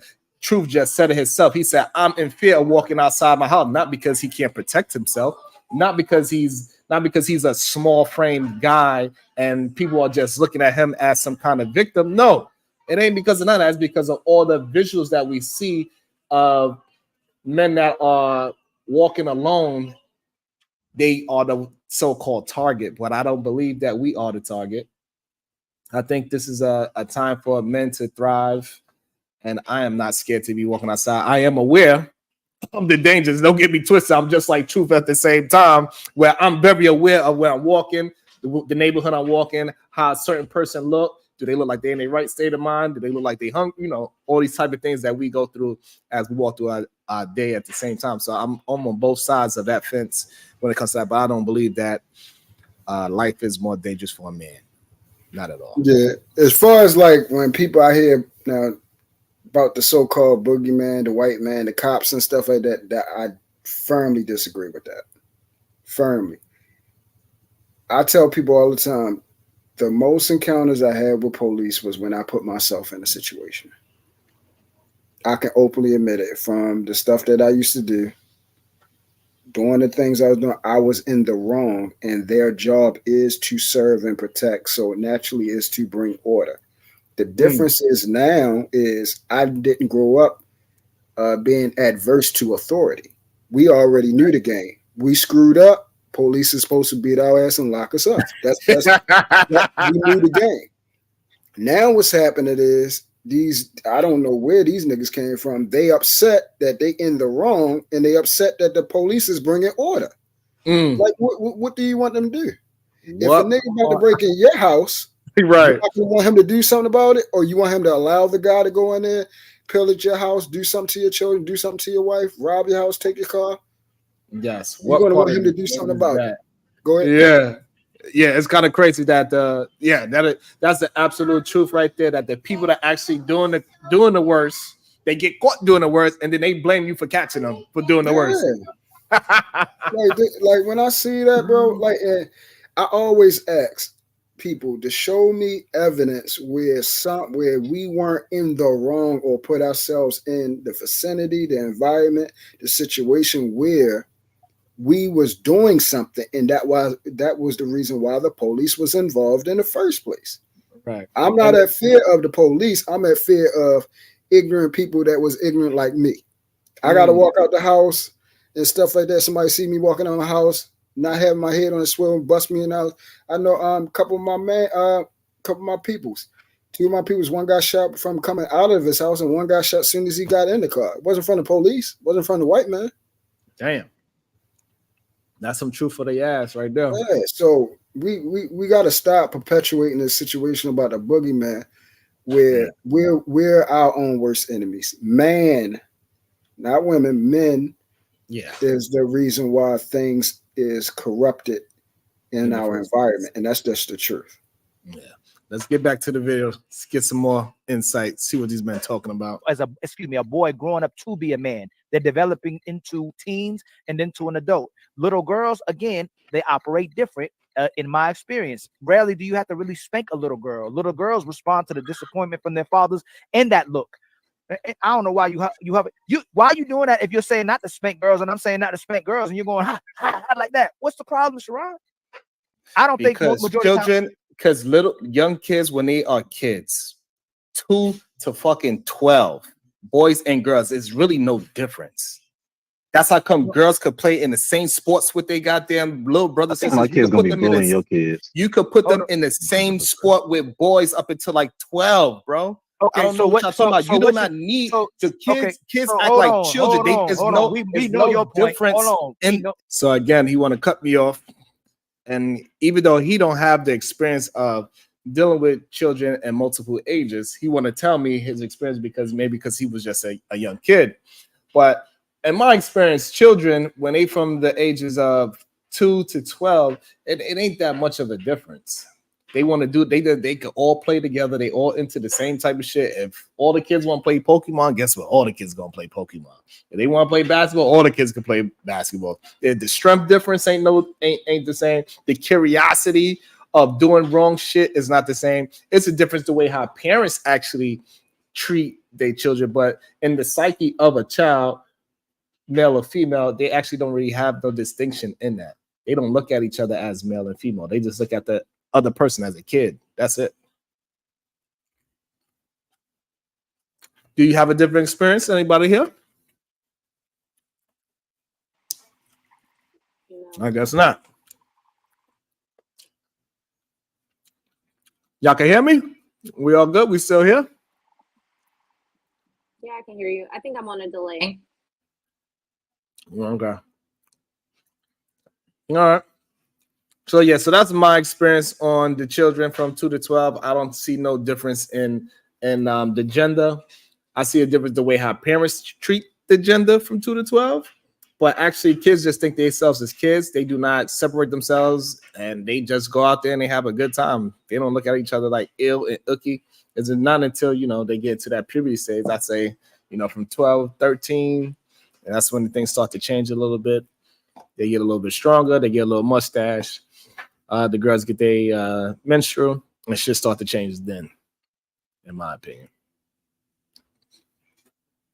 Hold on, we know your point. So what happens if a boy put his hands on your daughter?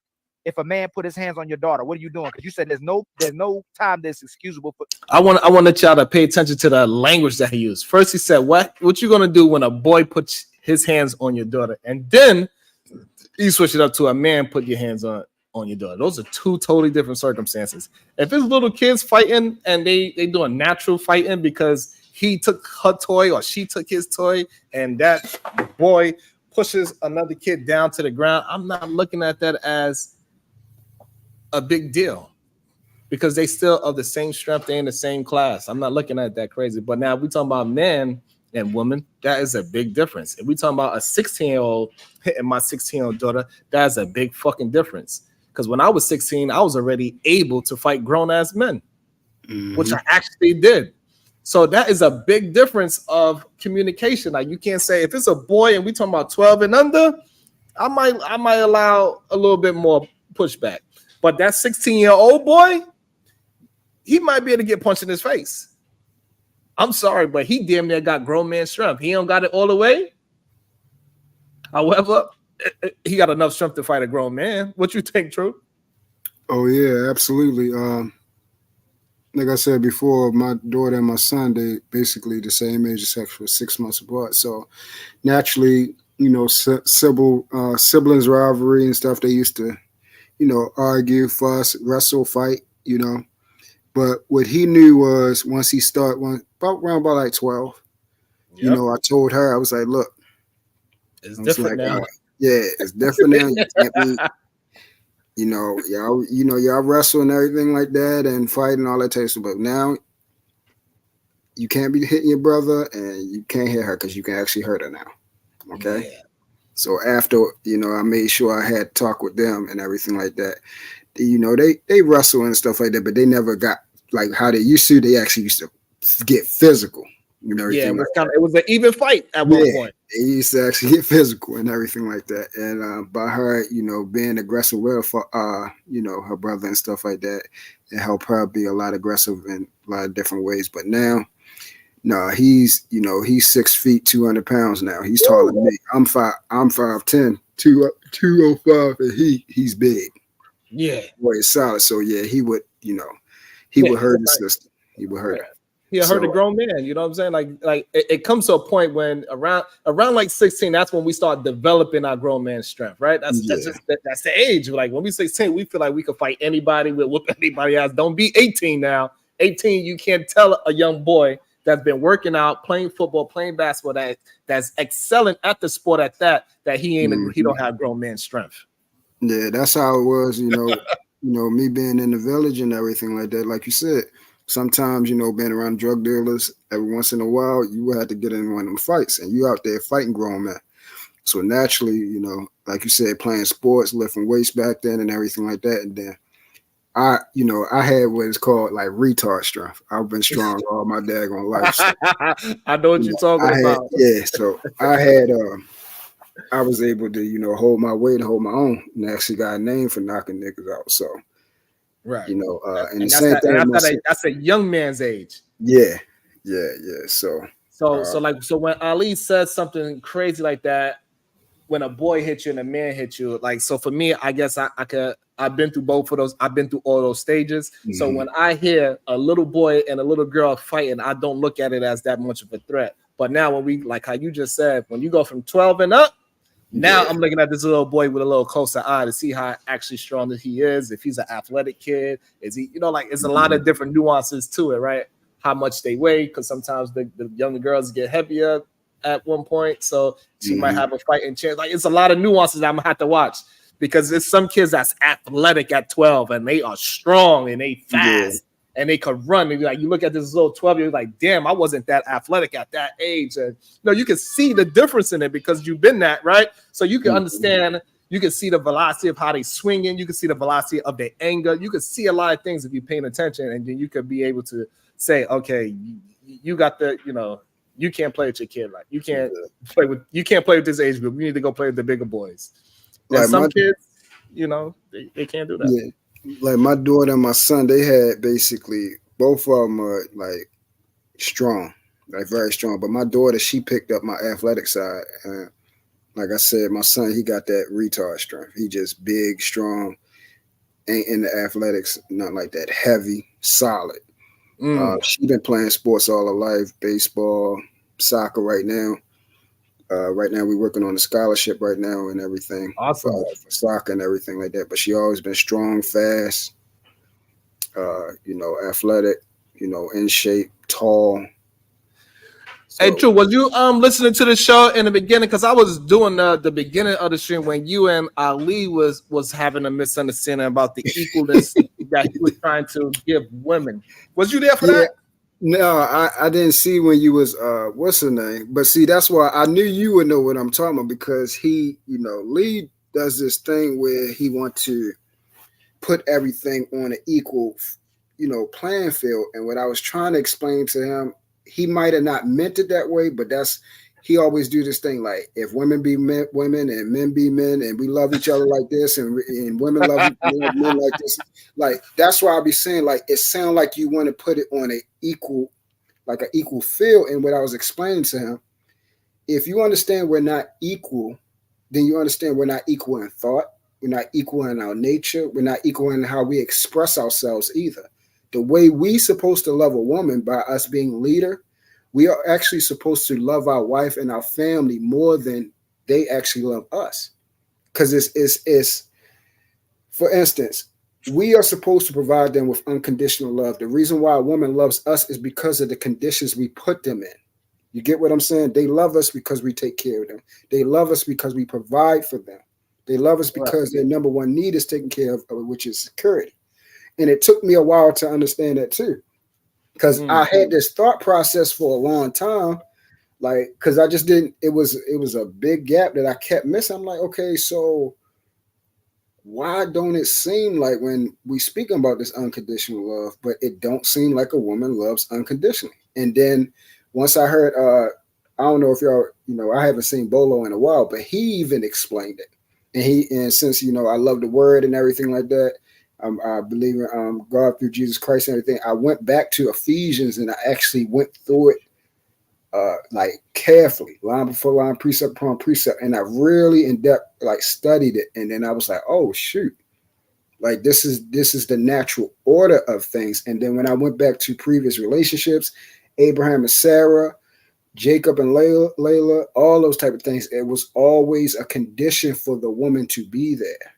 And it's nothing wrong with that. It's the natural order. We keep wanting women to be us and to think like us and to logically move like us. It's never going to happen.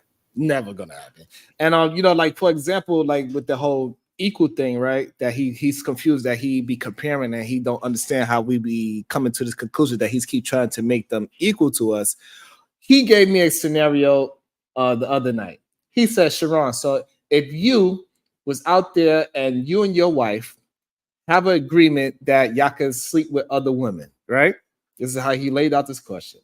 And then you renege on the agreement and you leave her for this new woman. Who is in the wrong? Is she in the wrong for trusting you, or am I in the wrong for misleading her trust? So I said, me. He said, okay.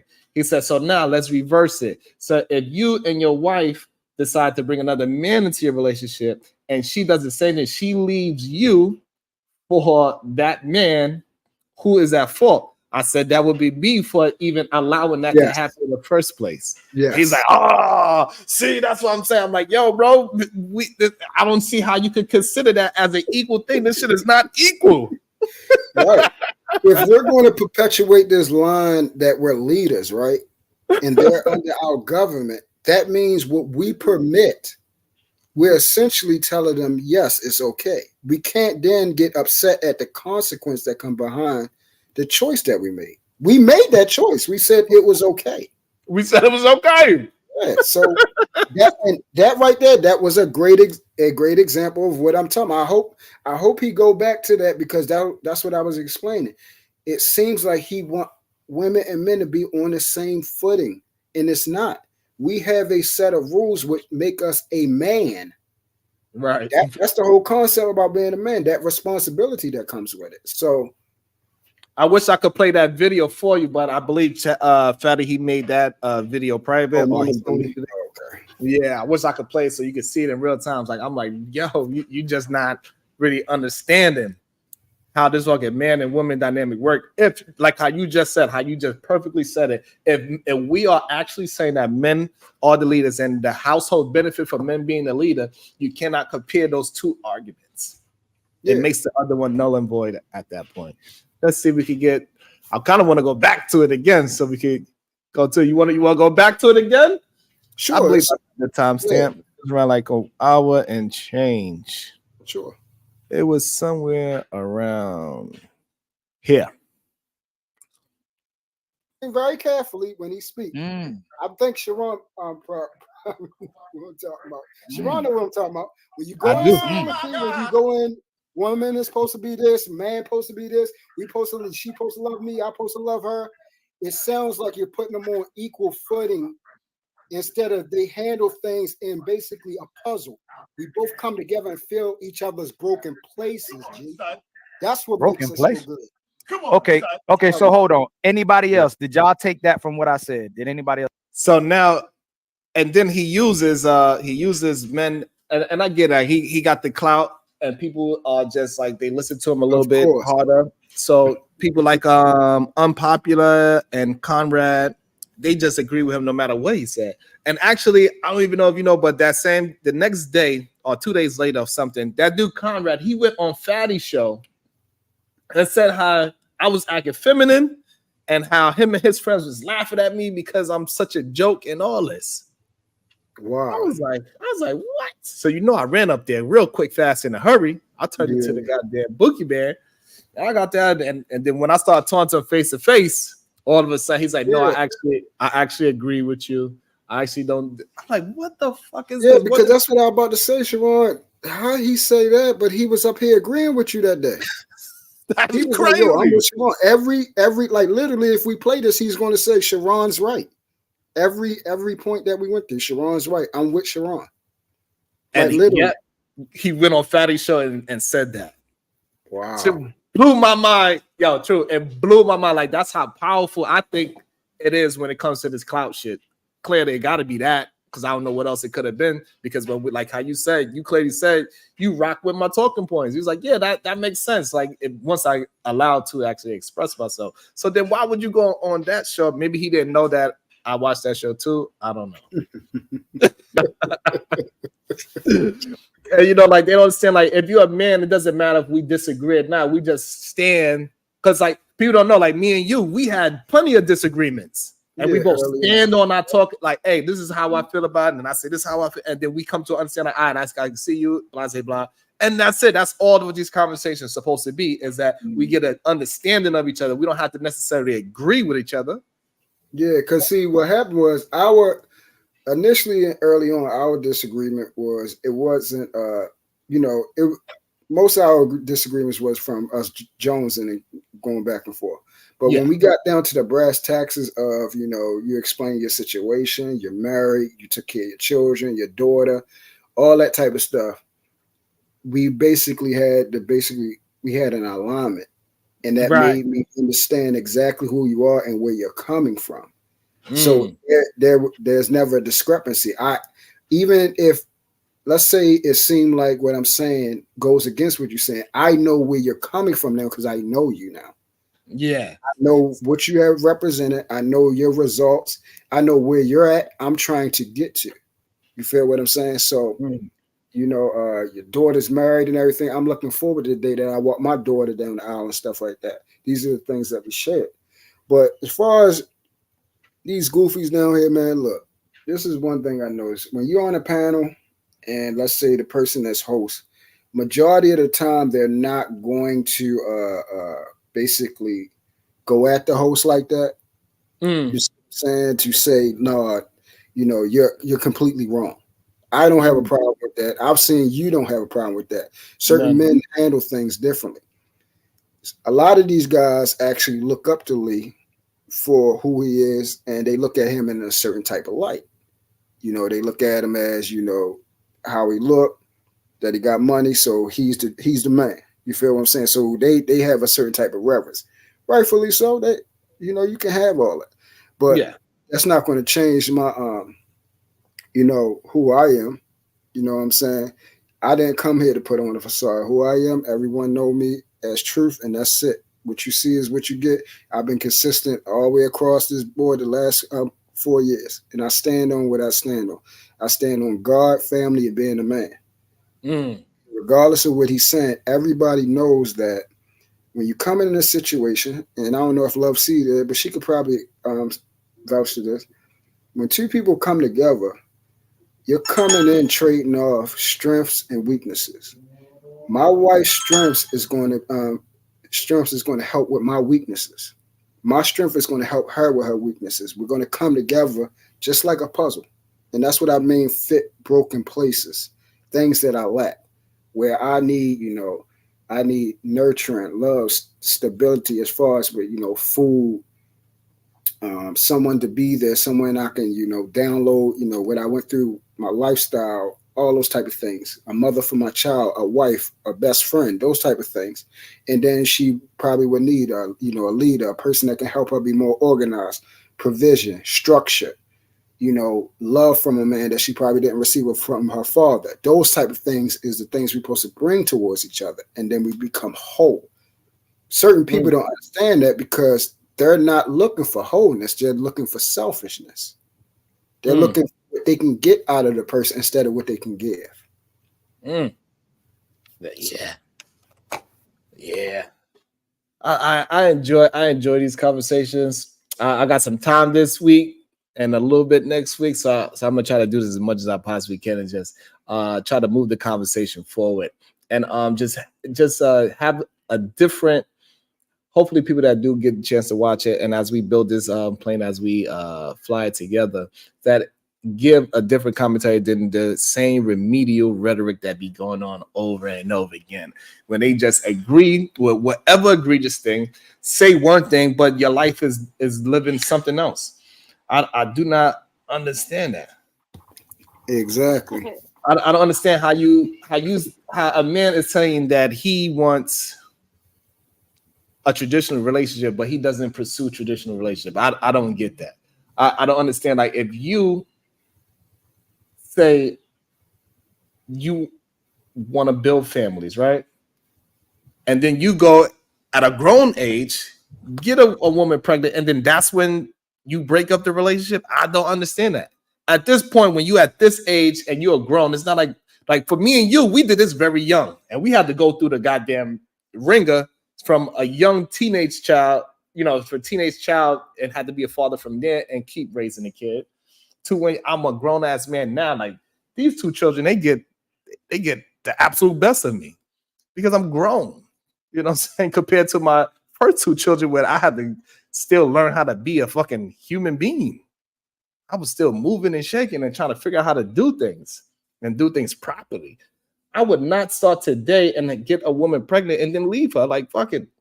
I did what I did. I knew what I was doing. Even though we had some kind of agreement, I'm going to have to step this game up and lead you into the right direction so we could build this child together.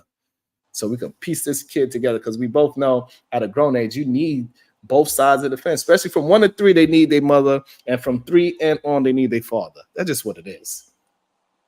Sharon, you know what I find crazy? I find it so strange that we talk to these people, and you see people all the time that can admittedly and openly say that they're from broken homes, or they're from a father left, or a mother was doing things, wasn't there for them, and still they'll put themselves in a position, or they'll be in a position, or they'll prefer to be in a place where they will not try to work it out with the person that they're with. Like, just seeing the results of the way that things turn out. Like, if you look at an adult that's been in that situation, to me, I don't know how you can say, like, and I'm not talking about extremes, so let's push that off to the side.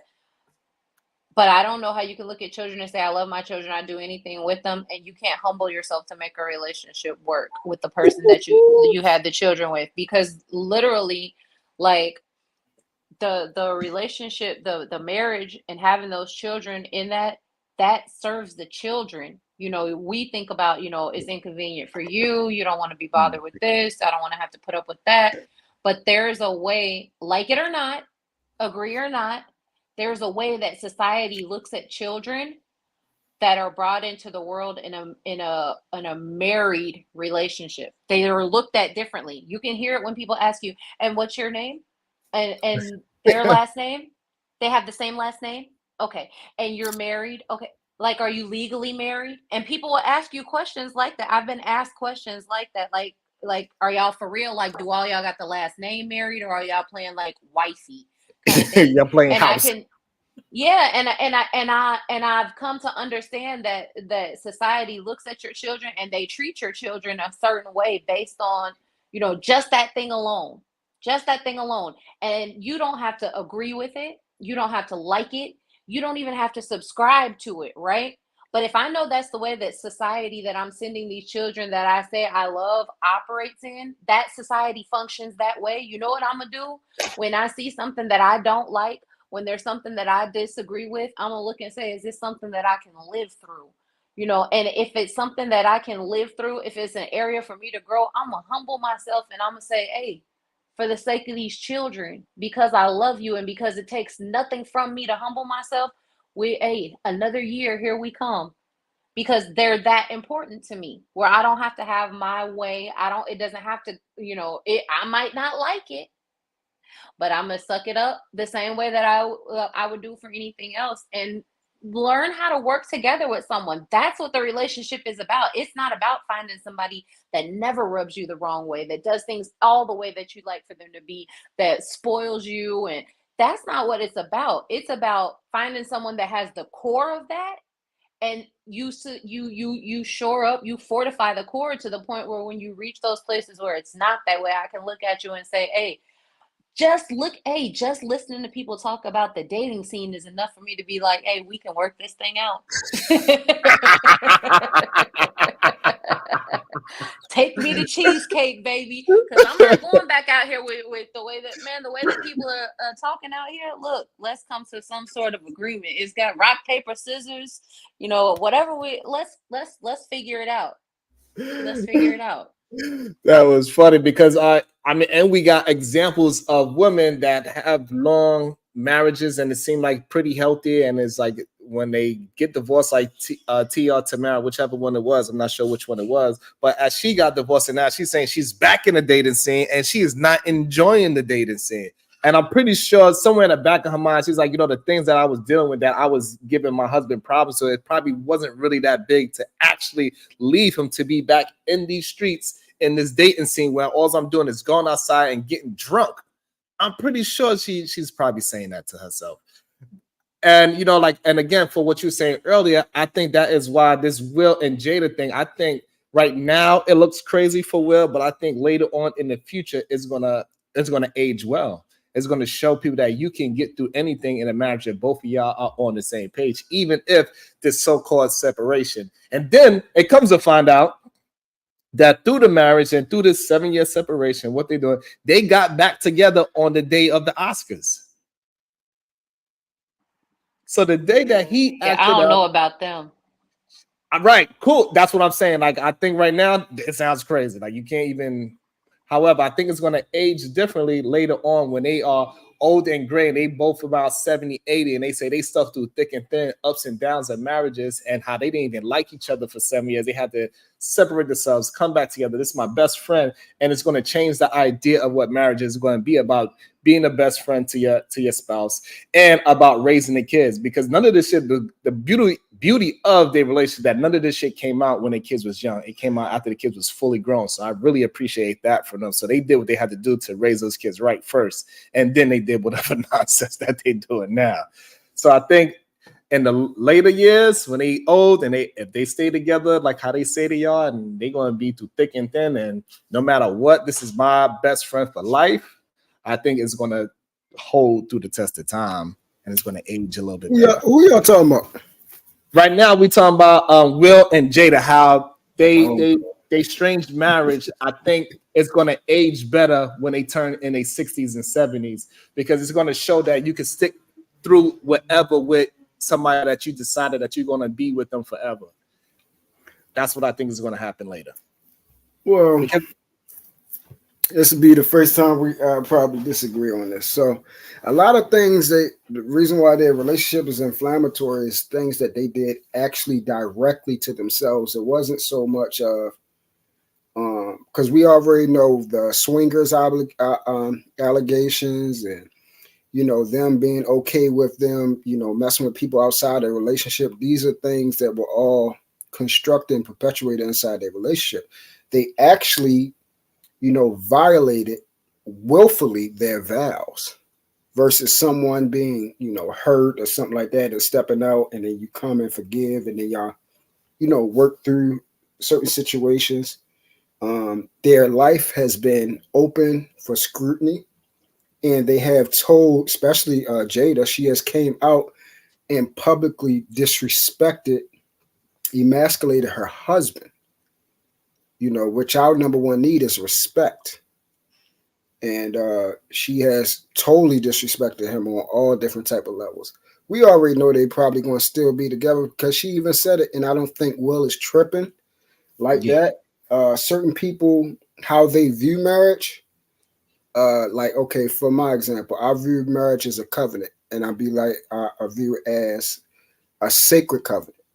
You see what I'm saying? Where your vows, it's supposed to be to death that those vows supposed to be. if those vows are violated, now you've broken that covenant. Now, depending on how bad you have severed that, determines whether or not we no longer can make this work, because a lot of times people do not know how to, one, forgive, and then also two, how to stop doing the very thing that they have created into a habit. Most people that cheat, they continue to do so because now they have perpetuated a habit. And a lot of times people continue and don't stop doing stuff because of condemnation and shame. They be like, all right, so I already messed up, I might as well continue to keep doing certain things instead of stopping the very thing that has caused a problem, heal from it, and then move forward. If they were able to do that later on in life, yeah, it's another great story that, like you said. But from we talking about this been going on since 1997, and the very thing is their relationship is built on faultiness because she's in love with a dead man, bro. That's why it's kind of like, it's not like, where I've heard stories people have, cheated or left and they got back together, reconciled and stuff like that.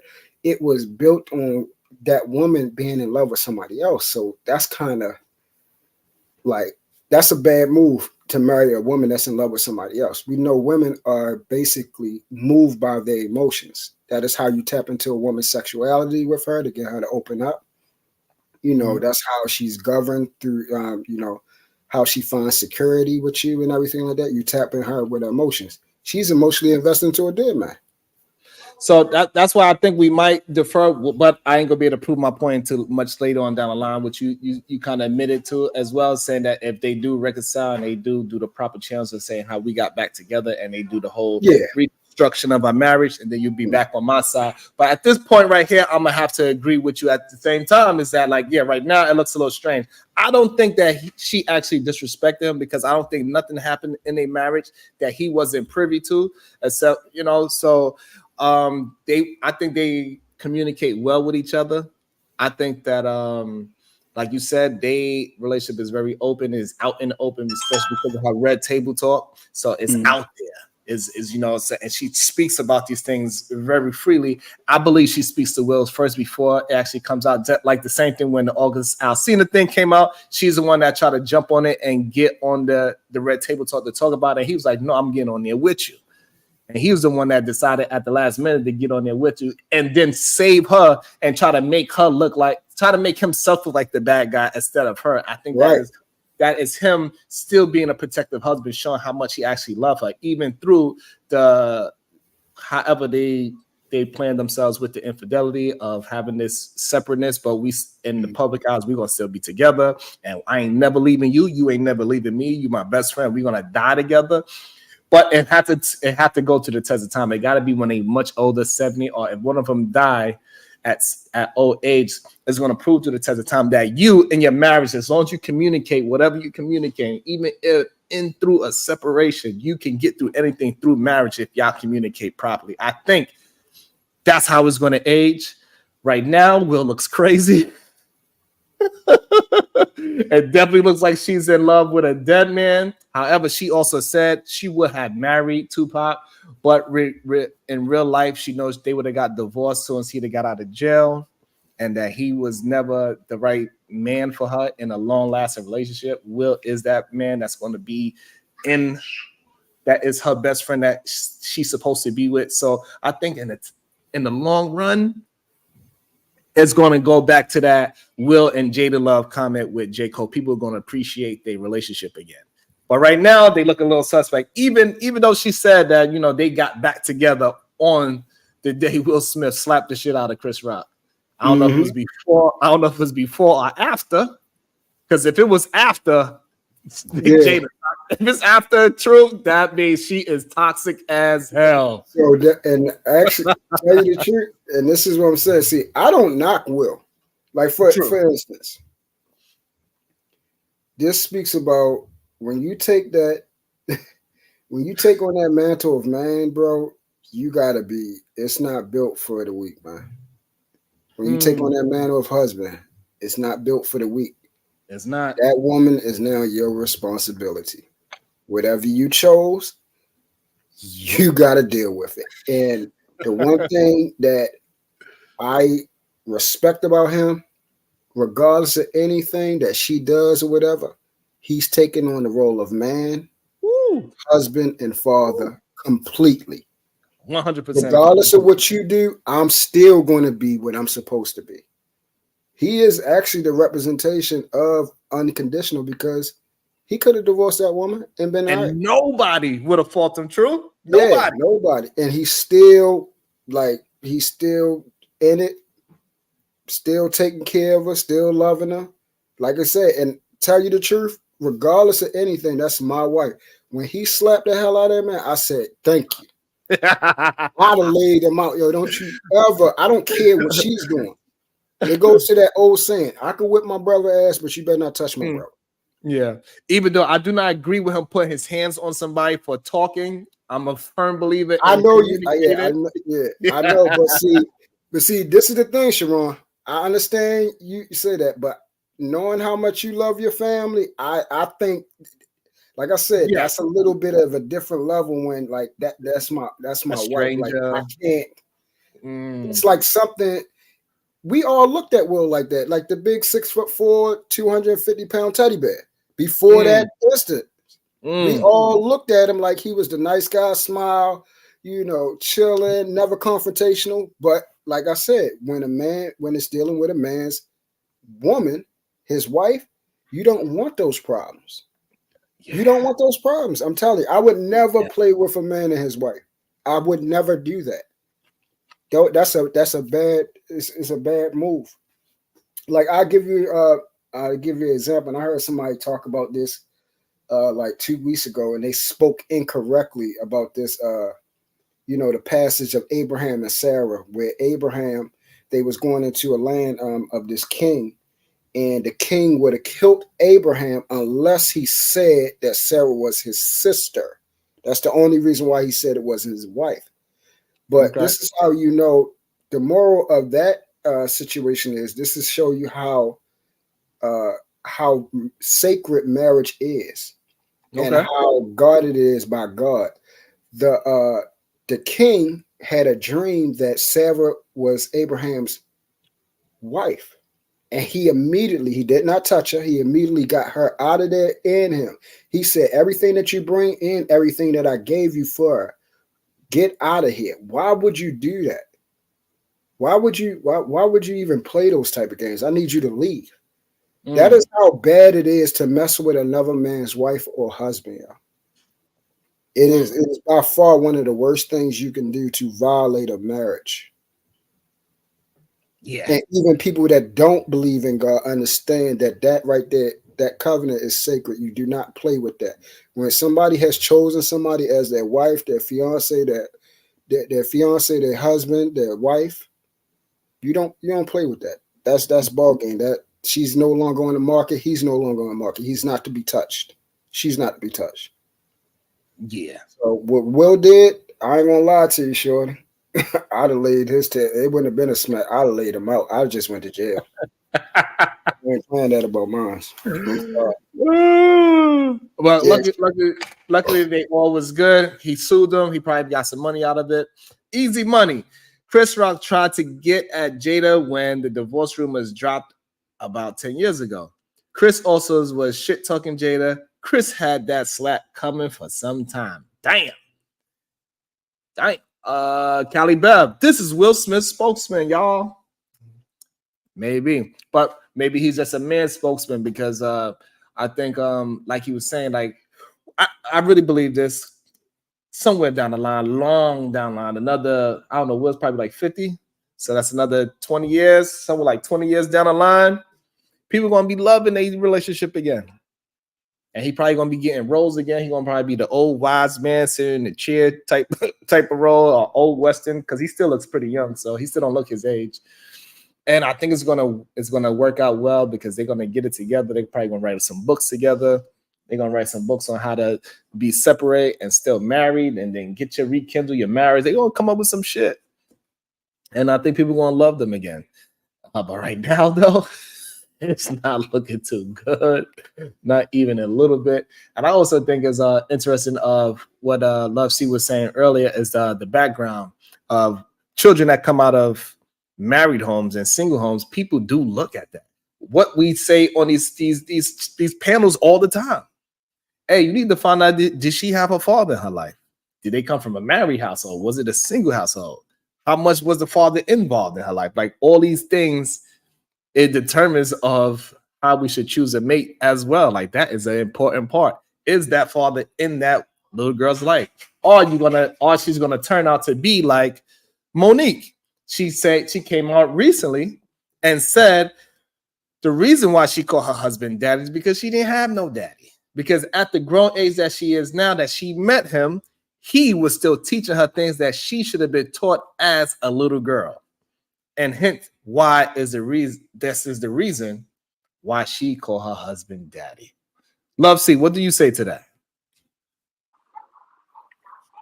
Wow, I don't think I ever heard it. I didn't know that. Wow. I do think that I think that whatever area in life you've had a deficit at some point in your life, you look to heal that space. And that's whether if you don't make peace with it, you can. My philosophy, I actually think that a lot of times when you talk about like young girls who date older men, I think a lot of times, they can be looking for that father figure. I think you look for whatever it is you missed out on. You miss out on your childhood, then you try to make up for it later in life. That's why I think if you in the therapy world, they call it something like reparenting, like learning how to reparent yourself.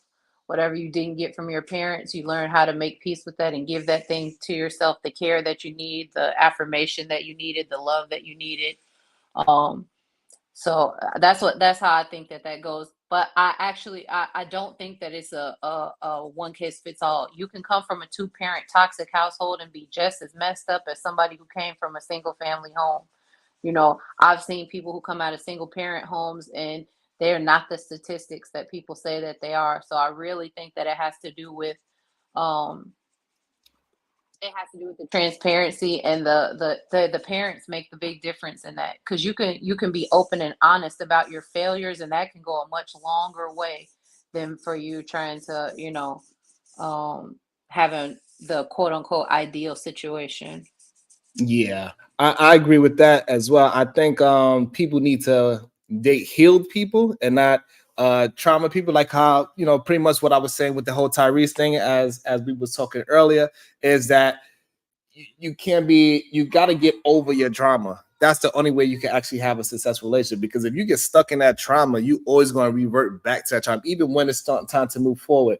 I think even in the video that we was together with Truth with Ali, I believe he played the video of a woman. She was in the car and she was saying that she lost her good man, her good boyfriend, because she wasn't ready to deal with a good man, and she self-sabotaged herself. Mm-hmm. So she self-sabotaged herself from that good man. And this is the thing that I always say, like, if you allow a person to be themselves and you pay attention to them, they will always exit themselves out of your life. So if you're paying attention to that woman and not being so caught up in your own ego and saying that I'm such a good man that no matter what, she's not going to leave me because I'm so good, instead of you need to pay attention to her and see what she's going through, because maybe she is living out her trauma through you. You so good that she got to keep doing negative things to make you break up with her, because she's not going to be honest enough to say, I am a piece of shit of a woman and I'm actually really no good for you because I'm not at the level that you are. Nobody's going to do that. Yeah. It was funny. That's basically what the premise that I was trying to speak to Ali, because this was months ago, Sharon. I was explaining to Ali a lot of times what we do as men. So I'm going to give myself an example. For the longest time, I have this it's a psychology term. It's called a hero complex. And it's basically you're a fixer, you're a problem solver. So you usually take on responsibilities and people that you should not. And what happens is you'll find somebody, and then they give you, let's say, light red flags. Let's say that, or little red flags. And what happens is you will ignore that, thinking this individual is going to change, and you ignore that. And that's what I told Ali. I said, what happens is a lot of us see the woman, we choose her anyway. We can openly see that there's trauma, there's work that needs to be done. They talk about their past a lot. They keep bringing up, different environments, things that they happen over and over again. You can see that this person is still hurting. And respectfully, we don't understand that we're not God. We cannot fix that person. That person has to find a way to find healing for themselves and for them to become whole. And then we take on that responsibility. I'm just going to say probably out of arrogance, thinking, okay, yeah, we can solve this. We can solve this riddle. Oh, all I got to do is just love this person they're going to fix. No, it don't work that way. That person has to be able to have something to give to you and be happy with themselves and be happy where they're going at and be happy with their life. They could want love because they want that feeling. They want that attachment. They want, that fix. They want to feel something other than the pain that they're feeling, but they don't have the capacity to love you at the time. And then once you go on inside of that relationship, y'all eventually will start hurting each other. A lot of things that they went through, once you start loving a person like that, it'll start coming to the surface because they're healing. But what happens is they'll start projecting their pain onto you now. And then you'll start getting messed up. And then guess what? Once y'all split up, because it's not going to work, if you don't take yourself time to regroup, you're going to take that on to someone else. Damn. You're going to return the cycle. Pay it forward. That's what they call it, right? Paying it forward. And you could pay trauma forward as well as love. So don't get that twisted. So what you say to that, Love? See, you agree or disagree? I want to know what the people in the chat say, or do y'all agree or disagree? I hope everybody hit the like button. If this is hopefully this is giving some kind of insight to anything and is bringing some value to your life. I appreciate everybody that's here, that's hanging out with me. Or hopefully you hit the like button. I appreciate that a lot. You get the dislike if you don't like it. That's okay with me. And if you are enjoying it, share it. I'm gonna give you another example real quick, Sharon. Yeah. You see the situation with Priscilla? Which one? I'm saying you see the whole environment that she created. Okay. With women and everything like that. That whole area is people bleeding over there. It is pain. It is hurt.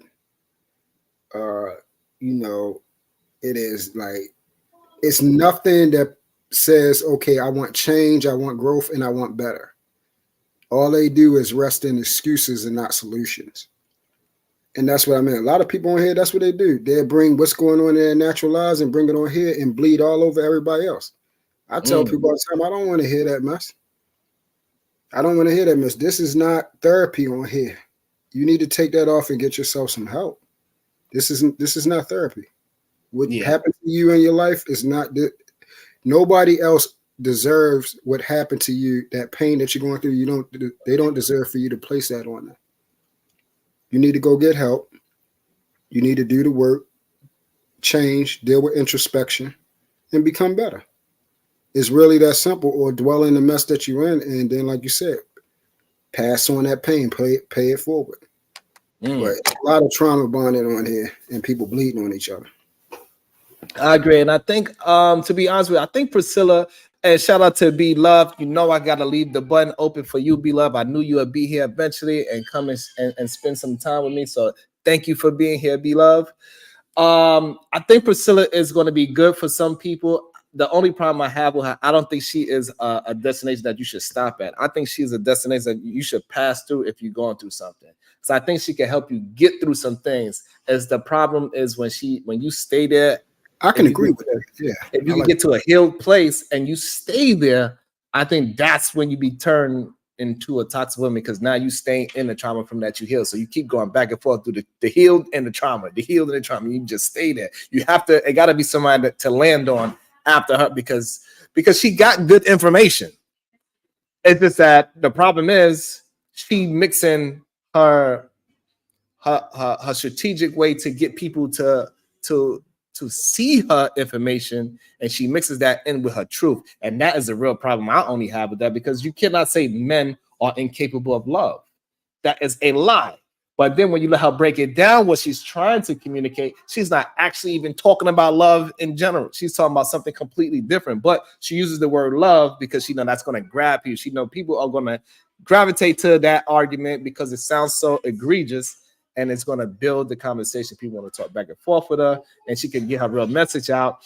And the problem is her real message get colluded with the bullshit that she's doing to promote herself. And that's the only problem I really actually have with her.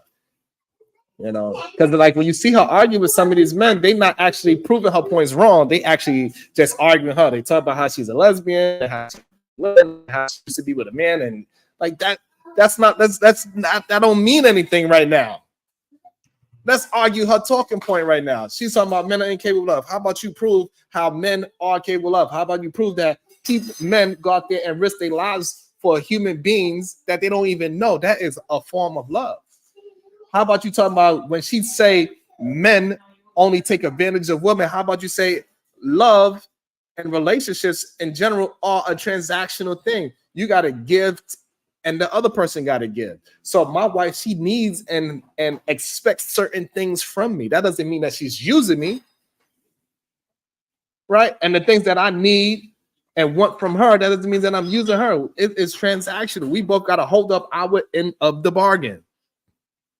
If I say I'm going to do this, that, and the third, I need to do this, that, and the third. If I say I'm going to be able to walk up 3 flights of stairs and not catch a heart attack, I need to be able to do that. If I say I'm not going to whip my children ass every time they do something, I'm going to use my words effectively so my kids can understand effective communication, and that's what I need to fucking do. If I say, babe, can I get some cucumbers? I need that when I'm talking because I need to be hydrated so I could deliver the message. Guess what? Yeah. You feel me? So that's what people need to understand. I think even like Kevin Samuels, I think he was great. However, I don't think he was a spot that we're supposed to stop at. He was just a place to build on your ideologies, change a little bit of things, and you're supposed to move on to the next person and move on to the next level of information. And a lot of people, they get stuck. And because that trauma is so good to them that they scared of what's going to happen after that. They scared that they're going to make a mistake after Priscilla. They're like, fuck it, I fucked up with men. She's giving me she's filling a void, whatever they missing right in their life. She is filling that void, but it's time to move on from that now. Some of y'all are healed. It's time for y'all to move on. The ones that still need the healing, all right, you got to get them how they got to get it. But at the same time, these men is not helping the situation any better because they actually giving her the ammo that she needs. But when she do all this fucking theatrics and rubbing on herself and making herself, and they fall for it and they cock their legs up and grab their knees and showing their feet on television, like what the fuck? That shit was crazy. True, that was crazy. Like, bro, you should not be on camera cocking your legs up, leaning back. It hurts, bro. I told my man JP, man, you gave us a big L that day, Jim. You gave us you literally perpetuated her book. The very thing she said, that we are only governed by our thing, and our thing is connected to our mind, and that's the only thing we could think about. You literally shut down in the middle of a conversation and focused on the very thing. And I said, this can't be real. And so what they don't even realize is that when they do something like that, that makes her even bigger. That you did exactly what she said in her books and what she say on her page, and they see all these women say like, and she like, see, this is what they do. You just created a female Jesus. Yeah. A juggernaut. Because that's all she got to do is just go back to that. That's it. Because you see, this is how men want. This is what they want to do. They just want one thing. Even when they disagree with you, they still just want one thing. even when they say they don't like you and you should be this and that, and they give me all these insults, all I gotta do is offer them a little sexual attention, and all that shit is out the window because they cannot help themselves. It's man's nature. God damn it. No, I'm gonna give her this, and this is the only problem that I have with what she's saying. The stuff she be saying is not that it's not factual. Right. It's she twisted to force her narrative of how men are.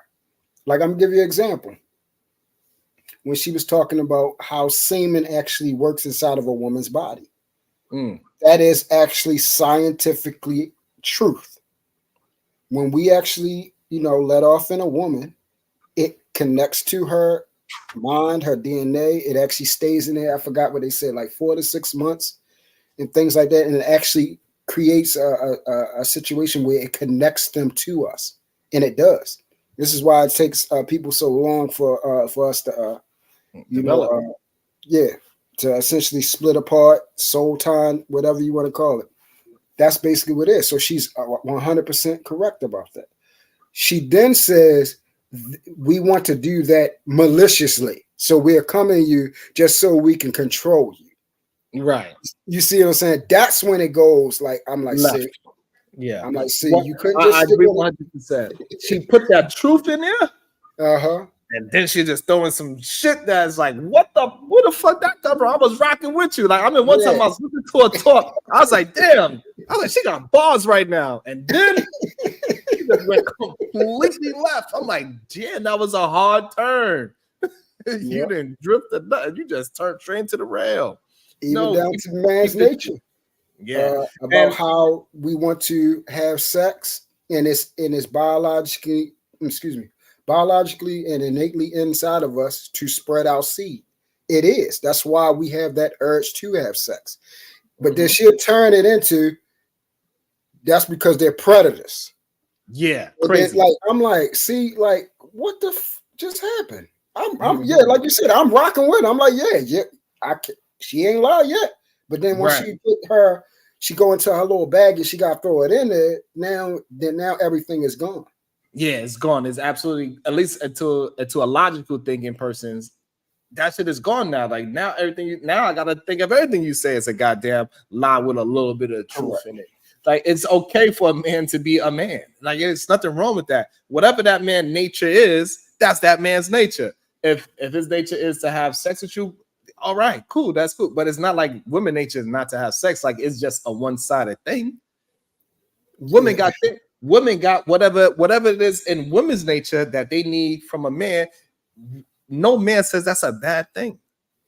But because men want certain things from a woman, that's considered a bad thing. No, that's not how this thing works, ma'am. I don't know if you experienced this, Sharon, but like she ain't say this other than when a woman actually want to tell that woman no and watch what happen. You want to see aggression then? You want to see attitude? You want to see a woman try to take something from you? Let her want to have sex with you and you tell her no, or I don't feel like it. See, she don't want to talk about that when a woman actually when they horny and all that type of stuff. She don't want to go into the aggressive mode like that.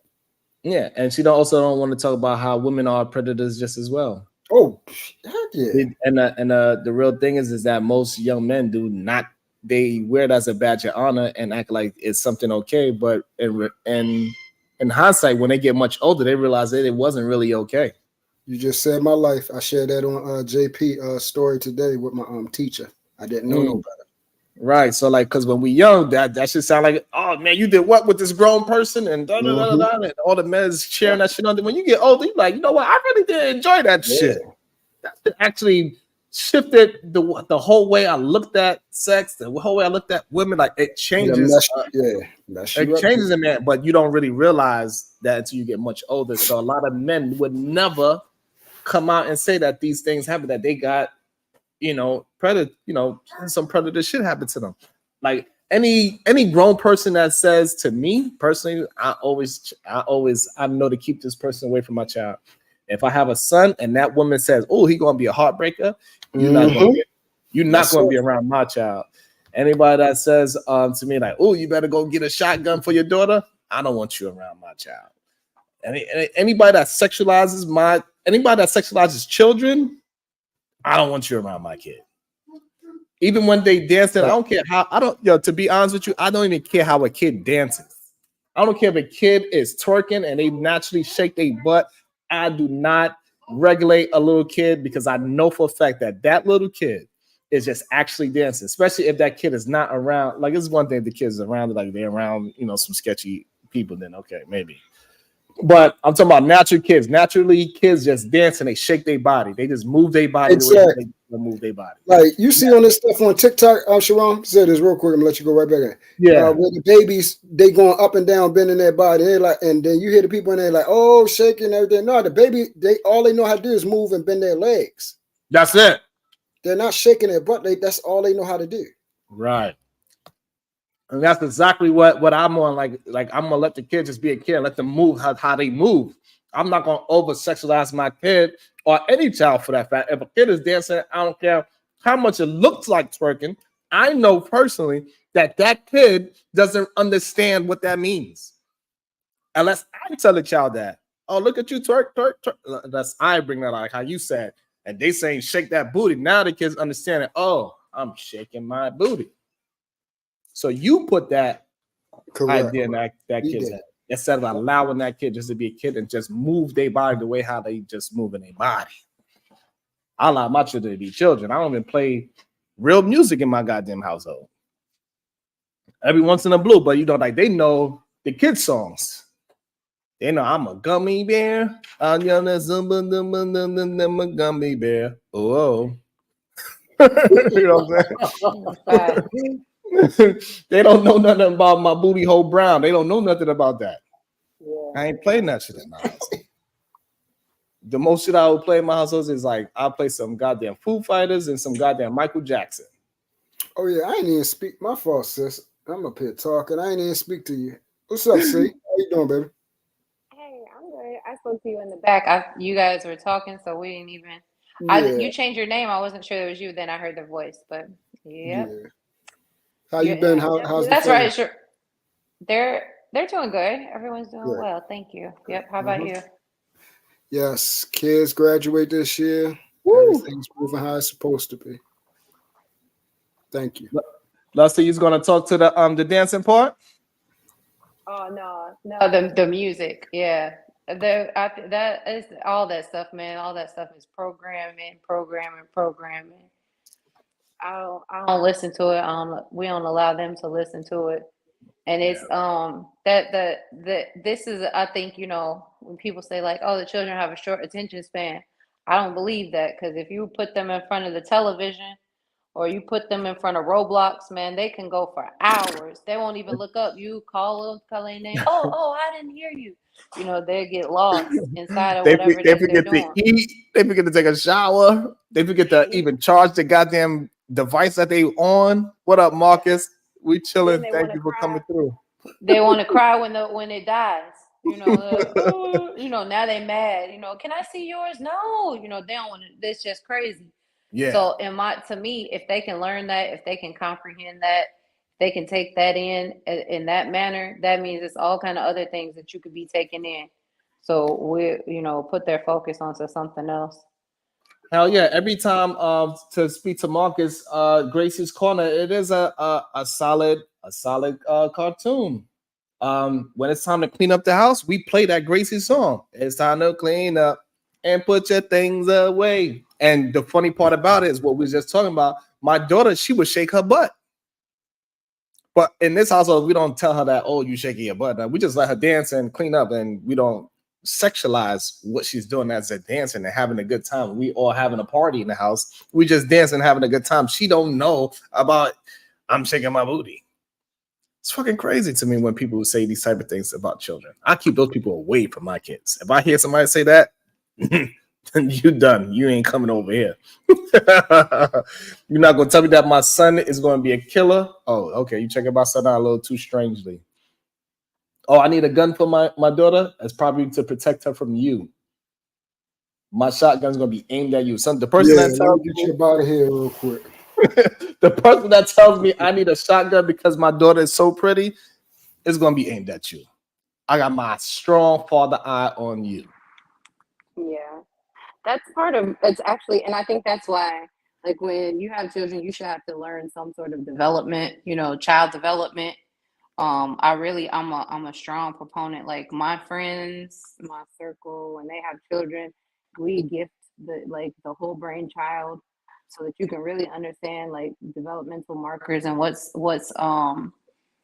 appropriate for your children. Because I distinctly remember, and I've known people, they whoop the children for asking them like, why you do this, and they can't, and they why, and they're saying something, and saying that they're lying, or they, whatever the case may be.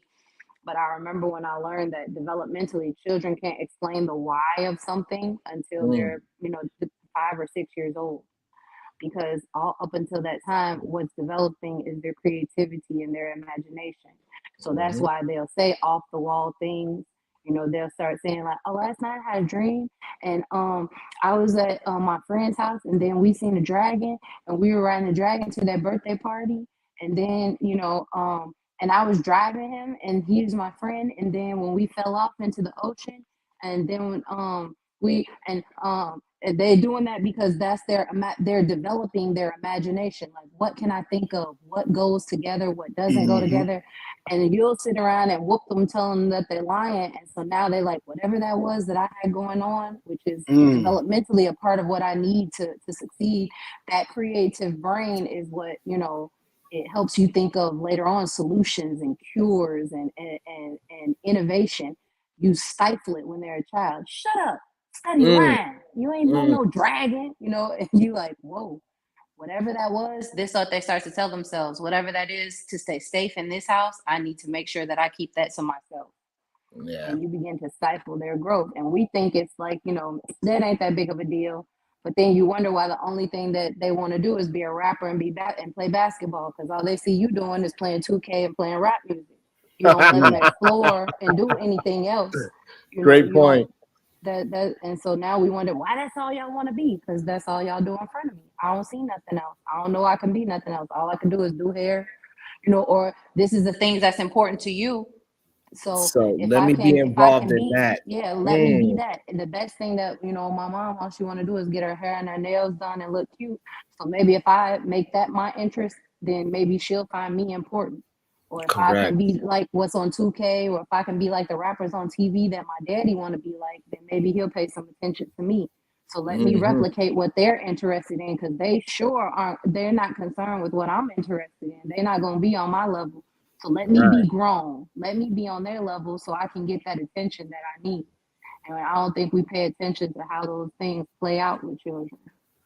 Yeah, I think that is perfect, because something that happens with my daughter, right? She just turned 9, but a lot of times when we take her to the park, she's still very much a kid. She crawling around. She have her imagination going and say, same thing. The dragon, the butterflies, alive. We flying high. I could go twice as high, right? And another kid be like, same age. What's wrong with her? She thinks she's a dragon. Right, but then later on in the day, as she said, she don't even care that these kids are saying that. She just doing her thing. Guess what those kids is doing next? Being dragons. They want to allowing the inner kid to come out because another kid is being a kid in front of them. And now, like just like True said, now they all fucking dragons running around the goddamn park having a great time. This is real stuff right here, man. Yeah, that's the people don't realize that in some places it's a luxury. People don't have children don't have the luxury to be a child. They got to be whatever they need to be to make sure that their parents are pleased with them. And that's, I remind myself, look, somebody is going to grow up. And when people talk about who they are, good or bad, stable or unstable, emotionally sound or not, they're going to look at the person who is responsible for their childhood. I'm responsible for shaping the childhood of a human, someone who's going to grow up and be an adult. And they'll talk about, I'm this way because of my childhood, and I'm responsible for shaping that childhood. So you don't get to just, be raggedy with your parenting. You don't get to do that. You don't have the ability to do that because you have something that you're responsible for. Yeah, see and Sharon, man, y'all hitting it. I hope people are paying attention, because the one thing that I wanted for my children, still to this day, you know, like I said, they graduate this year. My daughter be 18 in December, my son be 18 in next July. But I still want them, I'm still trying to help them retain their innocence, and I want them to be children as long as possible. You spend 65% of your life being an adult, probably 70. I want them to stay childlike, want to do child things as much as possible.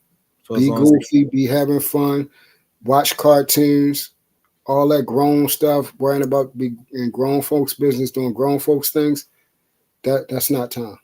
That's it ain't time for that. You're gonna have plenty of time for that. And once you get there, you ain't gonna even enjoy it the way how you think. That's the thing, right? What y'all saying, I think that's where a lot of parents have failed at, because they wanted their children to grow up so fast and put them into the life so quickly without them having the process of maturation naturally as they get older. They're being exposed to things way too quickly. I know I was way too quickly. And that is why a lot of things had to work through my 39 years is because a lot of things I've seen and was exposed to and done and felt and just so much that it took a toll, man. It really did. You know, a lot of things that I corrected with my children to make sure that they had their innocence. They didn't go out here hurting people. And then also I'm teaching them how to learn how to guard their heart as they love people, because that's the wisdom between the two. That's good, Truth. I actually really respect the fact that you can pinpoint areas where you feel like you didn't do things the way that you wanted to do them, and it had an effect on your children, to go back and to apologize, to acknowledge those wrongs. I think that goes a long way. You know, I think that goes a long way with anyone, but especially with our children, to let them know, hey, look, I didn't have it all figured out. And just because I didn't have it all figured out, you know, that doesn't mean that I intentionally did wrong, but I can express, I can accept the fact that whether I knew it or not, it had an effect on you. And for that, I apologize. And I'm going to make the change so that thing can be better. I think that children learn how to respect you the more when you're able to do that. So I appreciate the fact that you're doing that. That's something to be recognized, to be proud of that, the impact that'll have on them. Hell yeah, that self-reflection is such a powerful thing, and it's a thing that a lot of people need to learn how to do, because it's not an easy thing to look at yourself within and figure out the things that you need to improve in yourself so you could push it out into the world, and most importantly, your family first, because they're the ones that's going to receive all that beautifulness that's going to come out of you when you self-reflect and you change yourself for the better. Whew. Powerful stuff. Yeah. The main thing for me, I wanted to make sure that our relationship is will always be consistent and open. I felt as though when I was younger, a lot of things I couldn't tell, you know, my mom and, you know, my stepfather, a lot of things that I had to grow up so fast. I basically was taking care of myself ever since I was 13, between 12 and 13 when I first started working. And experiencing also at that time, I was sexually active. And trying to figure out how to make sure. And then again, I was still a kid. I'm not just a kid, I'm still a damn baby. You feel what I'm saying? So all them things that I had to experience, I made sure I brought that with my children and corrected that. I made sure that, you know, from, you know, my household, we live differently. And this is why I try to tell people, do things the right way like Sharon, do things the right way like Marcus, like Love C and her husband, because it is such a hard thing trying to raise and govern your child and train them up in the way they should go. inside of different households. Mm. It is so hard. And that is one of the main things that I did apologize to my children about not being smarter and not being a man and giving them a father 24/7. Not just 6 months, not just summers, not just 2 years here, a year here, 3 years here. You know, then they got to go back home to their mothers and things like that. Like, no, every day that you go to sleep, every day that you woke up, daddy is there. And that's why I constantly, you know, get on these guys, yo, don't do that to your children. You know, my children, they kind of don't know no better because they be like, well, what do you mean? I was like, you'll understand. Hopefully you'll do the best you can and not put your children in a situation that I put you guys in. Hopefully you'll do it the right way. That's what I'm praying. But that part right there, that is the part that I realized there were steps of failure there because of they have turned out amazing. And all that grace goes to God. But I can just imagine how much more I could have gave to them being there 24/7, G. That's the part. Yeah. It's a powerful thought process, man. A lot of people don't understand, like when you co-parent, it makes the child have you know, two different ideologies and they trying to figure out which one is right, which one is wrong, which one they got to go with today, which one they go with tomorrow. My father said this, that makes sense, but my mother also told me this, and they always going back and forth. So then they with you for 6 months, they following your ideology, then they back over there, then they're gonna follow that household ideology, and that could become confusing to the child if the co-parenting is not on the same page. That is something that is a difficult thing to have, is be on the same page with somebody, especially when that person is not tied to you anymore. They don't have to listen to you. And when you get the whole, in my household, we do this, and over there you do that, it can get different. So I definitely understand. That's why I fought so hard to keep my children in my household. And it was still very difficult. Like a lot of times people think that when I'm saying it's some easy feat that I had to do. It took a lot of humbleness from me. Certain things I had to let go so this way I could win the war instead of winning the fight. Like, you know, this argument doesn't make sense for me to get into. As long as my kid is in the household, that's it. You know, so some things you just got to humble yourself, and you can't win every battle. But the war, that is worth it. Whether if I had to, you know, whatever it is that you got to do to win the war, you got to go ahead and do it. Stop worrying about these battles. Stop worrying about being right and how you look in front of light of certain people. Fuck that. Win the war. Stop worrying about the little bullshit battles that you claim victory, or that moral victory that a lot of men try to claim. A lot of men try to just claim moral victory. She know that, you know, and I've been doing this. I've been driving, and I've been doing this, and I've been buying diapers since, and all this other bullshit. I'm a better parent because, like, nah, none of that shit matters. Like, okay, cool, you won that argument.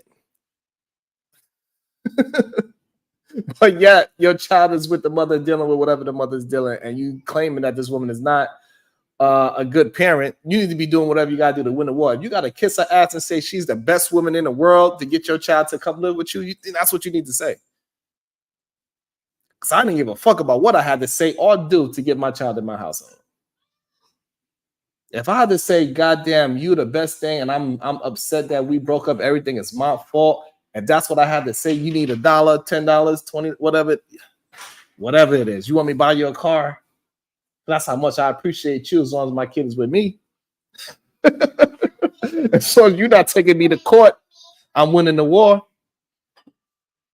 As long as you're not, you know what I'm saying? So people got to stop trying to be right and win the war of life. Move on, self-reflect, do like truth, self-reflect. Implement his new ideas, and he figured out he did this part wrong and he did that part wrong. He changed those things and said, okay, I'm gonna move like this from now on. You got to do that. And if that's what you got to do, none of us can do the right thing all the time. You as a human being got to constantly change and evolve. Yes, babe. You know, like my wife, I don't even got to tell her that I'm hungry. She said, babe, you want to eat? She know what time I need to eat. She understands I'm hungry.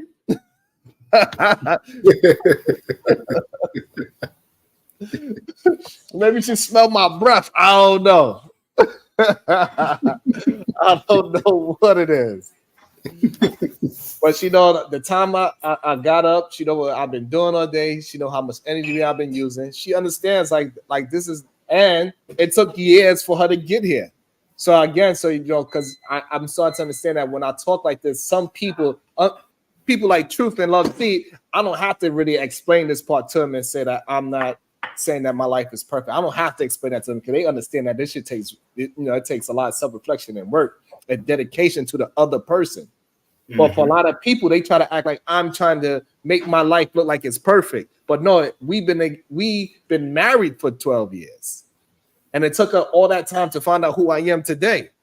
And I'm still forever moving. So one day I like avocados and the next day I don't.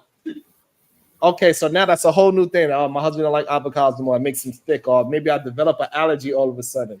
Because some people do that, right? Some people, they was never allergic to bees, and now all of a sudden they 54 and they're allergic to bees. Since when? But that's something new that happened to that person. Now you got to learn that in that individual, whatever it is. For example, like now I like to run. So now she be looking at, if she sees something that involves with running, she'll let me know. It's a new chapter in my life about running. It's a whole new thing. Hey, babe, I seen this marathon coming up in April. You want to do it? We could do it together. I'm interested too. Shit, I really don't want to run again, but that shit was hurtful. That speaks to her greatness that that she constantly takes time out daily to pay attention to you. You feel what I'm saying? I've told people a lot about that. Where we fall short is we don't take time to make sure that we love each other daily. We get to know each other daily. We make that time for each other daily. We look forward to understand each other daily. I mean, the other day, my wife told me something about herself. I was like, what the hell you talking about? I never knew that. And she's like, you did? Like, no, I didn't know that part of you. And we've been together for what, 14, 15 years or some shit like that? Right? But it was just something that was just a part of her life that happened to her that it never involved in our life today. It was something that happened when she was back in Russia, when she was talking about her great-grandmother. But it was nothing that we did in this day and age for me to even know about it or for even to come up. Because it doesn't interfere in new day life. Like she was just talking about some back in the day stuff of how they grew their food and stuff like that. Because over there it's a little different. They don't get vegetables all year round because it gets so cold. And so like we was talking about pickling things or jerking things. I don't remember exactly. I forgot what it was. But it was a new thing that I learned, and clearly I forgot already because us men we don't. I don't know. Love See, we don't really listen. Yeah, Love See, y'all come to us with a problem. Hey, babe, such and such, this, that, and this happens. And you're like, damn, baby, my dick hard.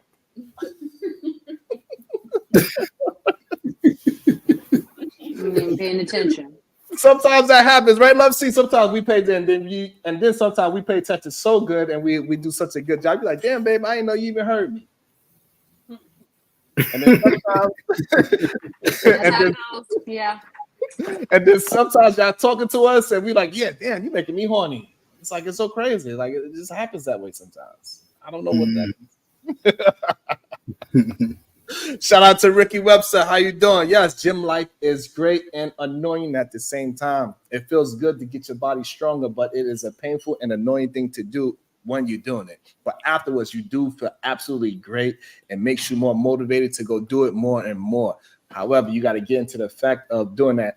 And a lot of people need to go to the gym because that gives you a sense of a gratitude that is long, like it's far down the road. Too many people want that microwave gratification, but when you're working out, it takes time to actually see the results. Other people, on the other hand, that didn't see you in a month or two, they probably see it right away when they see you. But for you, as you steady changing, you don't really actually see it until maybe like 3 to 4 months down the line.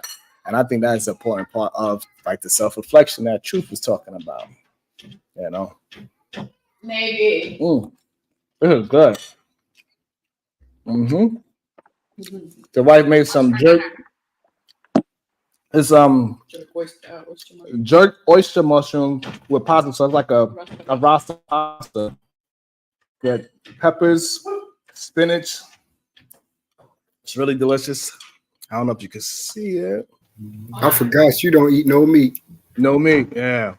So did that really good. It's a really good. It looks good. Nice and spicy how I like it. Good. I enjoy. I'm gonna have to start sharing these recipes so people can at least do a vegan meal or a plant-based meal, I should say, at least once or twice a week out of the week.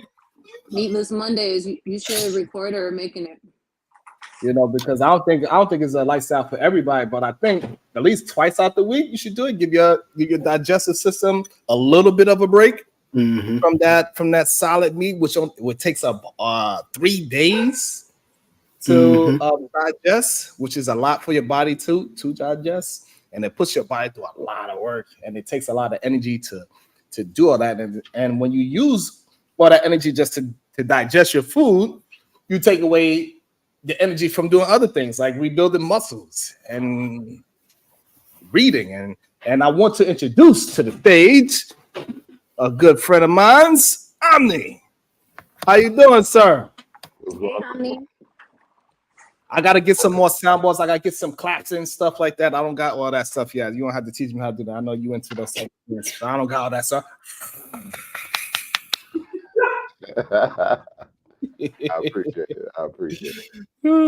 Have you been involved in the conversation? Have you been listening, or you just hopped on? No, I've been sitting back for a minute, saying, you know what I'm saying, seeing how you operate and everything. I've been enjoying the topic. Y'all awesome. So I want to know what you bring to it, guys. Join the conversation. Let me know what you think. I'm curious. I think the generations before us understood these things because they already went through them to a certain extent. You know, what I mean? We may have social media, we may have the advent of the internet, we may have $1,000 phones and technology and all this great stuff, but at the end of the day, human beings are humans. We're animals at the end of the day, and the way that we work is on a very, you know what I'm saying, biological basis. At the end of the day, even though we have more connections via Instagram, social media, like I said before, and all of that, it just magnifies the amount of stuff that we're able to do. But the lizard brain has been there, it's going to be there, it will always be there. And that's just how people will operate, unfortunately. Now, your higher self, you know what I'm saying, everything that's in traditionalism is towards your higher self. You know, refraining, staving off instant gratification, delaying gratification for a greater goal to achieve greater later. And, you know, if we were capable of understanding these concepts as children, you know what I mean, we would have probably moved and operated a little bit differently. However, that's the reason why parents need to be involved in their child's lives. Because children are incapable of seeing the bigger picture. That's awesome. I don't know why they don't let you talk more on these goddamn panels. Like, how they always be what I have to say is very damning and damaging to their own personal lives, and you know what I'm saying, the way that they operate. So it's I understand that wholeheartedly. So someone embrace change immediately. When was the last time? You know what I mean? When was the last time you saw, like, perfect example, Martin Luther King. He was speaking about change in this country. He died the most hated man. And nowadays everybody want to talk. MLK was the greatest. The man died the most hated man in America. Yeah, so good. He's the one that they want to uplift first. That's where they get that whole change that you wish to inspire may not even occur in your lifetime, and you're gonna have to be cool. Absolutely. I don't think most people even understand That's where they got that whole Batman bullshit from. When they said, you know, you got to be the hero long enough so you can become the villain. That's it. Martin Luther King, Malcolm X, all the motherfuckers that died, horrible human beings, and people was happy and cheering. Martin did not die. People was happy that he was doing what he was doing. They was absolutely upset at the things that he's doing. Just like, you know, another version of it, the modern day version of somebody that's going to get much love later on in life is somebody like Colin Kaepernick. While he was doing it and he was kneeling, everybody hated that motherfucker, even black folks. Yeah. They hated him. Absolutely hate. But look, he didn't get to play through the change. Right. But now, you know, I got the end zone of racism and all this other, you know, things that is well known because that man took a knee. Omni, can you imagine if we had Colin Kaepernick blueprint to making white man upset long time ago? Martin Luther King probably be alive. All Martin Luther King ever had to do was go to a sports game and take a knee. He would be alive today if that's all he had to fucking do. God damn, I wish we had the way how we make a white man upset, a racist white man, let me be clear, a racist white man or a racist organization, wait for the national anthem to come and you take a knee. That would have the whole racist country in the uproar. What? Not saying a word? Yeah. Not physically doing anything to nobody else? Yeah. Can you imagine we had that weapon in the civil rights movement? That's how power operates. I say it all the time. Power operates in a way where you don't need to speak or anything like that. Like, and the primary example that I always bring up is when Whoopi Goldberg said what she said about the Holocaust. You know what I mean? No, there wasn't a march. There wasn't any people in the streets marching for, you know what I'm saying? They just said, yeah, you don't get your job back until you apologize. And within 2 days, she was back on air apologizing. This is what we need to be focused on, and this is what we need to be headed for. If it ain't that, I don't see, like, we're just gonna keep, you know what I mean, YouTube talking points, bickering on the internet about who's right, who's wrong, gender. Yesterday I was disgusted. Yesterday I was on Nidish's panel. Well, I was listening to Nidish, right? And they was talking about gender war. I'm like, what war? Are men and women shooting each other in the streets? What are we talking about war for? Who created the war? I don't care who created it. Like, it's the dumbest thing ever. Right. We play towards our strengths instead of trying to take it over each other's positions.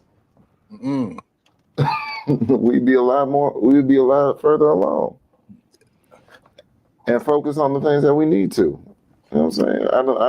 I don't get it's been a lot different than, you know what I mean, how we grew up. Bro, like none of this was around. Like, we got the internet, but then we also got a bunch of weird shit behind it. That is true. You gotta take the good with the bad. And I think also, I mean, that is the issue that's going on with this so-called, like how you just said, like this fake ass war of genders. I think what's going on, at one time the internet was full of a certain type of people. And now the internet is not just for them. It's not a VIP seat for them anymore. It's for everybody. So people with a whole bunch of different experiences in life is starting to be on here now. And now that whole gender war shit and all the so-called incels are not just here by themselves and cursing out each other, playing video games. Like, because even today, if you look at what's the top trending things, it ain't going to be nothing about no relationship. It's going to be about something stupid. It's going to be like some prank, you know, some people acting like, you know, it's going to be a bunch of nonsense. But as more adults come on this goddamn internet, the space is going to change. And I think that's what the real clash is the people that was comfortable by themselves talking all this bullshit with no facts behind it. And now it got people like me, you, Love C, True, that is an actual living, walking contradiction to all the things that they are saying, they don't know how to handle that at all. At all. Because we're in the age of feels over reals. I feel this way, and so I'm going to move in this fashion. I'm analyzing the environment, the landscape, and you know what I'm saying, what is actually out here. That's why people, y'all were talking about it earlier with men that want to be rappers forever. You know what I'm saying? Your son looking up to you as a rapper because your son looking up to the rappers because that's who they see daddy trying to imitate. You know what I mean? Your daughter is looking up to city girls because she see mama acting a certain way. And they think that this is just how it is. When you know what I'm saying? The problem is that most people haven't been out in the real world to see how people really operate. I'm like in most of the spaces that I be in real life, I'm hard pressed to find a city girl.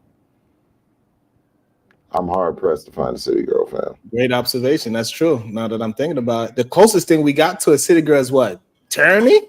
That's the closest thing? Right? That's like the closest thing, and she's not one. Right? Like if you really think about who, we got more city boys than city girls. That's for sure. Factual.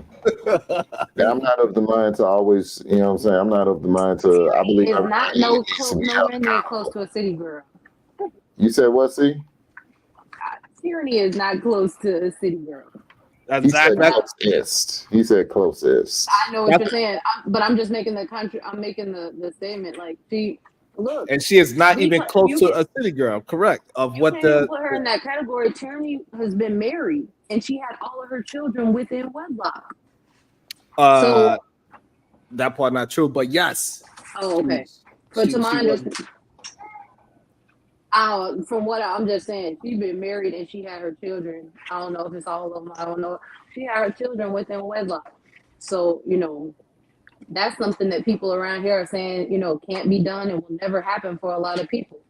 So I don't think, you know, even in that, I don't think that we can, you know, I don't know. Right. You know me, I'm not. And you know what else? You know what I've seen? As your experience going through these different spaces, can you pick out somebody that you've seen on these spaces that's on the panel as like, yeah, that's a city girl? Nope. And I just was thinking when you said that, that's what made me say that. Like, I actually can't.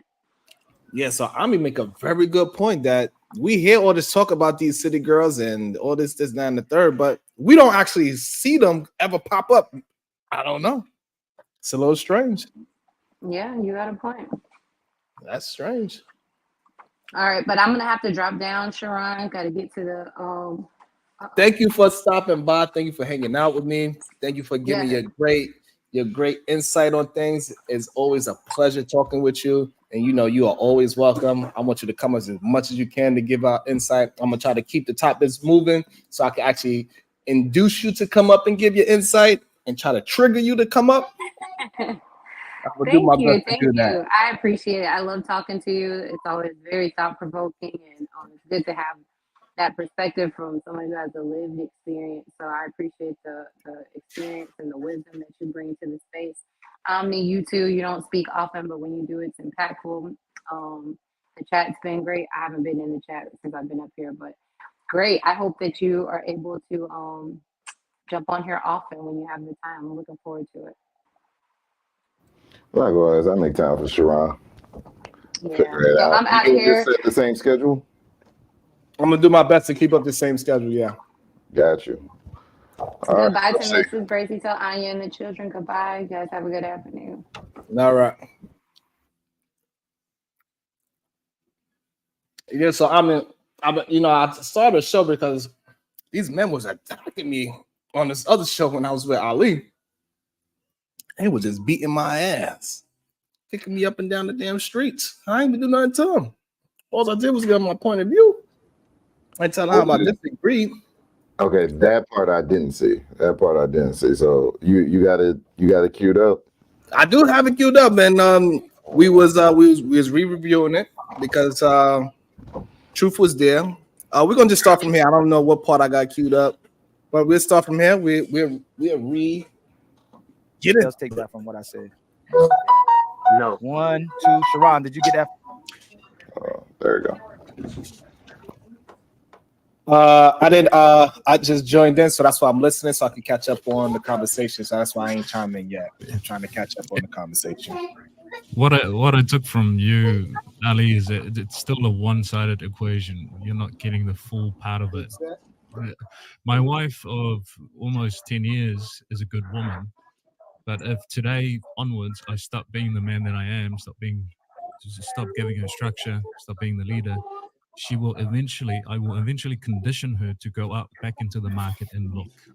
She's still a good woman, but there's an incentive in her to look for a leader. If I stop that today, as much as a good woman she is, she will navigate herself naturally back into the market. What you think about that, Omni? Yeah, if you just here to be here, if you don't have a plan, if you're not, you know what I'm saying, there's no goals. That's what I assume that he's talking about. If, you know what I'm saying, he's talking about the structure and the leadership aspects of the relationship from the man's point of view. Yeah, I agree with them. I agree with them 100%. But we're gonna see how this turns out for the other guys. They don't necessarily agree. So I spoke about this earlier about conditioning. As you can see, Unpopular Truth down there, he doesn't agree. That's interesting. It's very interesting. I like it. That's confusing because to me that's confusing because if she's a good woman, she's supposed to be following you. Now, I'm not saying she's gonna follow you to the depths of hell, but she's still supposed to be following you. So what happens when the leader is not leading anymore? Correct, and that's where I'm trying to lead that conversation. In what way? That's what because I think the What thing do that you we mean? think- Don't Truth unplug my internet. Go ahead. complicate it. Don't complicate it. Don't ask in what way, right? Leading. No. I'm just saying because it sounds like you're about to go off on the left end of it. Again, the leadership. This is the same way I feel about leadership. It's not conditional. You see what I mean?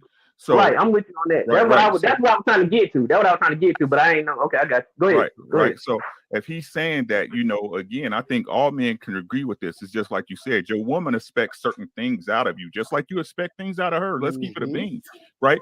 Everybody, I don't.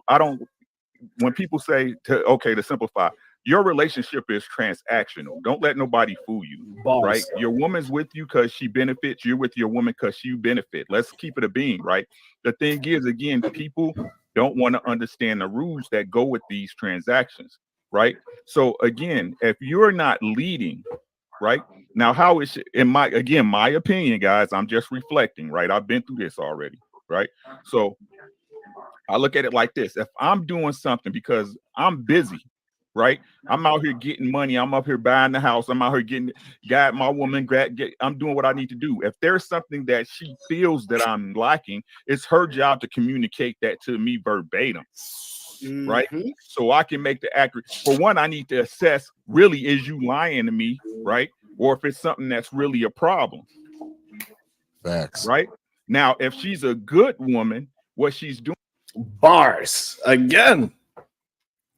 Number bars. Nobody's really pushed back, but right before then, Ali was having a little pushback, but then he got quiet when Ricky started talking because he couldn't argue that.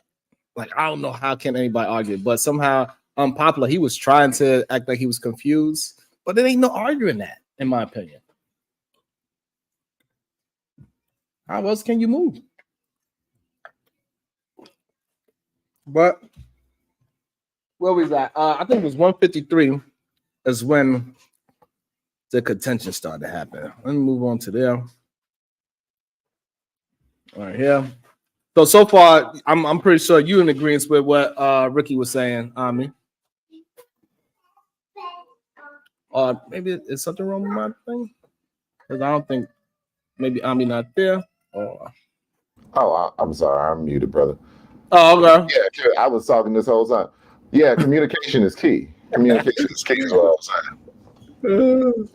Yes, and then I don't know what I just did. Hold on. I've been doing stuff that I don't even know what I'm doing. Okay, there we go. Let me press play.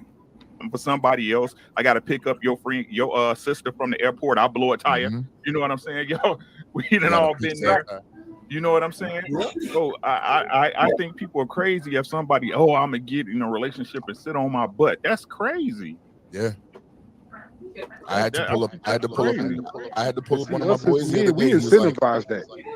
He was like, "Hey man, I want to say that." Mustafa, would you say Mustafa? I say us as men, we incentivize that. We just heard what Ali said. We incentivize that. They're saying we supposed to everything's gonna fall on our back instead of saying no, this is not how this go. We're gonna work together and you're gonna do what I need you to do. I hear you, but that's what I'm saying as far as that. I think most like I said, I can't talk from the angle of a no shit nigga because that's never been me. I can't speak from that angle. You see, bars. I think that's a real problem that they have as well. They want us to talk from they want to talk from their position. But me and you, we cannot understand that position because we always try to be better. We do like what you just said earlier. We do self-reflection in real time and make the change in real time. We implement in real time. My baby going crazy right now. She's like, Daddy talking, I'm talking. It's fast though, because like, you know what I mean? We don't always, I'm not going to say that we're perfect individuals and we always get it right. We hold them down and all of that. But no, we try to move with intention. We try to move with a purpose. We try to do the best that we can each and every day and have what we do compound over time into the next day, into the next, because we're building something. People that don't have that mindset don't understand that. Woo! You know what I'm saying? Hell yeah. A lot of people I'll tell you the reason that most people get mad when you start talking this talk is that they're happy where they're at, but at the same time they're embarrassed to admit that. So they don't want to tell everybody, we're happy exactly where we're at, because everybody's like, when we start picking apart behaviors and undesirable traits in people and the whole nine, the whole room is like, yeah, that's messed up. But you know what I'm saying? They're like, they fight back against it, but they don't want to fully own it in a way, because that's what they're on in their personal life. Listen, to each their own, but you know what I mean? Don't bring that bullshit over here, man. I want to thank everybody that's stopping by and hanging out with me, that hit the like button. I appreciate that. If you do enjoy it, hit the share button. If anybody is interested in joining the conversation, the link is pinned to the top. And let's keep this thing rolling. It's going to get better. Speaking from the angle of a man who understands what his responsibilities are. You see what I'm saying? What I'm saying is the problem is that, look, if we're going to go to the very basics of it, right? The things that's breaking up is the relationships between men and women, right? Everything else is happening, maybe not at the pace that it used to, right? But babies are still getting born, whether out of wedlock or in relationships, right? Women are still spending money like they always did, right? If you think about it right now, women get their own money and still spend like crazy. But back in the days, what they spend their money on, or I should say their husband's money on, a new refrigerator, right? A new stove, a new carpet, new furniture. You know what I'm saying? So the things ain't really changed. What I'm saying is that everybody is trying to redefine a relationship from traditional, when a traditional relationship is really the only way it's going to work. Bars. And I agree with it. That's what inspired this show today, because this is when they start disagreeing with when I was saying about how I feel about the whole traditional thing and what's really going on. And they felt a certain way. And I think Ricky was just on point 100%. I ain't have nothing to disagree with what he said just now. I need to figure out this superpower that Ricky got. I need to dissect it. I need to break it down. The superpower that Ricky got to tell the truth and not get booted from panels. I don't think I've ever seen anyone pay for him to get off the panel once. Yeah, I've been trying to. I was trying to figure it out too. I was like, I don't know, maybe it's his voice because he talks so close to the microphone, so he get all the deep and richness in his voice. That's probably is it because the the camera angle because it looks like he's actually talking down to you because he looks like he's looking down, and it intimidates them. What is it that make them listen? You know what I'm saying? Like, because I can say the exact same thing verbatim, even in the same tone of voice, in the same cadence. Yeah, I'm gonna get some pushback. Oh yeah. Or 50 balls thrown at your head. It's like get him off. Yeah, that's the awesome superpower he got for sure. Love Ricky. Shout out to Ricky. I think what you just said is one of the biggest things though.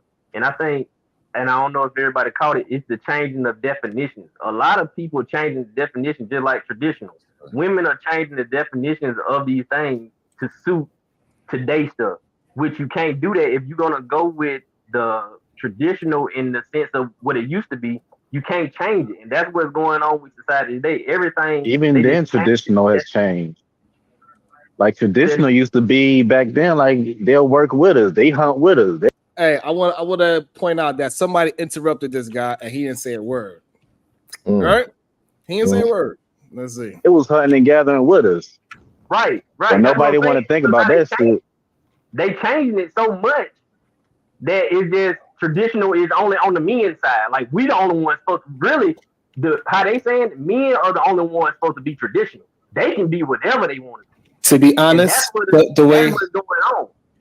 the way how I see it, I think men do not go after traditional women.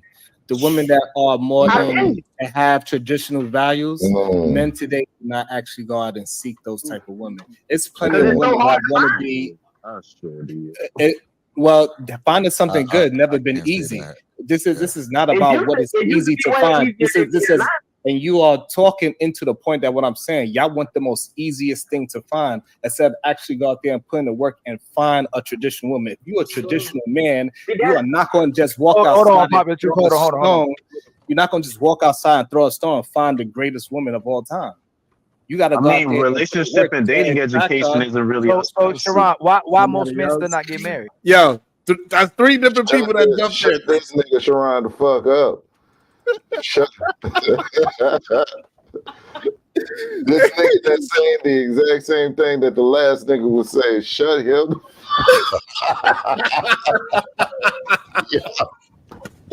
Yo, I need to. Just like you, I gotta figure out Ricky's superpower. How did he do it? It's too much sense in the room right now. I need y'all to tone it down. That's crazy. And then they be acting like it's me too. They be like, "Yo, nah, you tripping? Like it's you. You cut people off." I'm like, and I was fighting through it too. I didn't complain. I was trying to fight through it. So I could just try to get it done. Let me just get it out, and then we can have the discussion back and forth. This is how I know I must be. Hey, Ricky, I must be telling the truth because I made them. No. I barely said 10 words. Ali, you remember? You know what else too? Paulo also he gets that good attention span too. Like they don't really bother too. So it must be the bass in my voice. I gotta work on the bass in my voice. I guess I gotta sound like Batman. Word. That's probably what it is. Got work on that. There was a couple of panels. I think it was. Oh, my tripping, Ricky. I was quiet this whole time. Hold on, real quick, Paulo. Sharon, hold on. Go ahead, Sharon. You got some more stuff to get out. Go ahead, Sharon. No, go ahead. I thought you were done. I got interrupted by like 4 people. It's all good. No, I thought you were done talking. Go ahead, man. I'm just saying, most people don't even. I thought you was done talking, nigga. In the middle of me talking. In the middle of me communicating with you, you thought I was done. That's crazy. I thought you was done talking, nigga. I was still talking. Know how to date. Hold on. I want to interject. Go ahead. Let's have the conversation. Sharon, go ahead. I don't know. Sharon, go ahead. But I mean, that shouldn't even happen. That shouldn't happen that when I'm talking. Chill out. Look how they do me. I mean, look how they do me. Damn. I guess maybe Ricky just got such a presence online. His clout is so powerful. Maybe that's why they give him the respect that he needs. I'm not sure. Could it be that? This is his voice, his camera. I don't know. but I gotta figure it out. Word. I'm just messing with you, Sherrod. Go ahead. No, bro, he cooking. No, he cooking. No, he cooking. First off, hold on, Ali. Let me say this, because hey, you heard that dude? That was the dude Conrad on the top right. He said I was cooking, and he agreed with what I was saying. Tell me why 2 days later, he went up on Fatty's show and said him and his friends was laughing and joking at me because I was so feminine, and they thought everything I said was funny. I was like, we're in the middle of Idiocracy. Have you seen that movie, Idiocracy? No, not yet. You need to watch it. I promise you gonna see. It's like, damn, we like. I would say like, you know what I'm saying? I want to say rather like 50 years away from this or something, like it'd be far off. But you're going to look at it and you're going to be like, damn, we like 6 months away from that. God damn. Go watch it. And I mean, literally, he said he was laughing at me. I didn't know what I was talking about and everything. And right here, he says he agreed with everything I say. I'm spitting facts, blah, blah, blah. And he agreed with what I'm saying. It's insane. The clout, I guess he didn't know that I'll probably be on Fatty's channel. Yeah. And that I probably would never hear it. I guess space. I don't know, but he completely flip-flopped on me. That's what a lot of people think. Bro, he completely flip-flopped on me and said that he was laughing at me and shit. I was like, damn. I came up there, I was like, what you mean, bro? We was having a good conversation. What are you talking about? Oh, so he changed his tune. No. I had to tune him up real quick. They be always, because what he tried to do is try to make like people just cut him off. Every time I talk, people just cut me off. Like, I don't even know why he's trying to play the victim on that. Look at it look. People are taking more time about cutting people off and interrupting, and we could have gotten everyone's point out by now. Exactly. Survive, Sharon. Jesus. Go ahead, Sharon. Go ahead, Sharon. Go ahead. My bad, man. I ain't gonna lie. I feel like I was done. I ain't really feel like talking at that moment. I was like, man, come on, son. Don't. You gonna do roll that? The tape. Roll the tape. No. Come on. That's the thing though, man. When we having these conversations, it's like people try to use those type of gaslighting situations to mess up the conversation. To me, that's how I be feeling, because it be going on, then it just they throw a wrench in everything. And when we need to be having these, and you know what I think be the problem. So they're having the conversation about how you messed up the conversation when you were the one taking the point and they cut you off. That shit is mind-boggling to me. How you didn't just like move past the fact that I cut you off. How you just didn't let that happen really threw off the conversation, and we just try. That shit is wild. But I think that's what happens when they get caught up in the cloud. I think he's probably a follower of Ali, and he just whatever Ali insinuates, he's just running with it, because Ali's been insinuating that I be cutting people off, even though I've been quiet most of the time. I barely even talk. But since Ali influenced him to say that, he sees what he want to see, even though the truth is right here. It's crazy, but I progress. Serious conversations, it always happened that way, and you'd be like, why are we doing that if we trying to get to a solution? Right. I agree with that, reaching the solution. But if I can just chime in very quickly, what Sharon was leading to, Sharon, come back. What you were leading to, big homie, what you were leading to is part and parcel correct. I'm not saying it's incorrect, but I align with what you were saying and where you were going. I actually want you to finish that, so I'm gonna yield my mouth and just pause. Same person that told me I wasn't talking about nothing. Sharon, come back. Hey, to be honest, like I don't have to even have a conversation. I'm good in my household. I don't need to. Did you see your man Ali? You said, let's go back. I don't know what I said that made him feel this way, and why he got this such negative, disappointing feel about me that he got to go against everything I say. But like, I don't have to even have a conversation. I'm good in my household. I don't need to get no advice. That's crazy to me. I'm like, what did I do to you, bro? Like, what did I do to you? To get that kind of reaction, you want me saying that I'm doing whatever I'm doing and have proof to do what I'm doing. It's not like I'm just talking just to be talking. No. Crazy. I don't need to tell you what my trials and tribulations, but every time I have a conversation, I just try to give up my insight of how I see it when I walk outside. It's always a fucking issue. Then when they interrupt me, they like, oh, I'm gaslighting. Yeah. That is fucking insane to me. That's number one. You interrupted me. I was in the middle of talking. That's why I said what I said. What? I mean, that's in real time. In real time, he did it in real time. He's like, you know what? I'm gonna interrupt, even though he told me that I interrupt. I don't care. Listen, you got to understand that YouTube is a platform like church is a platform, and it's like, you know, they come as you are. Everybody's welcome through the door. You know what I mean? Yeah. Some people be doing drugs and then coming to YouTube. There's crazy. Even Ricky's seen it. Look, you see Ricky's face. Ricky's like, what? Like you doing it right now? Y'all, come on, let's move on. But you gotta stop doing that. He's trying to get. I know. Yeah. He oh shit. My thing is, I really kind of want to. I love Ricky laugh right there. Trying to get. I know. Yeah. He emotions make you cry sometimes. My thing is, I really kind of want to jump in. I want to jump in and say this one point now. I think at the end of the day, we do ourselves a disservice in acting like the traditional household will be done by anybody who's not in the upper class. The majority of black men won't get there. So, like, we do our disservice to our women. We do the disservice to our women by acting like every single black man will be in the upper class.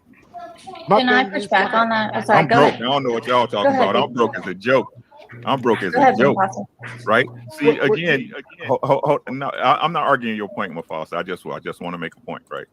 This is what Sharon was saying, and this is what I ain't gonna even say, Sharon. My bad, bro. But I feel your pain, dog. Right? But this is what I've been saying forever, right? I choose her at the end of the day. She chooses to stay. Ooh. Right? This is what I keep telling y'all. Yo, that's a big jewel right there. Factual. That is a big jewel. And again, in these spaces, that is something that's ignored, right? You choose to win, but she chooses to stay. So that means you got to keep on providing something for your woman to keep on giving to you, right? You got to give something to her for her to stay so she can give to you. It ain't that you just come in, say, hey, look, I'm a good man, and then now you don't got to put in no work ever again. Right. Absolutely right. And this is what, you know what I'm saying, people take it as a bad thing or a knock to my girl, and instead of as a boon to me and my ability to lead, because, you know, a black man can't possibly lead a woman anywhere. So when I say things like, you know, I mean, she's free to go whenever, and I just have to rock with that. I have to be prepared mentally that my girl will get up, walk, and change her mind tomorrow. You know what I'm saying? But the fact that she doesn't, and she hasn't for an extended period of time, means that, you know what I mean, whatever it is that I do for her, she's choosing it out of her own volition. Right. Her own free will. And to me, it looks kind of weird and a little suspect that that's not the case for most men. And most men don't understand this concept. Most men get blindsided and they're like, oh man, you know what I mean, X, Y, Z in the third, and I've been treating her like this. And yeah, we get into a lot of fights. I mean, we fight like, you know what I'm saying, 5 out of 7 days a week. We fight like it's a full-time job. You know what I mean? I needed loyalty, yo. I needed loyalty. I know that everything fucked up right now, and I'm not a perfect individual, and I'm not trying to work on myself, and I'm not trying to do better in life, and I'm not trying to level up spiritually, financially, mentally, and all these aspects, and physically. I'm not trying to do anything to advance, but, you know what I'm saying? I needed her to be loyal, and she left. How dare she choose better for herself?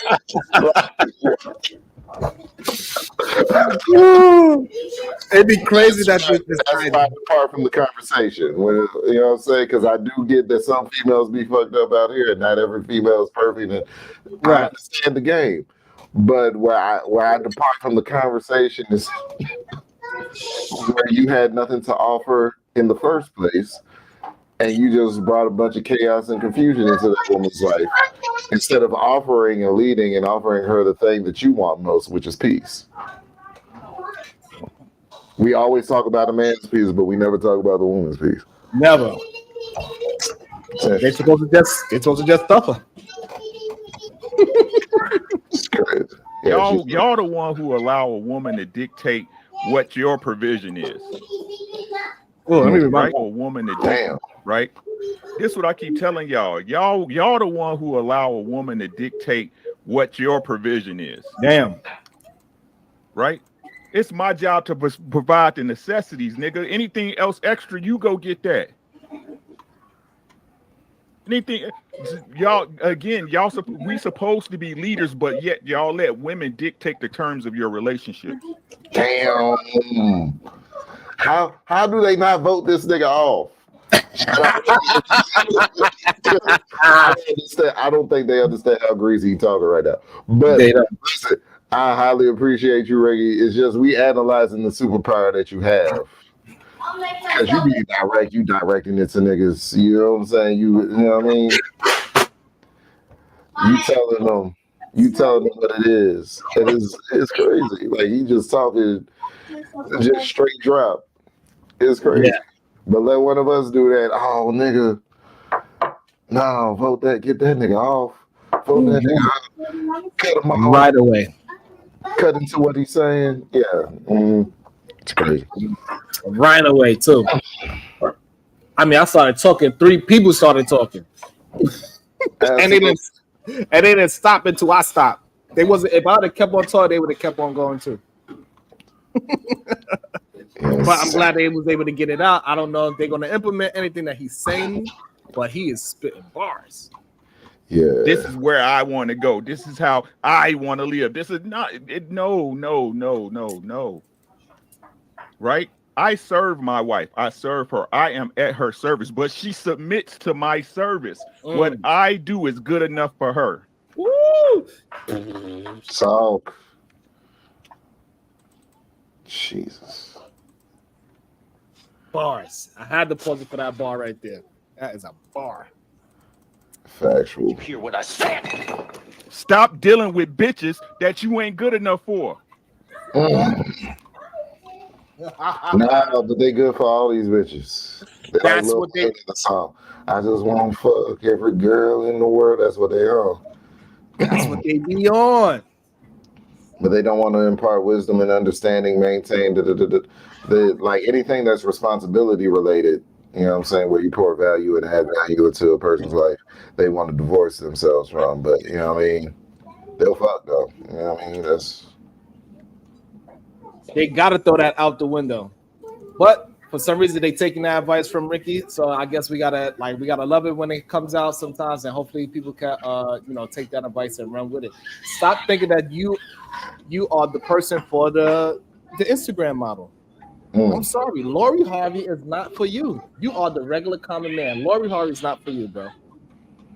And do you even want a Lori Harvey? Like people want the idea of the thing, but they don't actually sit down and analyze and break down the reality of it. People like ideas. They don't like the reality. That's what I've noticed. You know what I'm saying? The reality of a Lori Harvey. The average dude would lose his mind.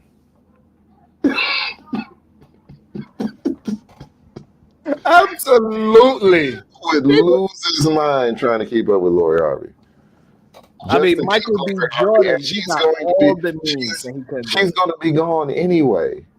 She's going to be gone anyway, regardless of what you do. She's going to be gone anyway. That's why I say dudes got to be cool with the fact that she could change her mind at any point in time. Any point in time. She's going to be gone anyway. whatever happens, you know what I'm saying? We see how Lori Harvey moved. You know what I mean? On to the next, on to the next, on to the next. Well, you signed up for, but every dude feels like they're such Billy badasses when it comes to the dating market, that just like the women do. The women think that they that bitch. You know what I'm saying? That's the term that the world, I'm that bitch. That's what women be saying. So like, you know what I mean? Nah, I'ma change him. Yeah, he got 4 baby mamas and he cheated on his last wife with me, but I'ma be different. It's the same thing for the dudes. Yeah, Lord, Yeah. he had 5 boyfriends in the past year, but she gonna stay with me though. It's insane. It's insane. Absolutely insane. Ricky, I believe he's being facetious. It's my guy. I qualify for a teacher or a woman that works at Whole Foods. LOL. Hey, a lot of them really actually do. And there's nothing wrong with it. That's the problem. With these men be acting like it's a problem with that. That's the problem. You know, to be honest, they act like the woman that they qualified for is a problem.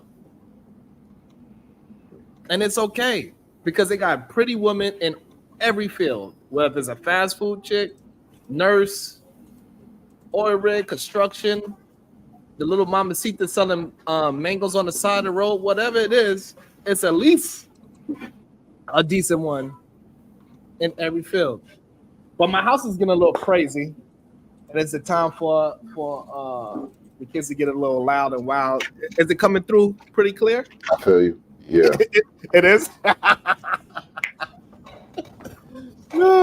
But this isn't a normal household. My kids is going to be loud and rambunctious. They're going to be children because I don't stop my children from being children. I don't allow them to hurt themselves or be rude.